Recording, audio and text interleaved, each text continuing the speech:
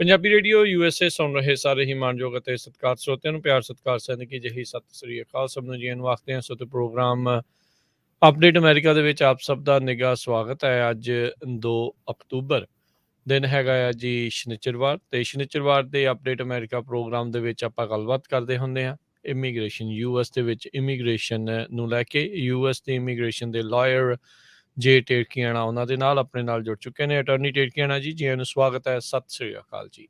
ਸਤਿ ਸ਼੍ਰੀ ਅਕਾਲ ਜੀ। ਜੀ ਸਾਡੇ ਅੱਜ ਦੇ ਇਸ ਪ੍ਰੋਗਰਾਮ ਨੂੰ ਤੁਹਾਡੇ ਸਾਰਿਆਂ ਤੱਕ ਪਹੁੰਚਾਉਣ 'ਚ ਸਹਿਯੋਗ ਕਰਦੇ ਨੇ ਖਾਲਸਾ ਇੰਸ਼ੋਰੈਂਸ ਏਜੰਸੀ, ਜਿਨ੍ਹਾਂ ਦੇ ਕੋਲੋਂ ਤੁਸੀਂ ਹਰ ਇੱਕ ਤਰੀਕੇ ਦੀ ਇੰਸ਼ੋਰੈਂਸ ਕਰਵਾ ਸਕਦੇ ਹੋ। ਇੰਸ਼ੋਰੈਂਸ ਬਾਰੇ ਪਤਾ ਕਰਨ ਲਈ ਕਾਲ ਕਰ ਸਕਦੇ ਹੋ 408-272-2500 4082722500। Manjit Singh, Narinder Kaur Kular, Avtar Singh Manjal, Clovis, Amarjit Singh Stockton, Amarjit Singh Bains, Satnam Singh, Amarjit Singh Dosanjh Yuba City, Paramjit Singh Deol Fresno, Lakhvir Singh Samra Texas, Kamaljit Singh Makhan Daulatpuria Stockton, Gurpal Singh Sandhu ਸਿਟਰਸਾਈਡ, Major Singh Sidhu Bakersfield, Harjit Singh Lathrop, Antelope truck stop Burns Wyoming, Xander mortgage ਅਤੇ ਰੀਅਲ ਅਸਟੇਟ, ਜਿਨ੍ਹਾਂ ਦੇ ਕੋਲੋਂ ਤੁਸੀਂ ਘਰ ਖਰੀਦਣ ਵੇਚਣ ਦੇ ਨਾਲ ਨਾਲ home loans, commercial loans, agriculture loans ਦੇ ਲਈ ਕਾਲ ਮੋਹਨ ਚੀਮਾ 5599052575। ਟੇਰਕੀਆਣਾ ਇਮੀਗ੍ਰੇਸ਼ਨ ਲਾ ਫਰਮ, ਇਮੀਗ੍ਰੇਸ਼ਨ ਦਾ ਹੋਵੇ ਕਿਸੇ ਵੀ ਤਰੀਕੇ ਦਾ ਕੰਮ, ਕਾਲ ਅਟਾਰਨੀ ਜੇ ਟੇਰਕੀਆਣਾ 4159090503। ਕੋਲੀਆ ਟਰੱਕ ਡਰਾਈਵਿੰਗ ਸਕੂਲ, ਫਰੈਜ਼ਨੋ, ਹਾਈਵੇ 99 ਅਤੇ 180 ਦੇ ਕਾਰਨਰ ਤੇ 53 ਫੁੱਟੇ ਟ੍ਰੇਲਰ ਤੇ ਟਰੱਕ ਚਲਾਉਣ ਦੀ ਸਿਖਲਾਈ ਦਿੰਦੇ ਹਨ। ਡਰਾਈਵ ਐਂਡ ਟ੍ਰੇਲਰਸ ਇਹਨਾਂ ਕੋਲ ਰੈਂਟ ਦੇ ਲਈ ਉਪਲਬਧ ਹਨ। ਸ਼ਾਪ ਦੇ ਲਈ ਮਕੈਨਿਕ ਦੀ ਜ਼ਰੂਰਤ ਹੈ, ਕਾਲ 5592663737। ਟਰੀਅਸ ਟਰੱਕਿੰਗ ਫਰੈਜ਼ਨੋ, ਜਿਹੜੇ ਕਿ ਸੋਲੋ ਤੇ ਟੀਮ ਟਰੱਕ ਡਰਾਈਵਰਸ ਹਾਇਰ ਕਰ ਰਹੇ ਹਨ। ਸੋਲੋ ਨੂੰ 60 ਸੈਂਟ ਪਰ ਮਾਈਲ ਤੇ ਟੀਮ ਡਰਾਈਵਰ ਨੂੰ 70 ਸੈਂਟ ਪਰ ਮਾਈਲ ਦੇਣਗੇ। ਕਾਲ 5598344000। ਇਹਨਾਂ ਸਾਰਿਆਂ ਦਾ ਅਸੀਂ ਬਹੁਤ ਬਹੁਤ ਧੰਨਵਾਦ ਕਰਦੇ ਹਾਂ। ਜੇਕਰ ਤੁਸੀਂ ਜਾਂ ਕੋਈ ਹੋਰ ਕਾਰੋਬਾਰ ਵੀ ਇਸ ਪ੍ਰੋਗਰਾਮ ਨੂੰ ਸਪਾਂਸਰ ਕਰਨਾ ਚਾਹੁੰਦੇ ਹੋ, ਸੰਪਰਕ ਕਰ ਸਕਦੇ ਹੋ ਨੰਬਰ 4087227698 ਦੇ ਉੱਤੇ। ਅਟਾਰਨੀ ਟੇਰਕੀਆਣਾ ਜੀ, ਆਪਾਂ ਪਿਛਲੇ 2 ਐਪੀਸੋਡਸ ਤੋਂ ਲਗਾਤਾਰ ਸੀਰੀਜ਼ ਜਿਹੜੀ ਆ ਅਸਾਈਲਮ ਦੇ ਬਾਰੇ ਜਿਹੜੀ ਉਹ ਆਪਾਂ ਗੱਲਬਾਤ ਜਿਹੜੀ ਉਹ ਕਰ ਰਹੇ ਹਾਂ। ਸੋ ਇਸ ਮਸਲੇ ਦੇ ਵਿੱਚ, ਅਸਾਈਲਮ ਦੀ ਇਸ ਪਾਰਟ 3 ਦੇ ਵਿੱਚ ਅੱਜ ਆਪਾਂ ਕਿਹੜੇ ਟੌਪਿਕਸ ਨੂੰ ਛੂਹਾਂਗੇ ਜੀ? ਸੋ ਪਹਿਲਾਂ ਤਾਂ ਕੰਟੀਨਿਊ ਕਰਾਂਗੇ ਆਪਾਂ। ਕਾਫੀ ਜ਼ਿਆਦਾ ਸਾਡੀ ਸੀਰੀਜ਼ ਇਹਦੇ ਉੱਤੇ ਆਊਗੀ। ਆਪਾਂ ਕਾਫੀ ਨੈਰੋ ਡਾਊਨ ਕਰ ਸਕਦੇ ਹਾਂ ਕਿ ਕਾਫੀ ਡਿਟੇਲਸ ਜਾ ਸਕਦੇ ਹਾਂ ਵੱਖ-ਵੱਖ ਟੌਪਿਕ ਤੇ। ਸੋ ਅੱਜ ਪਹਿਲਾਂ ਤਾਂ ਸ਼ੋਅ ਸ਼ੁਰੂ ਕਰਨ ਤੋਂ ਪਹਿਲਾਂ ਥੋੜ੍ਹੇ ਜਿਹੇ ਹਾਊਸਕੀਪਿੰਗ ਰੂਲਸ ਜਿਹੜੇ ਸਾਡੇ ਆਲਰੇਡੀ ਕਲਾਇੰਟਸ ਐਗਜ਼ਿਸਟਿੰਗ ਹੈਗੇ ਨੇ, 2-4 ਚੀਜ਼ਾਂ ਮੈਂ ਦੱਸਣੀਆਂ ਸੀਗੀਆਂ ਤਾਂ ਕਿ ਸਾਰਿਆਂ ਨੂੰ ਪਤਾ ਲੱਗ ਜਾਵੇ। ਠੀਕ ਸੋ ਹੈ। ਪਹਿਲਾਂ ਤਾਂ ਇਹ ਹੈ ਕਿ ਜਿਹੜੀ ਕਾਲ ਆ, ਜਿਹੜਾ ਆਪਾਂ ਨੰਬਰ ਦਿੱਤਾ ਉੱਤੇ ਕਰਿਆ ਕਰੋ। ਉਹ ਮੇਰਾ ਅਸਿਸਟੈਂਟ ਚੱਕਦਾ, ਉਹ ਜ਼ਿਆਦਾਤਰ ਅਵੇਲੇਬਲ ਹੁੰਦਾ। ਜੇ ਨਹੀਂ ਚੱਕ ਸਕਦਾ, ਉਹ ਤੁਹਾਡੀ ਕਾਲ ਵਾਪਸ ਕਰ ਲਿਆ ਕਰੂਗਾ। ਮੈਂ ਤਕਰੀਬਨ ਕੋਰਟ ਦੇ ਵਿੱਚ ਹੁੰਨਾ ਜਾਂ ਇਮੀਗ੍ਰੇਸ਼ਨ ਦੇ ਮੂਹਰੇ ਹੁੰਨਾ, ਸੋ ਮੈਂ ਸਾਰਿਆਂ ਦੀ ਕਾਲ ਨਹੀਂ ਵਾਪਸ ਕਰ ਸਕਦਾ। ਜਿਹੜੇ ਬ੍ਰੈਂਡ ਨਿਊ ਨੰਬਰ ਉਹਨਾਂ ਦੀ ਮੈਂ ਕਾਲ ਨਹੀਂ ਕਰ ਸਕਦਾ। ਸੋ ਜਿਹੜੇ ਐਗਜ਼ਿਸਟਿੰਗ ਕਲਾਇੰਟ ਉਹਨਾਂ ਦੀ ਮੈਂ ਕਾਲ ਰਿਟਰਨ ਜ਼ਰੂਰ ਕਰੂੰਗਾ। ਸੋ ਜਦੋਂ ਆਪਾਂ ਤੁਸੀਂ ਸਾਨੂੰ ਇੰਗੇਜ ਕਰਦੇ ਹੋ, ਆਪਾਂ ਈਮੇਲ ਦੇ ਰਾਹੀਂ ਪਹਿਲਾਂ ਸੰਪਰਕ ਐਸਟੈਬਲਿਸ਼ ਕਰਦੇ ਹਾਂ। ਤੁਹਾਡਾ ਨਾਮ, ਫੋਨ ਨੰਬਰ, ਨੰਬਰ ਸਾਰਾ ਹੁੰਦਾ। ਸੋ ਕੋਸ਼ਿਸ਼ ਕਰਨੀ ਹੈ ਕਿ ਉਹੀ ਜਿਹੜਾ ਈਮੇਲ ਦਾ ਥ੍ਰੈਡ ਹੈਗਾ ਉਹਨੂੰ ਹੀ ਰਿਪਲਾਈ ਆਲ ਕਰਕੇ ਅੱਗੇ ਚਲਾਉਣਾ, ਕਿਉਂਕਿ ਜਿਹਦਾ ਨਾਮ ਕਾਫੀ ਸਾਰੇ ਸੇਮ ਆ, ਤੁਸੀਂ ਜੇ ਸਬਜੈਕਟ ਨਹੀਂ ਲਿਖਦੇ ਹੋ, ਸਿੱਧੇ ਡਾਕੂਮੈਂਟ ਭੇਜਦੇ ਹੋ, ਸਾਨੂੰ ਲੱਭਣ 'ਚ ਬਹੁਤ ਪ੍ਰੋਬਲਮ ਹੋ ਜਾਂਦੀ ਹੈ। ਸੋ ਜਦੋਂ ਆਪਾਂ ਤੁਹਾਨੂੰ ਪਹਿਲੀ ਈਮੇਲ 'ਚ ਕੰਟੈਕਟ ਕਰਦੇ ਹਾਂ, ਤੁਹਾਡਾ ਨਾਮ, ਫੋਨ ਨੰਬਰ, ਨੰਬਰ ਲਿਖਿਆ ਹੁੰਦਾ, ਤੁਸੀਂ ਉਹਨੂੰ ਹੀ ਰਿਪਲਾਈ ਆਲ ਕਰਕੇ ਉਹਦੇ ਵਿੱਚ ਹੀ ਸਾਰੇ ਡਾਕੂਮੈਂਟ ਭੇਜਣੇ ਆ। ਸੋ ਸਾਡੇ ਲਈ ਵੀ ਸੌਖਾ, ਤੁਹਾਡੇ ਲਈ ਵੀ ਸੌਖਾ, ਸਾਨੂੰ ਵੀ ਪਤਾ ਕਿਹੜਾ ਕਲਾਇੰਟ ਆ। ਤੇ ਤੀਸਰੀ ਗੱਲ ਇਹ ਮੈਂ ਕਰਨੀ ਸੀਗੀ ਕਿ ਜਿਹੜਾ ਹੁਣ ਸਾਰਾ ਸਿਸਟਮ ਹੈਗਾ ਸਾਰਾ ਸਲੋ ਆ ਜੀ। ਜਸਟ ਬਿਕੋਜ਼ ਤੁਸੀਂ ਸਾਨੂੰ ਹਾਇਰ ਕਰ ਲਿਆ, ਇਹਦਾ ਮਤਲਬ ਇਹ ਨਹੀਂ ਹੈਗਾ ਕਿ ਮੈਂ ਸਿਸਟਮ ਨੂੰ ਤੇਜ਼ ਕਰ ਸਕਦਾ ਜਾਂ ਤੁਹਾਡੀ ਇੰਟਰਵਿਊ ਛੇਤੀ ਲੈ ਕੇ ਆ ਸਕਦਾ, ਜਾਂ ਮੇਰੇ ਕੋਲ ਜੇ ਤੁਸੀਂ ਕੇਸ ਕਰੋਗੇ ਤਾਂ ਤੁਹਾਡੀ ਤਰੀਕ ਪੋਸਟਪੋਨ ਨਹੀਂ ਹੋਗੀ। ਸੋ ਜਿਹੜਾ ਕੋਰਟ ਦਾ ਸਿਸਟਮ ਆ, ਉਹ ਕੋਰਟ ਦੇ ਸਿਸਟਮ ਵਾਂਗੂ ਚੱਲੂਗਾ। ਉਹਦੇ ਵਿੱਚ ਲਾਇਰ ਦਾ ਕੋਈ ਜ਼ੋਰ ਨਹੀਂ ਹੈਗਾ, ਬਸ ਆਪਾਂ ਆਪਣੇ ਵੱਲੋਂ ਐਫਰਟ ਕਰ ਸਕਦੇ ਹਾਂ। ਸੋ ਜਦੋਂ ਤੁਹਾਡੀ ਇੰਟਰਵਿਊ ਜੇ ਨਹੀਂ ਸਕੈਜੂਲ ਹੋ ਰਹੀ, ਤੁਹਾਨੂੰ ਪੇਸ਼ੈਂਸਲੀ ਉਹਦਾ ਵੇਟ ਕਰਨਾ ਪੈਣਾ। ਅਤੇ ਜਿਹੜੇ ਹੁਣ ਨਵੇਂ ਸਾਈਲਮ ਜਿਹੜੇ ਲੋਕ ਫਾਈਲ ਕਰ ਰਹੇ ਆ, ਉਹਨਾਂ ਦਾ ਹੁਣ ਨਵਾਂ ਰੂਲ ਇਹ ਹੈਗਾ ਕਿ ਜਿਹਨਾਂ ਨੇ ਵੀ ਪਿਛਲੇ 21 ਦਿਨਾਂ 'ਚ ਸਾਈਲਮ ਫਾਈਲ ਕੀਤਾ ਸੀਗਾ, ਉਹਨਾਂ ਨੇ ਆਪਣਾ ਆਰਡਰ ਚੇਂਜ ਕਰਤਾ। ਉਹ ਸਾਰੇ ਕਲਾਇੰਟਸ ਨੂੰ ਉਹ 2-2 ਮਹੀਨੇ ਦੇ ਵਿੱਚ ਹੀਅਰਿੰਗ ਦੇ ਰਹੇ ਆ। ਸੋ ਜਦੋਂ ਤੁਸੀਂ ਜੇ ਸਾਨੂੰ ਤੁਸੀਂ ਇੰਗੇਜ ਕਰਦੇ ਹੋ, ਤਾਂ ਬਾਕੀ ਫਰਮਸ ਦਾ ਮੈਨੂੰ ਪਤਾ ਨਹੀਂ, ਪਰ ਜੇ ਤੁਸੀਂ ਸਾਨੂੰ ਇੰਗੇਜ ਕਰਦੇ ਹੋ ਤਾਂ ਤੁਹਾਨੂੰ ਪੈਂਦੀ ਸੱਟੇ ਤੁਹਾਨੂੰ ਪੂਰੇ ਕੇਸ ਲਈ ਇੰਗੇਜ ਕਰਨਾ ਪੈਣਾ, ਕਿਉਂਕਿ ਉਹਨਾਂ ਨੇ ਤੁਹਾਡੀ ਤਰੀਕ ਦੇ ਦੇਣੀ ਹੈ। ਜੇ ਤੁਸੀਂ ਤਰੀਕ ਨੂੰ ਪੋਸਟਪੋਨ ਕੀਤਾ ਜਾਂ ਫਿਰ ਤੁਸੀਂ ਡਾਕੂਮੈਂਟ ਸਬਮਿਟ ਕਰਨ ਦਾ ਟਾਈਮ ਨਹੀਂ ਤੁਹਾਨੂੰ ਮਿਲਿਆ, ਤਾਂ ਤੁਹਾਡੀ ਜਿਹੜੀ ਵਰਕ ਪਰਮਿਟ ਦੀ ਕਲੌਕ ਆ ਉਹ ਰੁਕ ਜਾਣੀ ਹੈ। ਸੋ ਹੁਣ ਜਿਹੜੇ ਕੱਚੇ ਬੱਚੇ ਜੇ ਪੇਪਰ ਫਾਈਲ ਕਰ ਦਿੰਦੇ ਸੀਗੇ, ਉਹ ਨਹੀਂ ਤੁਸੀਂ ਫਾਈਲ ਕਰਨੇ। ਪੂਰਾ ਕੇਸ ਫਾਈਲ ਕਰਨਾ ਫਿਲਹਾਲ, ਕਿਉਂਕਿ ਜਿਹੜਾ ਸਾਲਮ ਆਫਿਸ ਦਾ ਰੂਲ ਹੈਗਾ ਉਹ ਇਹ ਹੈ। ਜੀ ਜੀ। ਸੋ ਬਿਲਕੁਲ ਜਿੱਦਾਂ ਇਹ ਟਿਰਕੀਆਣਾ ਹੁਣਾਂ ਨੇ ਦੱਸਿਆ, ਅਟਰਨੀ ਹੁਣਾਂ ਨੇ, ਸੋ ਜਦੋਂ ਤੁਸੀਂ ਪੇਪਰ ਵਰਕ ਖਾਸ ਕਰਕੇ ਜਿਹੜੇ ਰੀਸੈਂਟ ਵਾਲੇ ਆ ਆਪਣਾ ਪੂਰਾ ਤਿਆਰ ਕਰਕੇ ਰੱਖੋ, ਕਿਉਂਕਿ ਤੁਹਾਡੀ ਤਰੀਕ ਜਲਦੀ ਪੈ ਜਾਣੀ ਆ ਮਹੀਨੇ ਦੇ ਵਿੱਚ। ਸੋ ਤੁਹਾਡੀ ਤੁਸੀਂ ਪੂਰੀ ਤਿਆਰੀ ਦੇ ਨਾਲ ਜਿਹੜਾ ਉਹ ਕਰਿਓ, ਇਹ ਨਾ ਹੋਵੇ ਬਾਅਦ ਦੇ ਵਿੱਚ ਜੀ ਉੱਥੋਂ ਮੰਗਵਾਉਣਾ ਆ, ਉਹ ਕਰਨਾ ਆ, ਉੱਦਾਂ ਕੰਮ ਜਿਹੜਾ ਉਹ ਮੁਸ਼ਕਿਲ ਹੋ ਜਾਣਾ ਆ ਫਿਰ। ਤੇ ਬਾਕੀ ਜਿੱਦਾਂ ਇਹਨਾਂ ਨੇ ਕਿਹਾ ਵੀ ਸਬਰ, ਪੇਸ਼ੈਂਸ, ਉਹ ਸਭ ਤੋਂ ਵੱਡੀ ਜਿਹੜੀ ਇਹ ਚੀਜ਼ ਆ। ਜਿੱਥੇ ਇੰਨੇ ਵਰੇ ਇੰਨਾ ਚਿਰ ਜਿਹੜਾ ਉਹ ਪੇਸ਼ੈਂਸ ਰੱਖਿਆ ਹੈ, ਉੱਥੇ ਥੋੜਾ ਚਿਰ ਹੋਰ ਅਟਰਨੀ ਟਿਰਕੀਆਣਾ ਹੁਣਾਂ ਨੇ ਵਧੀਆ ਤਰੀਕੇ ਦੇ ਨਾਲ ਇਹ ਤੁਹਾਨੂੰ ਜਿਹੜਾ ਆ ਉਹ ਸਲਾਹ ਵੀ ਦੇਣਗੇ, ਸਾਰਾ ਕੁਝ ਦੱਸਣਗੇ ਵੀ ਕਿੱਦਾਂ ਅੱਗੇ ਚੱਲ ਰਿਹਾ ਹੈ। ਪੇਸ਼ੈਂਸ ਰੱਖੋ ਤੇ ਈਮੇਲਸ ਦੇ ਜ਼ਰੀਏ ਜਿਹੜਾ ਆ ਉਹ ਸੇਮ ਦੇ ਵਿੱਚ ਕਰੋ। ਤੁਹਾਡੇ ਲਈ ਵੀ ਸੌਖਾ ਆ ਵੀ ਕੀ ਕਿਹਾ ਸੀ, ਕਿੱਦਾਂ ਹੋਇਆ ਸੀ, ਇੱਕੋ ਥਾਂ ਦੇ ਉੱਤੇ ਤੁਹਾਨੂੰ ਇੱਕੋ ਥ੍ਰੈਡ ਦੇ ਵਿੱਚ ਸਾਰਾ ਕੁਝ ਲੱਭ ਜਾਊਗਾ। ਆਪਾਂ ਅਟਰਨੀ ਟਿਰਕੀਆਣਾ ਜੀ ਪਹਿਲੇ ਪਾਰਟ ਦੇ ਵਿੱਚ ਗੱਲ ਕੀਤੀ ਸੀ ਹਿਸਟਰੀ ਤੇ ਓਰੀਜਨ ਆਫ ਅਸਾਈਲਮ ਵੀ ਕੀ ਸੀਗਾ। ਫਿਰ ਪਿਛਲੀ ਵਾਰੀ ਦੂਸਰੇ ਪਾਰਟ ਦੇ ਵਿੱਚ ਆਪਾਂ ਗੱਲ ਕੀਤੀ ਵੀ ਗਰਾਊਂਡਸ ਆਫ ਅਸਾਈਲਮ ਕਿਹੜੇ ਆਧਾਰ ਦੇ ਉੱਤੇ ਅਫਰਮੇਟਿਵ ਹੁੰਦਾ ਆ ਜਾਂ ਦੂਜਾ ਹੁੰਦਾ ਡਿਫੈਂਸਿਵ ਵਾਲਾ ਉਹ ਹੋ ਜਾਂਦਾ ਆ। ਪਰਟੀਕੂਲਰ ਸੋਸ਼ਲ ਗਰੁੱਪਸ ਜਿਹੜੀ ਆ ਉਹ ਉਸ ਦੇ ਬਾਰੇ ਆਪਾਂ ਗੱਲਬਾਤ ਪਿਛਲੇ ਦੇ ਵਿੱਚ ਕੀਤੀ ਆ। ਸੋ ਅੱਜ ਦੇ ਅਸਾਈਲਮ ਦੇ ਇਸ ਵਿਸ਼ਾਲ ਟੌਪਿਕ ਦੇ ਵਿੱਚ ਆਪਾਂ ਕਿਸ ਦੇ ਉੱਤੇ ਅੱਜ ਆਪਾਂ ਡਿਸਕਸ ਕਰਨ ਜਾ ਰਹੇ ਹਾਂ, ਕਿਹਦੇ ਉੱਤੇ ਗੱਲ ਕਰਾਂਗੇ? ਪਹਿਲਾਂ ਜੀ ਸਾਡਾ ਕਲਾਇੰਟ ਸੀਗਾ ਬਾਰਡਰ ਉੱਤੇ, ਫਿਰ ਬਾਰਡਰ ਤੋਂ ਜੀ ਅੱਗੇ ਆ ਗਿਆ ਤੇ ਹੁਣ ਜਿਹੜਾ ਸਾਡਾ ਕਲਾਇੰਟ ਆ ਉਹ ਪਹੁੰਚ ਗਿਆ ਇਮੀਗ੍ਰੇਸ਼ਨ ਜੱਜ ਮੂਹਰੇ। ਠੀਕ ਹੈ ਸੋ ਜੀ। ਪਹਿਲਾਂ ਪਿਛਲੀ ਵਾਰੀ ਆਪਾਂ ਗੱਲ ਕੀਤੀ ਸੀ ਜਦੋਂ ਜਿਹੜੇ ਸੇਫ ਲੰਘੇ ਜਾਂਦੇ ਜਾਂ ਵੀਜ਼ੇ ਤੇ ਲੰਘੇ ਜਾਂਦੇ ਜਾਂ ਜਰਨਲ ਅਸਾਈਲਮ ਕੀ ਹੈ ਨਾ, ਉਹਨੂੰ ਤੁਸੀਂ ਕਹਿੰਦੇ ਹੋ ਅਸਾਈਲਮ ਐਪਲੀਕੈਂਟ। ਜਦੋਂ ਹੁਣ ਬੰਦਾ ਇਮੀਗ੍ਰੇਸ਼ਨ ਜੱਜ ਦੇ ਮੂਹਰੇ ਪਹੁੰਚ ਗਿਆ ਤੇ ਉਹਨੂੰ ਆਪਾਂ ਕਹਿੰਦੇ ਆ ਰਿਸਪੋਂਡੈਂਟ। ਸੋ ਜਦੋਂ ਮੈਂ ਰਿਸਪੋਂਡੈਂਟ ਕਹਾਂ ਤੁਸੀਂ ਸਮਝ ਜਾਓ ਕਿ ਕਲਾਇੰਟ ਦੀ ਗੱਲ ਹੋ ਰਹੀ ਹੈ, ਜਿਹੜਾ ਜੱਜ ਮੂਹਰੇ ਉਹਨੂੰ ਰਿਸਪੋਂਡੈਂਟ ਕਹਿੰਦੇ। ਸੋ ਹੁਣ ਜਦੋਂ ਸਭ ਤੋਂ ਪਹਿਲਾਂ ਤੁਸੀਂ ਪਹੁੰਚ ਗਏ ਤਾਂ ਮਾਸਟਰ ਹੀਅਰਿੰਗ ਆਉਂਦੀ ਹੈ। ਮਾਸਟਰ ਹੀਅਰਿੰਗ ਕਿੱਦਾਂ ਆਉਂਦੀ ਹੈ ਕਿ ਇੱਕ ਤੁਹਾਨੂੰ ਨੋਟਿਸ ਮਿਲਦਾ, ਉਹਨੂੰ ਐਨਟੀਏ ਕਿਹਾ ਜਾਂਦਾ ਜਾਂ ਨੋਟਿਸ ਟੂ ਅਪੀਅਰ ਕਿਹਾ ਜਾਂਦਾ। ਸੋ ਇਹਨੂੰ ਯਾਦ ਰੱਖ ਲਓ, ਐਨਟੀਏ ਦੇ ਬਾਰੇ ਆਪਾਂ ਕਾਫੀ ਵਾਰੀ ਗੱਲ ਕਰਨੀ ਅੱਗੇ ਆ ਕੇ ਵੀ, ਸੋ ਸੌਖਾ ਹੋ ਜਾਊਗਾ ਤੁਹਾਡੇ ਲਈ ਵੀ ਸਾਡੇ ਲਈ ਵੀ। ਸੋ ਐਨਟੀਏ ਤੁਹਾਨੂੰ ਦੱਸਦਾ ਕਿ ਤੁਹਾਡੀ ਤਰੀਕ ਕਦੋਂ ਪੈਂਦੀ ਹੈ। ਸੋ ਐਨਟੀਏ ਦੇ ਬਾਰੇ ਆਪਾਂ ਅੱਜ ਗੱਲ ਕਰਾਂਗੇ, ਮਾਸਟਰ ਹੀਅਰਿੰਗ ਦੇ ਬਾਰੇ ਗੱਲ ਕਰਾਂਗੇ। ਕਿਉਂ ਗੱਲ ਕਰਾਂਗੇ? ਕਿਉਂਕਿ ਇਹਨੂੰ ਜਿਹੜੇ ਵਕੀਲ ਹੈਗੇ, ਵਕੀਲਾਂ ਨੂੰ ਉਹਨੂੰ ਨਾ ਜਿੱਦਾਂ ਬੋਰਡ ਆਫ ਇਮੀਗ੍ਰੇਸ਼ਨ ਜਾਂ ਹੋਰ ਕਿਸੇ ਨਾਲ ਗੱਲ ਕਰੋ, ਕਹਿੰਦੇ ਹਾਕੀ ਸਟਿਕ ਵਾਲੇ ਤੇ ਪੋਸਟਰਾਂ ਵਾਲੇ ਵਕੀਲ ਆ। ਮੈਂ ਕਿਹਾ ਉਹਦਾ ਕੀ ਮਤਲਬ ਆ? ਕਹਿੰਦੇ ਬਸ ਹਾਕੀ ਸਟਿਕ ਤੇ ਪੋਸਟਰਾਂ ਤੋਂ ਇਲਾਵਾ ਨਹੀਂ, ਕਹਿੰਦੇ ਕੁਛ ਅੱਗੇ ਵਧਣਾ ਨਾ ਕੁਛ ਕਰਨਾ, ਤਾਂ ਬਾਕੀ ਸਾਰਾ ਕੰਮ ਸਿੰਪਲੀਫਾਈ ਕਰ ਦੇਣਾ, ਤਾਂ ਬਾਕੀ ਉਸ ਤੋਂ ਇਲਾਵਾ ਵੀ ਇਮੀਗ੍ਰੇਸ਼ਨ ਬਹੁਤ ਜਿੱਦਾਂ ਵੱਡੀ ਹੈ, ਹਨਾ ਜੀ। ਸੋ ਅੱਜ ਆਪਾਂ ਇਹਨੂੰ ਕਾਫੀ ਇਗਨੋਰ ਕੀਤਾ ਜਾਂਦਾ ਕਿ ਐਨਟੀਏ ਉਹ ਜਾਂਦੇ ਸਿੱਧੇ ਵਕੀਲ ਜਾਂਦੇ, ਉਹ ਕਹਿੰਦੇ ਆਪਾਂ ਕੰਸੀਡ ਕਰਦੇ ਹਾਂ ਸਾਰਾ ਕੁਝ ਸਹੀ ਹੈ, ਸਾਡੀ ਫਾਈਨਲ ਹੀਅਰਿੰਗ ਪਾਓ, ਹਨਾ। ਸੋ ਕਾਫੀ ਸਾਰੀ ਫਾਈਟ ਤੁਹਾਡੀ ਮਾਸਟਰ ਹੀਅਰਿੰਗ ਤੇ ਵੀ ਹੁੰਦੀ ਹੈ, ਇਹ ਵੀ ਹੀਅਰਿੰਗ ਕਾਫੀ ਜ਼ਰੂਰੀ ਹੈ। ਸੋ ਆਪਾਂ ਇਹ ਰੇਡੀਓ ਦੇ ਮਾਧਿਅਮ ਮੈਂ ਇਹ ਦੱਸਣਾ ਚਾਹੁੰਦਾ ਲੋਕਾਂ ਨੂੰ ਕਿ ਪਤਾ ਲੱਗ ਜਾਵੇ ਉਹਨਾਂ ਨੂੰ ਕਿ ਕੀ ਪੋਸੀਬਿਲਿਟੀਜ਼ ਹੈਗੀਆਂ ਮਾਸਟਰ ਹੀਅਰਿੰਗ ਦੇ ਵਿੱਚ। ਸੋ ਇਹਦੇ ਵਿੱਚ interestingly board of immigration appeals ਦਾ ਪਿਛਲੇ ਹਫ਼ਤਿਆਂ 'ਚ ਹੀ ਕੇਸ ਆਇਆ, ਮੈਟਰ ਆਫ ਅਰੰਬੁਲਾ ਬਰਾਵੋ। ਉਹਨੂੰ ਆਪਾਂ ਡਿਸਕਸ ਕਰਾਂਗੇ, ਉਹ ਕਾਫੀ ਜ਼ਿਆਦਾ ਚੀਜ਼ਾਂ ਐਕਸਪਲੇਨ ਕਰ ਦੂਗਾ। ਠੀਕ ਹੈ। ਸੋ ਕਿਉਂਕਿ ਹੁਣ ਸਾਡਾ ਜਿਹੜਾ ਟੌਪਿਕ ਹੈ ਡਿਸਕਸ਼ਨ ਦਾ ਕਾਫੀ ਐਡਵਾਂਸ ਹੋ ਗਿਆ, ਆਡੀਅנס ਸਾਡੇ ਨਾਲ ਕਾਫੀ ਜੁੜ ਗਈ ਹੈ, ਆ ਕੇ ਵੀ ਫੀਡਬੈਕ ਸਾਨੂੰ ਦਿੰਦੀ ਹੈ। ਸੋ ਇਹ ਮੈਂ ਅਸਿਊਮ ਕਰਕੇ ਚੱਲੂੰਗਾ ਕਿ ਕਾਫੀ ਜਿਹੜੀ ਆਡੀਅנס ਹੈ ਉਹ ਕੰਟੀਨਿਊਸਲੀ ਸੁਣ ਰਹੀ ਹੈ, ਉਹਨਾਂ ਨੂੰ ਇਹ ਪਤਾ, ਤੇ ਆਪਾਂ ਦੁਬਾਰਾ ਸੇਮ ਚੀਜ਼ਾਂ ਨਹੀਂ ਡਿਸਕਸ ਕਰਨੀਆਂ ਤਾਂ ਕਿ ਲੋਕਾਂ ਦਾ ਟਾਈਮ ਨਾ ਵੇਸਟ ਹੋਵੇ।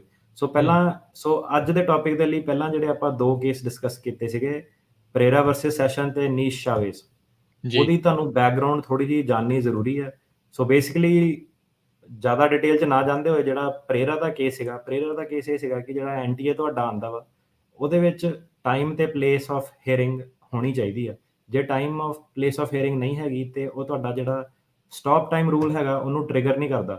ਸੋ ਸਟਾਪ ਟਾਈਮ ਰੂਲ ਕੀ ਸੀਗਾ ਕਿ ਜਿੱਦਾਂ ਆਪਾਂ ਦੱਸਿਆ ਕਿ ਜਿਹੜਾ ਬੰਦਾ ਆ ਗਿਆ, ਉਹਨੂੰ ਇਮੀਗ੍ਰੇਸ਼ਨ ਕੋਲ ਕੋਈ ਨੋਟਿਸ ਨਹੀਂ ਆਇਆ, 10 ਸਾਲ ਉਹ ਸੇਫ ਰਹਿ ਗਿਆ ਤੇ ਉਹਦੇ ਬੱਚੇ ਜਾਂ ਘਰ ਵਾਲੀ ਇੱਥੇ ਹੈਗੇ ਆ, ਤੇ ਉਹ ਕੈਂਸਲੇਸ਼ਨ ਆਫ ਰਿਮੂਵਲ ਦੇ ਰਿਲੀਫ ਲਈ ਐਲੀਜੀਬਲ ਹੁੰਦਾ। ਸੋ ਐਨਟੀਏ ਜਿਹੜਾ ਜਦੋਂ ਤੁਹਾਨੂੰ ਐਨਟੀਏ ਮਿਲ ਜਾਂਦਾ, ਉਹ ਸਟਾਪ ਟਾਈਮ ਰੂਲ ਨੂੰ ਟ੍ਰਿਗਰ ਕਰ ਦਿੰਦਾ, ਮਤਲਬ ਕਿ ਤੁਹਾਡੇ ਉਹ 10 ਸਾਲ ਦੀ ਕਲੌਕ ਨੂੰ ਤੋੜ ਦਿੰਦਾ। ਸੋ ਜਿਹੜਾ ਇਹ ਕੇਸ ਸੀਗਾ ਪਰੇਰਾ ਵਰਸਸ ਸੈਸ਼ਨਸ, ਦੇ ਸੁਪਰੀਮ ਕੋਰਟ ਨੇ ਡਿਸਾਈਡ ਕੀਤਾ ਸੀਗਾ ਕਿ ਜਿਹੜੇ ਐਨਟੀਏ ਦੇ ਵਿੱਚ ਤੁਹਾਡਾ time and place of hearing ਨਹੀਂ ਦਿੱਤਾ ਹੈਗਾ, ਉਹ ਤੁਹਾਡਾ ਸਟਾਪ ਟਾਈਮ ਰੂਲ ਨੂੰ ਟ੍ਰਿਗਰ ਨਹੀਂ ਕਰਦਾ, ਮਤਲਬ ਕਿ ਉਹ ਜਿਹੜੇ ਸਾਰੇ ਲੋਕੀ ਸੀਗੇ ਉਹ ਕੈਂਸਲੇਸ਼ਨ ਲਈ ਐਲੀਜੀਬਲ ਸੀਗੇ ਜੀ। ਸੋ ਇਹਦੇ ਵਿੱਚ ਸਾਨੂੰ ਕਿਸੇ ਰੇਡੀਓ ਕਾਲਰ ਨੇ ਕਾਲ ਵੀ ਕੀਤੀ ਸੀ, ਹਨਾ, ਕਹਿੰਦਾ ਕਿ ਮੇਰਾ ਵਕੀਲ ਕਹਿੰਦਾ ਇਦਾਂ ਦਾ ਕੋਈ ਰੂਲ ਨਹੀਂ ਹੈਗਾ। ਤੇ ਕਾਫੀ ਸਾਰੇ ਜਿੱਦਾਂ ਫਿਰ ਸਾਡੇ ਕੋਲ ਕੇਸ ਵੀ ਆਏ, ਉਹ ਕਹਿੰਦੇ ਕਿ ਮੇਰਾ ਵਕੀਲ ਤਾਂ ਆਹੀ ਅਸਾਈਲਮ ਦੇ ਕਰਦਾ, ਉਹਨੂੰ ਤਾਂ ਪਤਾ ਨਹੀਂ ਸੀਗਾ, ਉਹ ਕਹਿੰਦਾ ਕਿ ਮੇਰੇ ਕੋਲ ਨਹੀਂ ਹੋਣਾ ਤੇ ਜਾ ਕੇ ਤੁਸੀਂ ਕਿਸੇ ਹੋਰ ਕੋਲ ਕਰਾ ਲਓ। ਸੋ ਪਰੇਰਾ ਵਰਸਸ ਸੈਸ਼ਨ ਨੇ ਆਹ ਰੂਲਿੰਗ ਲੇ ਡਾਊਨ ਕੀਤੀ ਸੀਗੀ। ਫਿਰ ਰੀਸੈਂਟਲੀ ਆਪਾਂ ਵੀ ਡਿਸਕਸ ਕੀਤਾ ਕਿ ਇੱਕ ਨੀਸ਼ ਚਾਵੇਜ਼ ਕਰਕੇ ਸੁਪਰੀਮ ਕੋਰਟ ਨੇ ਕੇਸ ਡਿਸਾਈਡ ਕੀਤਾ, ਉਹਨੇ ਆਹੀ ਜਿਹੜੀ ਚੀਜ਼ ਸੀ ਇਹਨੂੰ ਇੱਕ ਸਟੈਪ ਹੋਰ ਅੱਗੇ ਲੈ ਗਿਆ। ਉਹਨੇ ਕੀ ਕਿਹਾ ਕਿ ਤੁਸੀਂ ਪਹਿਲਾਂ ਨੋਟਿਸ ਦੇ ਤੁਹਾਡਾ ਡਿਫੈਕਟਿਵ ਸੀਗਾ ਤੇ ਬਾਅਦ 'ਚ ਜਿਹੜਾ ਸਰਕਾਰ ਨੇ DHS ਨੇ ਇੱਕ ਸਹੀ ਨੋਟਿਸ ਦਿੱਤਾ ਟਾਈਮ ਐਂਡ ਹੀਅਰਿੰਗ ਲਈ, ਮਤਲਬ ਹੁਣ ਤੁਹਾਡੇ ਕੋਲ ਇੱਕ ਤੋਂ ਵੱਧ ਨੋਟਿਸ ਆ ਗਿਆ ਤੇ ਉਹ ਜੀ ਕਹਿੰਦਾ ਕਿ ਜਿਹੜਾ ਬਾਅਦ 'ਚ ਭਾਵੇਂ ਉਹਨਾਂ ਨੇ ਸਹੀ ਨੋਟਿਸ ਦਿੱਤਾ ਉਹ ਉਹਨੂੰ ਕਿਉਰ ਨਹੀਂ ਕਰਦਾ। ਇਹ NTA ਇੱਕ ਸਿੰਗਲ ਡਾਕੂਮੈਂਟ ਹੋਣਾ ਚਾਹੀਦਾ, ਮਤਲਬ ਕਿ ਜੇ ਤੁਹਾਨੂੰ ਇੱਕ ਸਿੰਗਲ ਇਕਲੌਤਾ ਡਾਕੂਮੈਂਟ ਨਹੀਂ ਮਿਲਿਆ time and place of hearing, ਤੁਹਾਡਾ ਸਟਾਪ ਟਾਈਮ ਰੂਲ ਟ੍ਰਿਗਰ ਨਹੀਂ ਹੁੰਦਾ। ਤੁਸੀਂ ਆਪਣਾ ਕੇਸ ਰੀਓਪਨ ਕਰਕੇ ਵਕੀਲ ਦੇ ਖਿਲਾਫ ਕੰਪਲੇਂਟ ਕਰਕੇ ਜਿੱਦਾਂ ਵੀ ਕਰਨਾ ਤੁਸੀਂ ਆਪਣਾ ਕੇਸ ਓਪਨ ਕਰਾ ਕੇ ਕੈਂਸਲੇਸ਼ਨ ਆਫ ਰਿਮੂਵਲ ਦੇ ਰਿਲੀਫ ਲਈ ਐਲੀਜੀਬਲ ਹੋ। ਜੀ ਸੋ ਸੋ ਬੇਸਿਕਲੀ ਅੱਜ ਆਪਾਂ ਹਾਂਜੀ ਜੀ ਸੋ ਇਹ ਜਿਹੜੇ ਦੋ ਆ ਇਹ ਇੱਕ ਗਰਾਊਂਡ ਵਰਕ ਹੈਗੇ ਜਿਹੜੇ ਅੱਜ ਦੇ ਜਿਹੜੇ ਬੇਸਿਕਲੀ ਕੇਸ ਆ, ਜਿਹੜਾ ਮੈਟਰ ਆਫ ਐਰਮਬੁਲਾ ਬਰਾਵੋ ਆ ਜਿਸ ਦਾ ਤੁਸੀਂ ਜ਼ਿਕਰ ਕੀਤਾ ਆ। ਸੋ ਕੀ ਹੈਗਾ ਜੀ ਇਸ ਕੇਸ ਦੇ ਵਿੱਚ, ਦੱਸੋ ਜੀ। ਸੋ ਕੀ ਇਹ ਲੇਟੈਸਟ ਕੇਸ ਹੈਗਾ? ਜੀ ਬਿਲਕੁਲ ਲੇਟੈਸਟ ਕੇਸ ਆ। ਇਹ ਕੇਸ ਨੂੰ ਡਿਸਕਸ ਕਰਕੇ ਸਾਨੂੰ ਨੋਟਿਸ ਟੂ ਅਪੀਅਰ ਬਾਰੇ ਕਾਫੀ ਪਤਾ ਲੱਗ ਜਾਊਗਾ। ਸੋ ਫਿਰ ਇਦਾਂ ਕਿ ਅੱਜ ਆਪਾਂ ਜਿਹੜਾ ਨੋਟਿਸ ਟੂ ਅਪੀਅਰ ਇੱਕ ਵਾਰੀ ਡਿਸਕਸ ਕਰ ਲਿਆ, ਸਾਰੀ ਸਾਡੀ ਆਡੀਅנס ਨੂੰ ਪਤਾ ਲੱਗ ਜਾਣਾ ਕਿ ਹੈ ਕੀ ਚੀਜ਼ ਆ, ਹੁੰਦਾ ਕੀ ਹੈ, ਇਹਦੇ ਕੀ ਕੌਨਸੀਕੁਐਂਸਸ ਹੁੰਦੇ ਆ। ਸੋ ਮੈਟਰ ਆਫ ਐਰਮਬੁਲਾ ਦੇ ਵਿੱਚ ਜਿਹੜਾ ਰਿਸਪੋਂਡੈਂਟ ਆ ਫੀਮੇਲ ਸੀਗੀ, ਸਿਟੀਜ਼ਨ ਤੇ ਨੇਟਿਵ ਮੈਕਸੀਕੋ ਦੀ ਸੀਗੀ। 2 ਵਾਰੀ ਇੱਥੇ ਪਹਿਲਾਂ ਰਿਮੂਵਲ ਆਰਡਰ ਲੱਗਾ ਸੀਗਾ। ਕਿਉਂ ਲੱਗਾ ਸੀਗਾ? ਇਹਨੇ 2 ਅਲੱਗ-ਅਲੱਗ ਏਲੀਅਨ ਨੰਬਰ ਲਾ ਕੇ ਨਾਮ ਚੇਂਜ ਕਰਕੇ ਜੋ ਵੀ ਇਹਨੇ ਕੇਸ ਕੁਛ ਫਾਈਲ ਕਰਨ ਦੀ ਕੋਸ਼ਿਸ਼ ਕੀਤੀ ਸੀ। ਇਮੀਗ੍ਰੇਸ਼ਨ ਨੇ ਪਹਿਲਾਂ ਡਿਪੋਰਟੇਸ਼ਨ ਆਲਰੇਡੀ ਇਹਦੇ ਖਿਲਾਫ ਸੀਗੀ। ਸੋ ਸਤੰਬਰ 2008 ਦੇ ਵਿੱਚ ਇਹਨੂੰ ਅਨਲੌਫਲੀ ਅਰੈਸਟ ਕਰ ਲਿਆ ਉਹਨਾਂ ਨੇ। ਇਹ ਬਾਰਡਰ ਤੋਂ ਜਿੱਦਾਂ ਆਪਣੇ ਕੱਚੇ ਬੰਦੇ ਹੁੰਦੇ ਉਹਨਾਂ ਨੂੰ ਟਰਾਂਸਪੋਰਟ ਕਰਦੀ ਸੀਗੀ ਜੀ ਤੇ ਪਰ ਜਦੋਂ ਇਹਨਾਂ ਨੇ ਆਇਆ ਅਰੈਸਟ ਕੀਤਾ ਤੇ ਉਹਨਾਂ ਨੇ ਇਹਨੂੰ ਪੇਰੋਲ ਦੇ ਦਿੱਤਾ ਤੇ ਅਕਤੂਬਰ 2009 ਤੋਂ ਲੈ ਕੇ ਅਪ੍ਰੈਲ 2010 ਤੱਕ ਇਹਨੂੰ ਪੇਰੋਲ ਦੇ ਦਿੱਤਾ। ਸੋ ਪੇਰੋਲ ਦਾ ਮਤਲਬ ਕੀ ਹੁੰਦਾ ਕਿ ਸਰਕਾਰ ਉਹ I-94 ਐਡਮਿਸ਼ਨ ਨਹੀਂ ਹੁੰਦੀ, ਸਰਕਾਰ ਤੁਹਾਡੇ ਉੱਤੇ ਜੁਰਿਸਡਿਕਸ਼ਨ ਰਿਟੇਨ ਰੱਖਦੀ ਹੈ, ਤੁਹਾਨੂੰ ਪਰਮਿਸ਼ਨ ਟੂ ਐਂਟਰ ਦੇ ਦਿੰਦੀ ਹੈ ਕਾਈਂਡ ਆਫ। ਸੋ ਠੀਕ ਫਿਰ ਹੈ ਕੀ ਹੋਇਆ ਕਿ ਇਹਨੂੰ ਅੱਗੇ ਇਹਦੀ ਹੀਅਰਿੰਗ ਵਗੈਰਾ ਚੱਲੀ ਤੇ ਇਹਨੂੰ ਸਜ਼ਾ ਹੋਈ ਤੇ ਆਹੀ ਜਿਹੜੇ ਕੱਚੇ ਬੰਦੇ ਟਰਾਂਸਪੋਰਟ ਕਰਦੇ ਸੀਗੇ ਤੇ ਜਦੋਂ ਹੀ ਇਹਦੀ ਸਜ਼ਾ ਹੋਈ ਤੇ ਉਹਦੇ ਨਾਲ ਹੀ 2010 ਚ ਇਹਨੂੰ ਸਜ਼ਾ ਹੋਈ ਤੇ ਨਾਲ ਹੀ ਇਹਨੂੰ NTA ਮਿਲ ਗਿਆ ਡਿਪਾਰਟਮੈਂਟ ਆਫ ਹੋਮਲੈਂਡ ਸਿਕਿਉਰਿਟੀ ਵੱਲੋਂ। ਸੋ ਜਿਹੜਾ NTA ਸੀਗਾ, ਹੁਣ ਪੰਗਾ ਸਾਰਾ ਉਹੀ ਕਿ ਦੇਖੋ ਹੁਣ ਕੀ ਹੈਗਾ ਕਿ ਇੰਨੇ ਸਾਰੇ ਕੇਸ ਆ ਗਏ, ਪਰੇਰਾ ਆ ਗਿਆ, ਨੀਸ਼ ਚਾਵੇਜ਼ ਆ ਗਿਆ, ਹੋਰ ਕਈ ਸਾਰੇ ਕੇਸ ਸੀਗੇ। ਸੋ ਜਿਹੜਾ NTA ਨੂੰ ਮਿਲਿਆ ਉੱਤੇ date and time of hearing ਲਿਖੀ ਨਹੀਂ ਸੀਗੀ, ਉੱਤੇ ਲਿਖਿਆ ਕਿ to be decided, to be set. ਠੀਕ ਸੋ ਹੈ ਚਲੋ ਉਹ ਹੋ ਗਿਆ। ਇਹ ਆਪਾਂ ਗੱਲ ਕਰ ਰਹੇ ਹਾਂ 2010 ਦੀ। ਸੋ ਦੇਖੋ 2021 ਆ ਗਿਆ ਹਨਾ ਕਿ ਕਿੱਦਾਂ ਇਹ ਵਕੀਲਾਂ ਵਕੂਲਾਂ ਦੇ ਚੱਕਰ ਦੇ ਵਿੱਚ ਉਲਝੀ। ਸੋ ਇਹਨੂੰ ਫਿਰ 6 ਦਿਨ ਬਾਅਦ ਉਹਨਾਂ ਨੇ ਇੱਕ ਸਹੀ ਨੋਟਿਸ ਦੇ ਦਿੱਤਾ ਕਿ ਤੇਰੀ ਆਹ ਤਰੀਕ ਆ, ਆਹ ਟਾਈਮ ਆ ਤੇ ਇਹ 6 ਦਿਨ ਬਾਅਦ ਇਹ ਅਪੀਅਰ ਵੀ ਹੋ ਗਈ। ਇਹਦੇ ਲਾਇਰ ਨੇ ਮਤਲਬ ਕੰਟੈਸਟ ਨਹੀਂ ਕੀਤਾ ਕਿ ਨੋਟਿਸ ਡਿਫੈਕਟਿਵ ਆ ਜਾਂ ਕਿੱਦਾਂ ਵਾ, ਤਾਂ 6 ਦਿਨ ਬਾਅਦ ਇਹ ਅਪੀਅਰ ਹੋ ਗਈ। ਠੀਕ ਹੈ ਸੋ ਜਦੋਂ ਹੁਣ ਇਮੀਗ੍ਰੇਸ਼ਨ ਜੱਜ ਸੀਗਾ, ਇਮੀਗ੍ਰੇਸ਼ਨ ਜੱਜ ਨੇ ਹੈਲਡ ਕੀਤਾ ਕਿ ਜਿਹੜਾ NTA ਹੈ ਜਦੋਂ ਤੁਹਾਨੂੰ ਮਿਲਦਾ, ਜਿਹੜਾ ਤੁਹਾਨੂੰ ਪੇਰੋਲ ਮਿਲਿਆ, ਪਰਮਿਸ਼ਨ ਮਿਲੀ ਆ, ਉਹ ਇਮੀਡੀਏਟਲੀ ਵੋਇਡ ਹੋ ਜਾਂਦੀ ਆ। ਸੋ ਤੁਸੀਂ ਨਾਲ ਹੀ ਰਿਮੂਵਲ ਹੋ ਜਾਂਦੇ ਹੋ। ਸੋ ਜਦੋਂ NTA ਤੁਹਾਨੂੰ ਮਿਲ ਗਿਆ ਤੇ ਤੁਹਾਡਾ ਜਿਹੜਾ ਪੇਰੋਲ ਆ ਉਹ ਖਤਮ ਆ। ਤੇ ਨਾਲ ਹੀ ਜਿਹੜਾ ਜੱਜ ਸੀਗਾ ਉਹਨੇ ਇਹ ਹੈਲਡ ਕੀਤਾ ਕਿ ਕਿਉਂਕਿ ਇਹਨੂੰ ਆਲਰੇਡੀ ਕ੍ਰਿਮੀਨਲ ਕਨਵਿਕਸ਼ਨ ਐਗਰਾਵੇਟਿਡ ਫੈਲਨੀ ਹੈਗੀ ਆ ਕਿਉਂਕਿ ਇਹ ਬੰਦੇ ਟਰਾਂਸਪੋਰਟ ਕਰਦੀ ਸੀ, ਇਸ ਲਈ ਇਹ ਕੈਂਸਲੇਸ਼ਨ ਆਫ ਰਿਮੂਵਲ ਤੇ ਵੋਲੰਟਰੀ ਡਿਪਾਰਚਰ ਦੇ ਰੂਲ ਲਈ ਐਲੀਜੀਬਲ ਨਹੀਂ ਹੈਗੀ। ਸੋ ਆਪਾਂ ਕਿਉਂ ਇਹਦੀ ਗੱਲ ਕਰ ਰਹੇ ਹਾਂ? ਆਪਾਂ ਇਹਦੀ ਗੱਲ ਇਸ ਲਈ ਕਰ ਰਹੇ ਹਾਂ ਕਿ 2010 ਦੇ ਵਿੱਚ ਉਹਨੂੰ ਮਿਲਿਆ ਸੀਗਾ, ਆਪਾਂ 2021 ਚ ਪਹੁੰਚ ਗਏ ਹਾਂ, ਨੋਟਿਸ ਡਿਫੈਕਟਿਵ ਸੀਗਾ। ਜਿਹੜਾ ਨੀਸ਼ ਚਾਵੇਜ਼ ਹੈਗਾ ਉਹ ਕਹਿੰਦਾ ਹੈਗਾ ਕਿ ਸਿੰਗਲ ਡਾਕੂਮੈਂਟ ਹੋਣਾ ਚਾਹੀਦਾ। ਸੋ ਇਹਦੇ ਜੀ ਲਾਇਰਾਂ ਨੇ ਆਪਣਾ ਦਿਮਾਗ ਲਾ ਕੇ ਤਰਕ ਬਣਾਇਆ ਕਿ ਚਲੋ ਉਹ ਨੋਟਿਸ ਡਿਫੈਕਟਿਵ ਸੀਗਾ, 10 ਸਾਲ ਹੋ ਗਏ ਉਹ ਨੋਟਿਸ ਨੂੰ ਨੋਟਿਸ ਨਹੀਂ ਮੰਨਿਆ ਜਾਂਦਾ ਤੇ ਨੀਸ਼ ਚਾਵੇਜ਼ ਐਪਲੀਕੇਬਲ ਹੈਗਾ ਕਿਉਂਕਿ ਸੁਪਰੀਮ ਕੋਰਟ ਨੇ ਆਲਰੇਡੀ ਡਿਸਾਈਡ ਕਰਤਾ। ਸੋ ਜਿਹੜਾ ਸੋ ਇਮੀਗ੍ਰੇਸ਼ਨ ਜੱਜ ਜੀ ਜੀ ਸੋ ਇਮੀਗ੍ਰੇਸ਼ਨ ਜੱਜ ਨੇ ਇਹ ਤਰਕ ਕੱਢਿਆ ਕਿ ਨਹੀਂ, ਤੈਨੂੰ ਆਪਾਂ ਪੇਰੋਲ ਦਿੱਤਾ ਸੀਗਾ ਕਿਉਂਕਿ ਜਿਹੜਾ NTA ਹੈਗਾ, NTA ਜਿਹੜਾ ਪੇਰੋਲ ਨੂੰ ਇਮੀਡੀਏਟਲੀ ਟਰਮੀਨੇਟ ਕਰ ਦਿੰਦਾ। ਸੋ ਤੂੰ ਰਾਈਟ ਵੇ ਰਿਮੂਵੇਬਲ ਸੀਗੀ, ਸੋ ਇਸ ਲਈ ਤੇਰਾ ਪੇਰੋਲ ਵੈਲਿਡ ਨਹੀਂ ਹੈਗਾ ਜਦੋਂ ਤੈਨੂੰ ਡਿਫੈਕਟਿਵ NTA ਵੀ ਮਿਲ ਗਿਆ। ਸੋ ਇਸ ਚੀਜ਼ ਦੇ ਉੱਤੇ ਬਹਿਸ ਸੀਗੀ ਤੇ ਰਿਸਪੋਂਡੈਂਟ ਨੇ ਕਿਹਾ ਕਿ ਜੱਜ ਨੇ ਗਲਤ ਕੀਤਾ, ਨੀਸ਼ ਚਾਵੇਜ਼ ਦਾ ਡਿਸੀਜਨ ਹੈਗਾ, ਪਰੇਰਾ ਦਾ ਡਿਸੀਜਨ ਹੈਗਾ। ਸੋ ਇਸ ਲਈ ਉਹਨੇ ਅਪੀਲ ਕਰਤੀ ਬੋਰਡ ਆਫ ਇਮੀਗ੍ਰੇਸ਼ਨ ਅਪੀਲ ਮੋਰੇ। ਬੜੀ ਇੰਟਰਸਟਿੰਗ ਜਿਹਾ ਜਿਹੜਾ ਇਹ ਮਾਹੌਲ ਜਿਹਾ ਜਿਹੜਾ ਬਣ ਰਿਹਾ। ਫਿਰ ਇਹਨਾਂ ਨੇ ਆਰਗਿਊ ਕੀ ਕੀਤਾ ਰਿਸਪੋਂਡੈਂਟ ਨੇ ਅਪੀਲ ਦੇ ਵਿੱਚ? ਜੀ ਸੋ ਰਿਸਪੋਂਡੈਂਟ ਜਿਹੜੀ ਸੀਗੀ ਉਹਨੇ ਪਰੇਰਾ ਵਰਸਸ ਸੈਸ਼ਨ ਤੇ ਰਿਲਾਈ ਕੀਤਾ। ਉਹ ਕਹਿੰਦੀ ਜਿਹੜਾ ਨੋਟਿਸ ਟੂ ਅਪੀਅਰ ਆ ਉਹਨੇ ਕਿਉਂਕਿ ਟਾਈਮ ਐਂਡ ਪਲੇਸ ਨਹੀਂ ਦੱਸਿਆ ਸੀਗਾ, ਸੋ ਇਸ ਲਈ ਇਮੀਗ੍ਰੇਸ਼ਨ ਜੱਜ ਨੂੰ ਜੁਰਿਸਡਿਕਸ਼ਨ ਨਹੀਂ ਹੈਗਾ ਮੇਰੇ ਉੱਤੇ, ਇਮੀਗ੍ਰੇਸ਼ਨ ਕੋਰਟ ਨੂੰ ਜੁਰਿਸਡਿਕਸ਼ਨ ਨਹੀਂ ਹੈਗਾ। ਸੋ ਸਾਡੇ ਹੁਣ ਜਿੱਦਾਂ ਕਾਫੀ ਪੰਜਾਬੀ ਕਲਾਇੰਟ ਆ, ਸਪੈਸ਼ਲੀ ਸਿਆਟਲ ਵੱਲੋਂ ਦੀ ਕਾਫੀ ਜ਼ਿਆਦਾ ਕੇਸ ਆ ਜਿਹਦੇ ਵਿੱਚ ਕਿ ਕੋਰਟ ਨੇ ਸਿੱਧੇ ਹੀ ਨਾ ਪਰੇਰਾ ਵੀ ਸੈਸ਼ਨ ਕਰਕੇ ਟਰਮੀਨੇਟ ਕਰਤਾ ਸੀਗਾ। ਸਿੱਧੇ ਹੀ ਲੋਕਾਂ ਦੀ ਹੀਅਰਿੰਗ ਨਹੀਂ ਹੋਈ ਸੀਗੀ, ਲੋਕਾਂ ਨੂੰ ਪਤਾ ਕਿ ਜਿਹਨਾਂ ਦੇ ਕੇਸ ਉਹਨਾਂ ਨੂੰ ਪਤਾ ਕਿ ਇਸ ਚੀਜ਼ ਦੀ ਗੱਲ ਹੋ ਰਹੀ ਹੈ। ਸਿੱਧੇ ਬੋਰਡ ਆਫ ਇਮੀਗ੍ਰੇਸ਼ਨ ਅਪੀਲ ਵੱਲ ਉਹਨਾਂ ਨੇ ਘੱਲਤੇ ਸੀਗੇ ਕੇਸ ਕਿ ਸਾਡੇ ਕਿਉਂਕਿ ਨੋਟਿਸ ਡਿਫੈਕਟਿਵ ਸੀਗਾ, ਸਾਡੇ ਉੱਤੇ ਕੋਰਟ ਦਾ ਜੁਰਿਸਡਿਕਸ਼ਨ ਨਹੀਂ ਆਉਂਦਾ। ਸੋ ਇਹਨੇ ਕੀ ਕੀਤਾ ਕਿ ਇਹਨੇ ਪਰੇਰਾ ਵੀ ਸੈਸ਼ਨ ਤੇ ਰਿਲਾਈ ਕਰ ਲਿਆ। ਇਹਨੇ ਕਿਹਾ ਕਿ ਕਿਉਂਕਿ NTA ਨੇ ਤੁਹਾਨੂੰ ਡੇਟ ਐਂਡ ਟਾਈਮ ਨਹੀਂ ਦੱਸੀ, ਸੋ ਇਮੀਗ੍ਰੇਸ਼ਨ ਕੋਰਟ ਕੋਲ ਜੁਰਿਸਡਿਕਸ਼ਨ ਨਹੀਂ ਹੈਗਾ। ਤੇ ਫਿਰ ਨਾਲ ਇਹਨੇ ਇਹ ਵੀ ਕਿਹਾ ਕਿਉਂਕਿ ਪਰੇਰਾ ਸਟਾਪ ਟਾਈਮ ਰੂਲ ਨੂੰ ਟ੍ਰਿਗਰ ਨਹੀਂ ਕਰਦਾ ਕੈਂਸਲੇਸ਼ਨ ਆਫ ਰਿਮੂਵਲ ਵਾਸਤੇ, ਤੇ ਸੇਮ ਰੀਜ਼ਨ ਕਰਕੇ ਇਹਨੇ ਕਿਹਾ ਕਿ ਸੇਮ ਰੀਜ਼ਨਿੰਗ ਕਰਕੇ ਉਹ ਮੇਰਾ ਜਿਹੜਾ ਪੇਰੋਲ ਆ ਉਹਨੂੰ ਟਰਮੀਨੇਟ ਨਹੀਂ ਕਰਦਾ। ਸੋ ਬੇਸਿਕਲੀ ਇਹਨੇ ਇਹ ਆਰਗੂਮੈਂਟ ਆਪਣੀ ਕੀਤੀ ਕਿਉਂਕਿ ਇਹ ਜਿਹੜਾ ਕੇਸ ਹੈਗਾ NTA stop time rule trigger ਨਹੀਂ ਕਰਦਾ, ਇਸ ਲਈ ਮੇਰਾ ਜਿਹੜਾ ਪੇਰੋਲ ਆ ਉਹ ਵੀ ਕੈਂਸਲ ਨਹੀਂ ਹੋਣਾ ਚਾਹੀਦਾ, ਉਹਨੂੰ ਵੀ ਵੈਲਿਡ ਮੰਨਿਆ ਜਾਣਾ ਚਾਹੀਦਾ। ਜਿੱਦਾਂ ਹੁਣ ਮੈਂ ਪਹਿਲਾਂ ਦੱਸਿਆ ਕਿ ਜਿਹੜਾ ਇੱਕ ਬੁੱਕ ਦੇ ਵਿੱਚ ਰੂਲ ਲਿਖਿਆ ਹੈ ਕਿ ਜਿਹੜਾ ਐਨਟੀਏ ਮਿਲ ਗਿਆ ਤੁਹਾਡਾ ਪੇਰੋਲ ਟਰਮੀਨੇਟ ਹੈ। ਜੀ ਸੋ ਪੇਰੋਲ ਕਿਉਂ ਜ਼ਰੂਰੀ ਹੈ? ਹੁਣ ਪੇਰੋਲ ਨੂੰ ਇਸ ਲਈ ਜ਼ਰੂਰੀ ਹੈ ਕਿਉਂਕਿ ਇਹ ਐਡਜਸਟਮੈਂਟ ਆਫ ਸਟੇਟਸ ਲਈ ਫਾਈਲ ਕਰ ਰਹੀ ਹੈ। ਸੋ ਇਹ ਕੀ ਕਹਿੰਦੀ ਹੈ ਕਿ ਮੈਂ ਇਸ ਲਈ ਇਨਐਡਮਿਸਿਬਲ ਨਹੀਂ ਹੈਗੀ, ਮੇਰੀ ਸਹੀ ਐਂਟਰੀ ਹੋਈ, ਮੇਰਾ ਸਹੀ ਪੇਰੋਲ ਸੀਗਾ, ਤੇ ਮੈਂ ਕੈਂਸਲੇਸ਼ਨ ਆਫ ਰਿਮੂਵਲ ਵਾਸਤੇ, ਐਡਜਸਟਮੈਂਟ ਆਫ ਸਟੇਟਸ ਵਾਸਤੇ ਤੇ ਵੋਲੰਟਰੀ ਡਿਪਾਰਚਰ ਵਾਸਤੇ ਹੱਕਦਾਰ ਆ। ਸੋ ਕਿਉਂਕਿ ਜੇ ਤੁਹਾਨੂੰ ਵੋਲੰਟਰੀ ਡਿਪਾਰਚਰ ਮਿਲ ਜਾਵੇ ਜਾਂ ਐਡਜਸਟਮੈਂਟ ਆਫ ਸਟੇਟਸ ਮਿਲ ਜਾਵੇ ਤਾਂ ਤੁਹਾਡੇ ਗ੍ਰੀਨ ਕਾਰਡ ਦੇ ਜਿਹੜੇ ਰਾਹ ਖੁੱਲ ਜਾਂਦੇ ਆ। ਜਦੋਂ ਲਾਸਟ ਟਾਈਮ ਵੀ ਆਪਾਂ ਡਿਸਕਸ ਕੀਤਾ ਸੀਗਾ ਵੀ ਕਈ ਕੇਸਾਂ ਦੇ ਵਿੱਚ ਫਿਰ ਉਹ ਗ੍ਰੀਨ ਕਾਰਡ ਦਾ ਰਾਹ ਨਹੀਂ ਮਿਲਦਾ, ਨਹੀਂ ਤਾਂ ਇਕੱਲੇ ਵਰਕ ਪਰਮਿਟ ਵਗੈਰਾ ਜਿਹੜੇ ਉਹ ਮਿਲੀ ਜਾਂਦੇ। ਸੋ ਬੜਾ ਇੰਟਰਸਟਿੰਗ ਜਿਹਾ ਇਹ ਕੇਸ ਜਿਹੜਾ ਬਣ ਗਿਆ। ਐਨਟੀਏ ਕਾਈਂਡ ਆਫ ਜਿੱਦਾਂ ਪ੍ਰੇਰਾ ਦੇ ਹਿਸਾਬ ਦੇ ਨਾਲ ਉਹ ਵੈਲਿਡ ਨਹੀਂ ਆ, ਪਰ ਇੱਕ ਪਾਸੇ ਆ ਵੀ ਜੀ ਐਨਟੀਏ ਤੁਹਾਨੂੰ ਮਿਲ ਗਿਆ ਤੇ ਤੁਹਾਡੀ ਪਰੋਲ ਜਿਹੜੀ ਉਹ ਖਤਮ ਆ। ਸੋ ਹੁਣ ਮਸਲਾ ਸਾਰਾ ਐਨਟੀਏ ਦੇ ਉੱਤੇ ਆ ਵੀ ਇਹ ਵੈਲਿਡ ਆ ਜਾਂ ਨਹੀਂ ਆ। ਸੋ ਬੋਰਡ ਆਫ ਇਮੀਗ੍ਰੇਸ਼ਨ ਅਪੀਲਸ ਨੇ ਫਿਰ ਕੀ ਡਿਸਾਈਡ ਕੀਤਾ, ਕੀ ਇਹਨਾਂ ਦੀ ਜਿਹੜੀ ਉਹ ਰੀਜ਼ਨਿੰਗ ਜਿਹੜੀ ਉੱਥੇ ਜਿਹੜੀ ਹੋ ਰਹੀ? ਸੋ ਜੀ ਬੋਰਡ ਆਫ ਇਮੀਗ੍ਰੇਸ਼ਨ ਅਪੀਲ ਨੇ ਕਿਹਾ ਕਿ ਆਪਾਂ ਇਮੀਗ੍ਰੇਸ਼ਨ ਜੱਜ ਨਾਲ ਐਗਰੀ ਕਰਦੇ ਹਾਂ। ਉਹਨਾਂ ਨੇ ਹੁਣ ਆਪਣੀ ਤਰਕ ਇਹ ਦਿੱਤੀ ਕਿ ਜਿਹੜਾ ਪ੍ਰੇਰਾ ਵਾਲਾ ਹੈਗਾ ਉਹ ਇੱਕ ਬੜੀ ਨੈਰੋ ਹੋਲਡਿੰਗ ਹੈਗੀ। ਉਹ ਨੈਰੋ ਹੋਲਡਿੰਗ ਮਤਲਬ ਕਿ ਬਹੁਤ ਇੱਕ ਲਿਮਿਟਿਡ ਜਿਹੇ ਟੌਪਿਕ ਤੇ ਉਹ ਸਾਨੂੰ ਰੂਲਿੰਗ ਐਪਲੀਕੇਬਲ ਆ, ਉਹ ਹਰੇਕ ਚੀਜ਼ ਤੇ ਐਪਲੀਕੇਬਲ ਨਹੀਂ ਹੈਗੀ। ਉਹਨਾਂ ਨੇ ਇਹ ਕਿਹਾ ਕਿ ਜਿਹੜੀ ਪ੍ਰੇਰਾ ਨੇ ਦੱਸਿਆ ਕਿ ਜਿਹੜਾ ਡਿਫੈਕਟਿਵ ਐਨਟੀਏ ਹੈਗਾ ਉਹ ਸਟਾਪ ਟਾਈਮ ਰੂਲ ਨੂੰ ਟ੍ਰਿਗਰ ਨਹੀਂ ਕਰਦਾ, ਪਰ ਪ੍ਰੇਰਾ ਨੇ ਇਹ ਨਹੀਂ ਦੱਸਿਆ ਕਿ ਜਿਹੜੀ ਰਿਮੂਵਲ ਪ੍ਰੋਸੀਡਿੰਗ ਹੈ ਇਹਨੂੰ ਹੀ ਖਤਮ ਕਰ ਦਿੰਦਾ। ਸੋ ਉਹਨੇ ਕਿਹਾ ਕਿ ਸਿਰਫ ਸਟਾਪ ਟਾਈਮ ਰੂਲ ਬਾਰੇ ਗੱਲ ਹੋਈ ਸੀ ਪ੍ਰੇਰਾ ਦੇ ਵਿੱਚ। ਤੇ ਫਿਰ ਇਹਨਾਂ ਨੇ ਬੋਰਡ ਆਫ ਇਮੀਗ੍ਰੇਸ਼ਨ ਨੇ ਇੱਕ ਪਹਿਲਾਂ ਵੀ ਆਪਣਾ ਕੇਸ ਦਿੱਤਾ ਸੀਗਾ ਮੈਟਰ ਆਫ ਬਰਮੂਡਾਸ ਕੋਟਾ, ਇਹ ਵੀ ਕਾਫੀ ਇੰਪੋਰਟੈਂਟ ਜਿੱਦਾਂ ਕੇਸ ਆ। ਸੋ ਇਹਦੇ ਕੇਸ ਦੇ ਵਿੱਚ ਆਲਰੇਡੀ ਉਹਨਾਂ ਨੇ ਜਿਹੜੀ ਪ੍ਰੇਰਾ ਵਾਲਾ ਕੇਸ ਸੀਗਾ ਉਹਨੂੰ ਕਾਫੀ ਜ਼ਿਆਦਾ ਐਕਸਪਲੇਨ ਆਲਰੇਡੀ ਕਰਤਾ ਸੀਗਾ। ਸੋ ਇਹਨਾਂ ਨੇ ਆਲਰੇਡੀ ਕਿਹਾ ਸੀਗਾ ਕਿ ਜਿਹੜਾ ਪ੍ਰੇਰਾ ਵਾਲਾ case, so matter of Bermudez Cota ਦੇ ਵਿੱਚ ਇਹਨਾਂ ਨੇ ਆਲਰੇਡੀ ਐਕਸਪਲੇਨ ਕਰ ਚੁੱਕੇ ਸੀਗੇ ਕਿ ਜਿਹੜਾ ਪ੍ਰੇਰਾ ਵਾਲੀ ਰੂਲਿੰਗ ਹੈਗੀ ਆ ਉਹ ਸਪੈਸੀਫਿਕਲੀ ਸਿਰਫ ਸਟਾਪ ਟਾਈਮ ਰੂਲ ਦੇ ਉੱਤੇ ਆ, ਉਹ ਤੁਹਾਡੀ ਰਿਮੂਵਲ ਪ੍ਰੋਸੀਡਿੰਗ ਨੂੰ ਟਰਮੀਨੇਟ ਨਹੀਂ ਕਰ ਸਕਦੀ ਹੈਗੀ, ਤੇ ਜਿਹੜਾ ਜੂਰਿਸਡਿਕਸ਼ਨ ਹੈਗਾ ਉਹ ਕੋਰਟ ਦੇ ਵਿੱਚ ਹੀ ਵੈਸਟ ਹੈਗਾ। ਸੋ ਇਹਨਾਂ ਨੇ ਕਿਹਾ ਕਿ ਜਿਹੜੀ ਧਾਰਾ ਹੈਗੀ ਜਿਹੜੀ ਕਿ ਕੋਰਟ ਨੂੰ ਜੂਰਿਸਡਿਕਸ਼ਨ ਗ੍ਰਾਂਟ ਕਰਦੀ ਹੈ 8 CFR 1003.14, ਉਹ ਜਿਹੜੀ ਧਾਰਾ ਹੈਗੀ ਆ ਉਹ ਇਹ ਕਹਿੰਦੀ ਹੈ ਕਿ ਕੋਰਟ ਦੇ ਵਿੱਚ ਜੂਰਿਸਡਿਕਸ਼ਨ ਉਦੋਂ ਆ ਜਾਂਦਾ ਜਦੋਂ ਚਾਰਜਿੰਗ ਡਾਕੂਮੈਂਟ ਫਾਈਲ ਹੋ ਜਾਂਦਾ। ਠੀਕ ਹੈ। ਸੋ ਉਹਨਾਂ ਨੇ ਇਹ ਕਿਹਾ ਕਿ ਇਹ ਜਿਹੜੀ ਧਾਰਾ ਹੈਗੀ ਇਹਨੇ ਹੋਰ ਕੁਝ ਨਹੀਂ ਦੱਸਿਆ ਕਿ ਚਾਰਜਿੰਗ ਡਾਕੂਮੈਂਟ 'ਚ ਕੀ ਹੋਣਾ ਚਾਹੀਦਾ, ਉਹ ਸਹੀ ਹੋਣਾ ਚਾਹੀਦਾ, ਉਹ 'ਚ ਟਾਈਮ ਸਟਾਪ ਆ ਜਿਹੜੀ time of hearing, date of hearing ਹੋਣੀ ਚਾਹੀਦੀ ਕਿ ਨਹੀਂ ਹੋਣੀ ਚਾਹੀਦੀ। ਜਿਹੜੀ ਧਾਰਾ ਹੈਗੀ ਉਹ ਸਿਰਫ ਇਹ ਕਹਿੰਦੀ ਹੈਗੀ ਕਿ ਜਦੋਂ ਤੁਹਾਡਾ ਚਾਰਜਿੰਗ ਡਾਕੂਮੈਂਟ ਫਾਈਲ ਹੋ ਗਿਆ ਕੋਰਟ ਦੇ ਕੋਲ ਜੂਰਿਸਡਿਕਸ਼ਨ ਆ ਜਾਂਦਾ।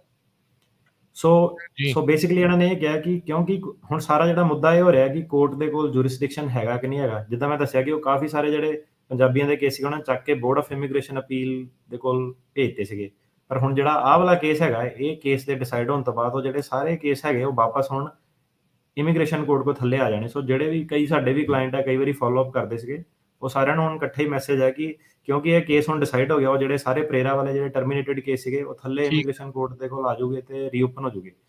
So basically board of immigration ਨੇ ਕਿਹਾ ਕਿ ਪ੍ਰੇਰਾ ਇੱਥੇ ਅਪਲਾਈ ਨਹੀਂ ਹੁੰਦਾ।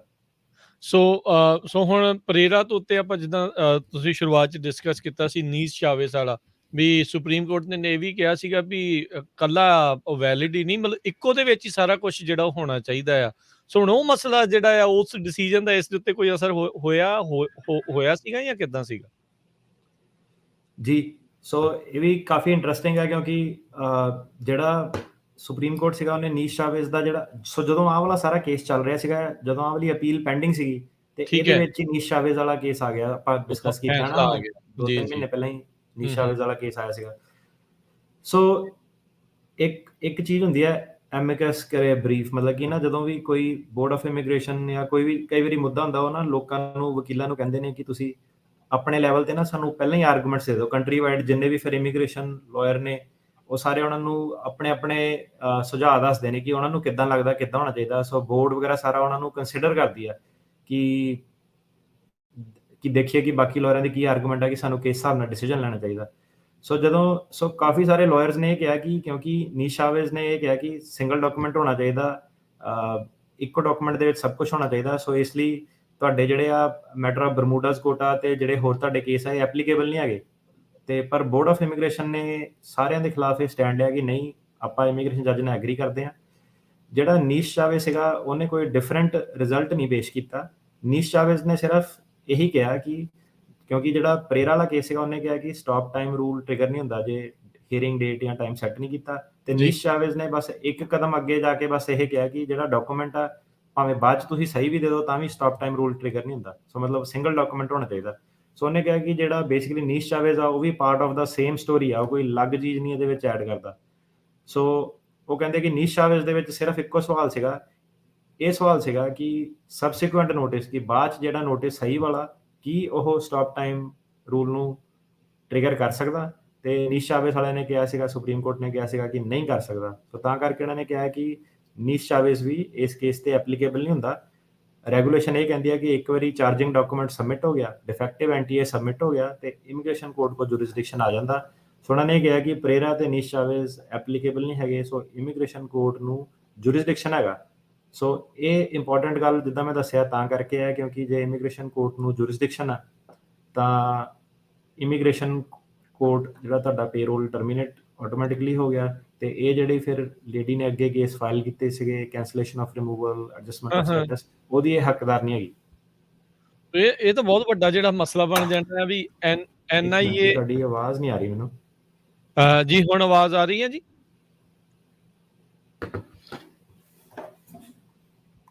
ਜੀ ਟੇਕਿਆਣਾ ਜੀ ਆਵਾਜ਼ ਆ ਰਹੀ ਹੈ ਜੀ? ਜੀ ਜੀ ਜੀ ਆਵਾਜ਼ ਸੁਣ ਰਹੀ ਹੈ ਜੀ ਹੁਣ?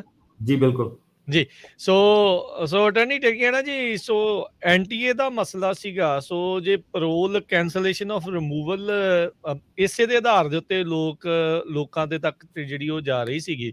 ਸੋ ਇਹ ਕਹਿੰਦੇ ਆ ਵੀ ਜੇ ਆਪਾਂ ਉਸ ਚੀਜ਼ ਨੂੰ ਮੰਨਣਾ ਨਹੀਂ ਤੇ ਬਹੁਤ ਸਾਰੇ ਲੋਕਾਂ ਦੇ ਕੇਸ ਜਿਹੜੇ ਆ ਇਸ ਦਾ ਰਸਤਾ ਜਿਹੜਾ ਉਹ ਬੰਦ ਹੋਊਗਾ। ਸੋ BIA ਨੇ ਜਿਹੜਾ ਆ ਬੋਰਡ ਆਫ ਇਮੀਗ੍ਰੇਸ਼ਨ ਅਪੀਲ ਨੇ ਕੀ ਫਿਰ ਡਿਸਾਈਡ ਕੀਤਾ ਟਰਮੀਨੇਸ਼ਨ ਆਫ ਪਰੋਲ ਨੂੰ ਜਿਹੜਾ ਉਹ ਲੈ ਕੇ? ਸੋ ਜਿਹੜੀ ਰਿਸਪੋਂਡੈਂਟ ਸੀਗੀ ਉਹਨੇ ਇਹ ਅਲੈਜ ਕੀਤਾ ਕਿਉਂਕਿ ਨੋਟਿਸ ਐਨਟੀਏ ਡਿਫੈਕਟਿਵ ਸੀਗਾ, ਤੇ ਇਸ ਲਈ ਕਿਉਂਕਿ ਜਿਹੜੀ ਐਨਟੀਏ ਸੀਗੀ ਉਹ ਡਿਫੈਕਟਿਵ ਸੀਗਾ ਤੇ ਉਹਦੀ ਜਿਹੜੀ ਪੇਰੋਲ ਜਿਹੜਾ ਗ੍ਰਾਂਟ ਹੋਇਆ ਉਹਨੂੰ ਕੈਂਸਲ ਨਹੀਂ ਕਰ ਸਕਦਾ। ਸੋ ਇਹਨੂੰ ਵੀ ਫਿਰ BIA ਨੇ ਇਹੀ ਕਿਹਾ ਕਿ ਜਿਹੜੇ ਪੇਰੋਲ ਦੇ ਰਿਲੇਟਡ ਰੂਲ ਹੈਗੇ ਉਹ ਇਹ ਹੈਗੇ ਆ ਕਿ ਜਦੋਂ ਇੱਕ ਵਾਰੀ ਚਾਰਜਿੰਗ ਨੋਟਿਸ ਫਾਈਲ ਹੋ ਗਿਆ ਤੇ ਤੁਹਾਡਾ ਜਿਹੜਾ ਪੇਰੋਲ ਆ ਉਹ ਆਟੋਮੈਟਿਕਲੀ ਟਰਮੀਨੇਟ ਹੋ ਜਾਊਗਾ। ਸੋ ਇਹਦੇ ਵਿੱਚ ਉਹਨਾਂ ਨੇ ਇਹ ਤਰਕ ਦਿੱਤਾ ਕਿ ਜਦੋਂ ਪੇਰੋਲ ਤੁਹਾਡਾ ਟਰਮੀਨੇਟ ਹੋ ਜਾਂਦਾ ਉਹਦਾ ਤੁਹਾਡੀ ਕੋਈ ਸੁਣਵਾਈ ਨਹੀਂ ਹੁੰਦੀ ਜੱਜ ਦੇ ਮੂਹਰੇ, ਮਤਲਬ ਕਿ ਤੁਹਾਡਾ ਉਹ ਆਟੋਮੈਟਿਕ ਉਹਦੇ ਉੱਤੇ ਆਪਾਂ ਹੀਅਰਿੰਗ ਨਹੀਂ ਕਰਦੇ। ਤੁਹਾਡੀ ਜਿਹੜੀ ਹੀਅਰਿੰਗ ਹੁੰਦੀ ਹੈ ਉਹ ਤੁਹਾਡੇ ਅਸਾਈਲਮ ਦੇ ਉੱਤੇ, ਹੋਰ ਰਿਲੀਫ ਦੇ ਉੱਤੇ ਹੁੰਦੀ ਹੈ। ਸੋ ਨੋਟਿਸ ਪੇਰੋਲ ਨੂੰ ਟਰਮੀਨੇਟ ਕਰਨ ਲਈ ਸਿਰਫ ਤੁਹਾਡਾ ਜਿਹੜਾ ਹੈਗਾ ਚਾਰਜਿੰਗ ਡਾਕੂਮੈਂਟ ਫਾਈਲ ਹੋਣਾ ਚਾਹੀਦਾ। ਸੋ ਕਿਉਂਕਿ ਚਾਰਜਿੰਗ ਡਾਕੂਮੈਂਟ ਫਾਈਲ ਹੋ ਗਿਆ ਤੇ ਇਹਦੇ ਨਾਲ ਕੋਰਟ ਕੋ ਜੁਰਿਸਡਿਕਸ਼ਨ ਆ ਗਈ, ਉਹ ਇਨ ਇਟਸੈਲਫ ਇਨਫ ਹੈਗਾ ਕਿ ਤੁਹਾਡਾ ਜਿਹੜਾ ਪੇਰੋਲ ਆ ਉਹ ਟਰਮੀਨੇਟ ਹੋ ਜਾਊਗਾ। ਤੇ ਪੇਰੋਲ ਵਾਸਤੇ ਉਹ ਕਹਿੰਦੇ ਕਿ ਵੈਸੇ ਵੀ ਤੁਹਾਨੂੰ ਕੋਈ ਹੀਅਰਿੰਗ ਦਾ ਹੱਕ ਨਹੀਂ ਸੀਗਾ, ਕਿਉਂਕਿ ਤੁਹਾਨੂੰ ਹੀਅਰਿੰਗ ਦਾ ਹੱਕ ਨਹੀਂ ਹੁੰਦਾ ਪੇਰੋਲ ਵਾਸਤੇ, ਤੇ ਇਸ ਲਈ ਤੁਹਾਨੂੰ ਕੌਂਸਲ ਦਾ ਵੀ ਕੋਈ ਹੱਕ ਨਹੀਂ ਹੈਗਾ। ਸੋ ਜਿਹੜਾ ਪ੍ਰੇਰਾ ਤੇ ਨੀਸ਼ ਚਾਵੇਜ਼ ਹੈਗੇ ਆ, ਇਹ ਜਿਹੜੇ ਕੇਸ ਹੈਗੇ ਤੁਹਾਡੇ ਪੇਰੋਲ ਨੂੰ ਟਰਮੀਨੇਟ ਹੋਣ ਤੋਂ ਨਹੀਂ ਬਚਾ ਸਕਦੇ, ਭਾਵੇਂ ਤੁਹਾਡਾ ਐਨਟੀਏ ਡਿਫੈਕਟਿਵ ਵੀ ਸੀਗਾ। ਸੋ ਇਹ ਹੁਣ ਫਿਰ BIA ਨੇ ਜਿਹੜਾ ਐਡਜਸਟਮੈਂਟ ਆਫ ਸਟੇਟਸ ਉਸ ਦੀ ਸੀਗੀ ਤੇ ਹੋਰ ਜਿਹੜੇ ਰਿਲੀਫਸ ਜਿਹੜੇ ਉਸਨੇ ਮੰਗ ਕੀਤੀ ਸੀ ਉਸ ਦੇ ਉੱਤੇ ਕੀ ਡਿਸਾਈਡ ਕੀਤਾ?